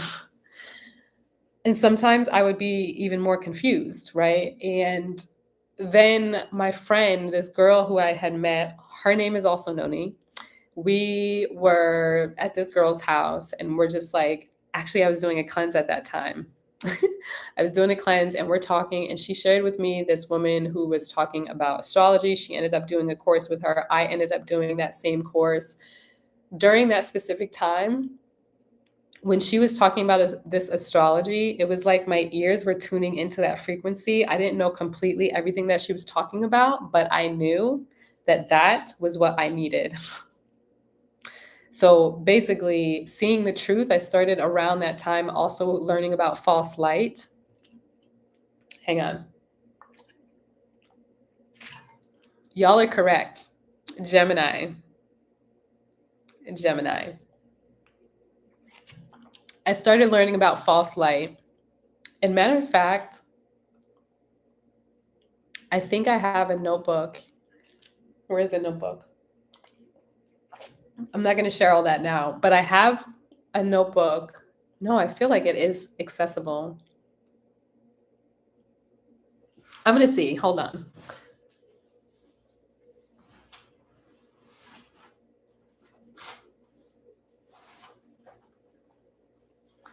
I feel like I've been carrying some of these in my backpack.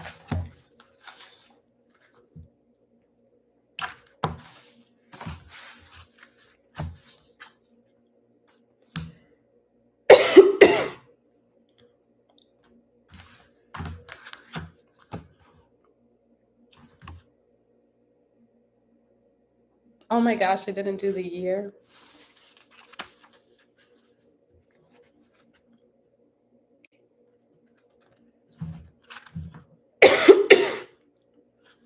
Is it in this notebook? Anyway, I started learning about all this false light stuff, and I was like, what in the what? Like, at that time, I ended up, it was like I already knew this, but granted, for example, being in Bali, Bali was a place where there was a lot of like fake spiritual people, lots of people that are wearing a costume, they're wearing spirituality. They're not connected to my DNA or my roots. Not that they have to be. You know, I have white teachers, I have Asian teachers, I have teachers that are not from, you know, the diaspora, and they do their work. So sometimes I would be in some of these spiritual spaces, and specifically in 2020, it was very difficult for me at that time because it was like, I'm somebody who has always been very conscious and very aware of my history and what is happening around the world. Not to get stuck in it, but more so like all these things are done on purpose. Now, being in that space in 2020 while we're in a lockdown, kind of in Bali, and then there's also people who are wearing spirituality and they're telling you just like visualize and manifest the reality you want to live in. And like, here I am working so fucking hard to like meditate and pray that Black people don't get killed by the hands of police back in the States because I'm all the way in Indonesia. Like, it was a time where I was like, I don't even want to see a single white person happy. Like, I was staying inside because I was ready to just flip out on any of them, smiling at the beach while like I'm worried about, is my brother safe to drive around with his friends in our white neighborhood in the mountains, okay, in the boonies. So we were living in a different reality, sitting in women's circles and stuff like that. The white women were often talking about their twin flame. And here I am praying, manifesting, meditating. Please don't kill Black people at a protest against police brutality. I mean, and then they're still dying. It's just like, it's a mind fuck in spiritual spaces when your lived reality is completely different from somebody else's lived reality, and they're telling you just manifest and meditate or love yourself. Like, these things I felt were very harmful in a way because it created like disassociation in relation to, okay, I'm not doing this right. I'm not doing spirituality right. So there was a space where I was like, oh my gosh, learning about the false light, knowing that that was already true because I already felt it, because I'm like, what is happening here? I ended up, I stopped using Reiki because I'm like, you have to be activated for Reiki. So while it is a great tool and I'll open those gifts up again, at that time, I was like, I don't know whose energy this is. I burned my book. I burned my oracle cards. I threw away anything spiritual besides my crystals. and I was just waiting for truth to come through. And when it did, the frequency, I could like literally hear my ears ringing and tuning in. So I ended up doing the astrology course. I did two of them with my other friend Noni, and I was really learning it for myself because I was adopted and I wanted to learn more about my truth. I wanted to know more about my story and receive answers that I wasn't really getting from my family. So that's how I got into it. It's a long story, but that's the journey that I've been on. And it wasn't until I did ayahuasca that the message for me was to start sharing. And sometimes I feel as though astrology is definitely not the only thing I will be doing in this world, in this reality. I think that it might have been a gateway for me to start showing up as the person that I am. Because, like I was saying with Simone, the tarot being a tool that she's using to see you, it's the same with me. I use astrology as a means to make sense of things, but I've always been somebody as a guide, as a wisdom keeper, as somebody who can share advice to help people wherever they're at. I didn't realize I was doing this until multiple people during a very specific weekend, and I think it was during a sidereal Virgo, tropical Libra, where three people in one weekend were hitting me up, barely saying hello and how are you? And they were like, "Hey, I'm going through a tough time. I was wondering if you have a word to share. Hey, do you have advice on this thing?" And by the third person, I was like, "What the fuck? Like, why is everybody coming to me?" I used to even say that when I was in Bali before I fully knew who I was. I had friends that I traveled with who would call me a sorcerer, and I didn't know who I was. So at that time, it would be annoying because I didn't know, right? But then when I felt like, why are these people hitting me up as if I'm their therapist, as if I'm their guide, and they're barely even asking if I'm okay? I felt like people were taking something from me at that time.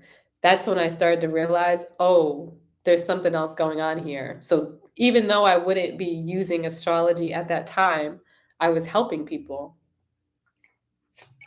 Now, astrology is a tool for me to help you on a deeper level. But, spirituality, I know, is so important to me. I'm a life path 7. It's all about spirit. So I'm here to really help align with that truth. And I know that there's other technology that lives in my body that has yet to be activated. I know some things have already activated because of the ayahuasca and the mushroom. I don't know what I'm supposed to be saying on TikTok. I should just actually shut that down. I don't fully understand some of the things that are already moving through me, but I no longer resist because, for example, when I first had my first fungi ceremony, let's say, there was a lot of things moving in my body, but I felt at that time like I was stuck.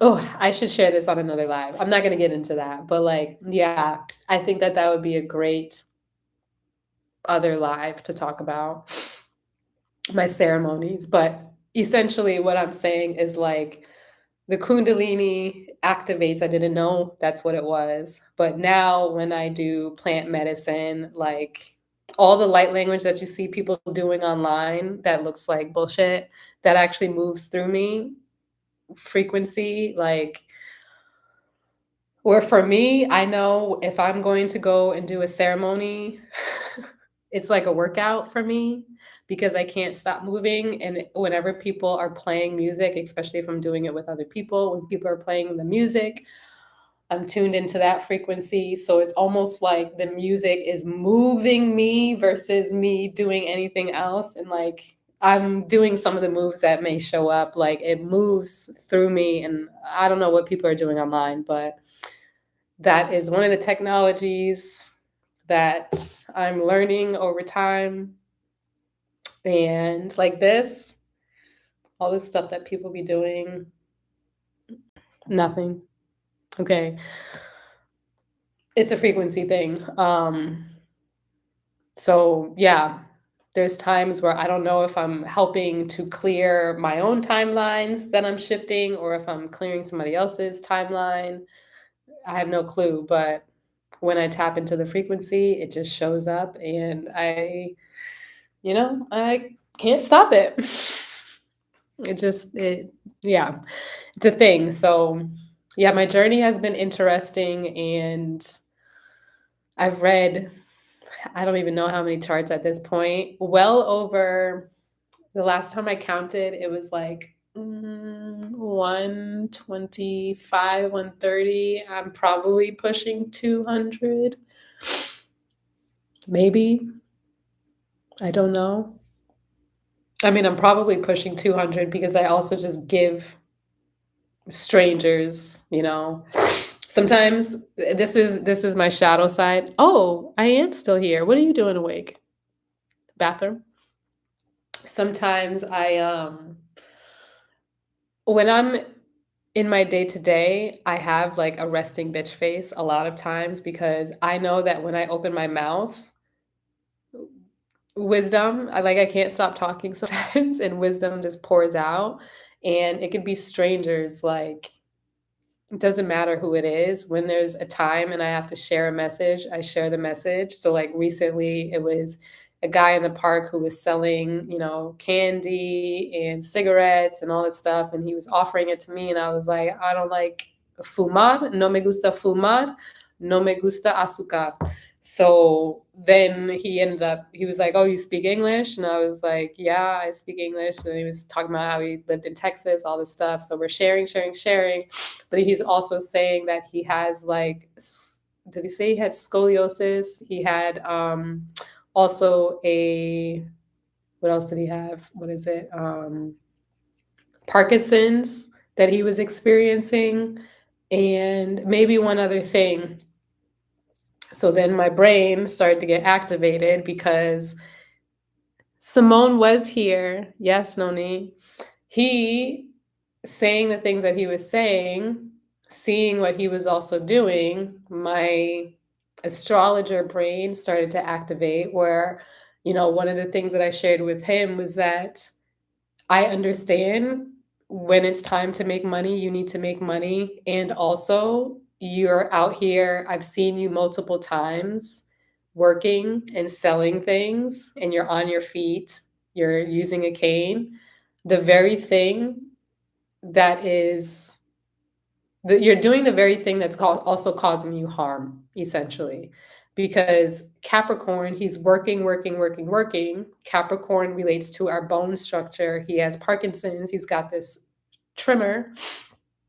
He's got the scoliosis and all these things happening with his body, but he's also wearing a thing to sell that's holding all of these cigarettes and the candy and whatnot. So I just asked him, like, what do you really want to be doing? Like, what's something that you love doing? And he started sharing about, he said that he was a Pisces, but I said, oh no, you're actually Aquarius.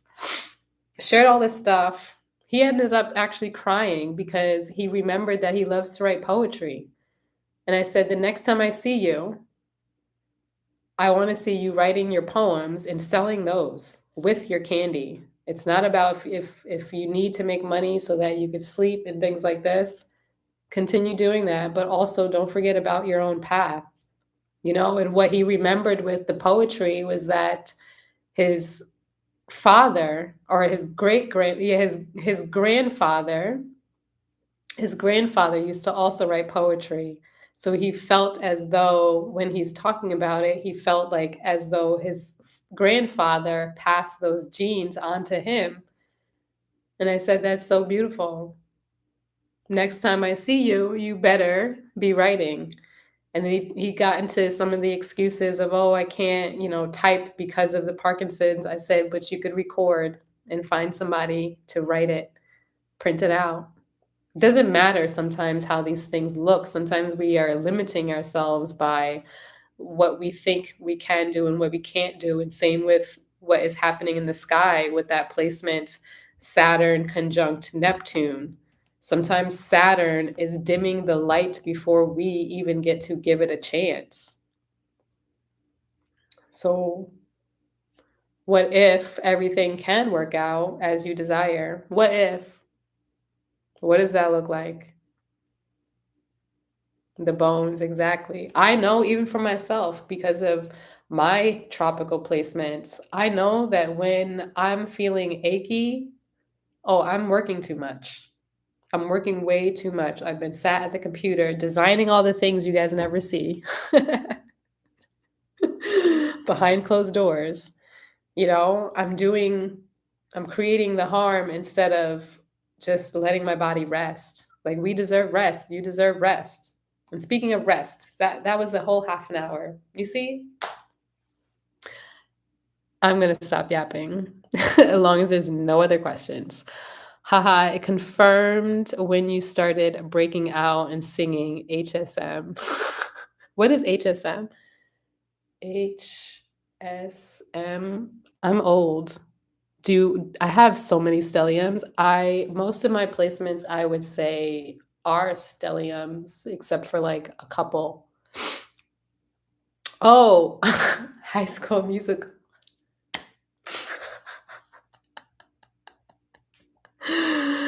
Oh man, not you using an acronym for something from my childhood. We're all in this together. Do do do do. I do not know the words to the song though. Mm, mm, mm, mm, mm, mm. I'm surprised I didn't break out in my London accent, but I normally do that on TikTok, and maybe there was no reason to do that tonight. My childhood too. Oh, I love that. Wildcats everywhere. I used to be jelly of people with stellium to find out I have two. Oh, wow. Interesting. Why were you jealous of people who had stelliums? That's so interesting. I'm so curious. Is it because their energy is more amplified from the stelliums? Or is it like a trauma bond? Because with astrology, people really love to trauma bond. Just to just to have one dominant energy. That is hilarious. Well, you do. You do. Yeah. I already pulled your chart away, but you had 3 placements in Leo, 2 of them in one house, 4 in another house. So even the stelliums, you could look at them in different ways. Yes, for you, you have like 4 planets in one house. But yeah, you could look at it in the house or you could look at it in the sign. But ideally, also sign and house together is nice. But like then sometimes, I don't know, like the way that my energy shows up, like I have 3 retrograde planets conjunct. And I'm just like, I mean, did we have to be like that? Also a Leo stellium. Yeah, I have, wow, so many. I have Mars in Leo, Sun in Leo, South Node in Leo, Mercury in Leo, but my Mercury is in a different house.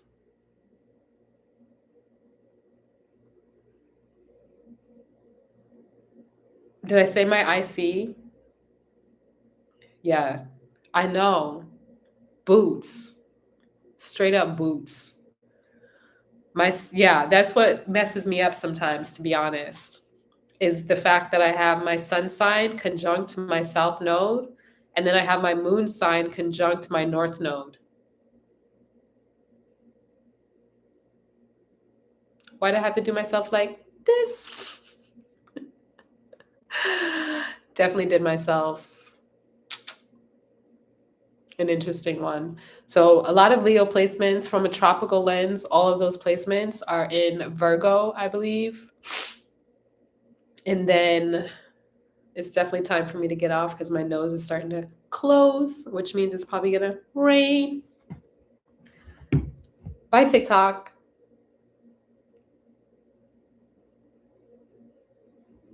Oh, there was a heart. Is somebody actually still here? Who's here? Or is that me? Was that me? Might have been me.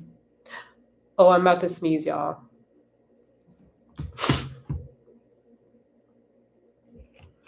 Do not sneeze. We don't have time for this right now. Can I see that? Okay. Yeah. I think I'm complete. I'm also about to sneeze. So, with that, one more goodbye. Wow, big Leo energy. Thank you for your chat. Thank you for subbing. Thank you for engaging. Thank you for being here.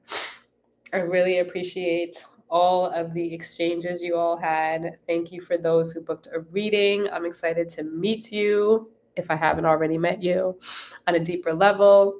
I'm excited to meet with you, Brianna, again. And yeah, you all have a very beautiful night. And I'll see you when the next time I'll do one of these. I'm not going to tell you that I'm going to be on a schedule because that is not my energy. I'm going to sneeze. And I'm going to sneeze again.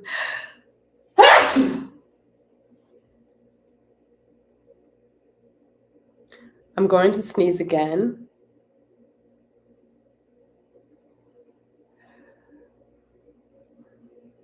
Like I said, wait.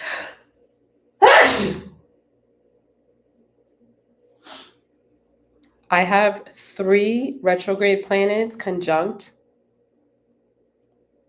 so I will never promise to do a set schedule, okay?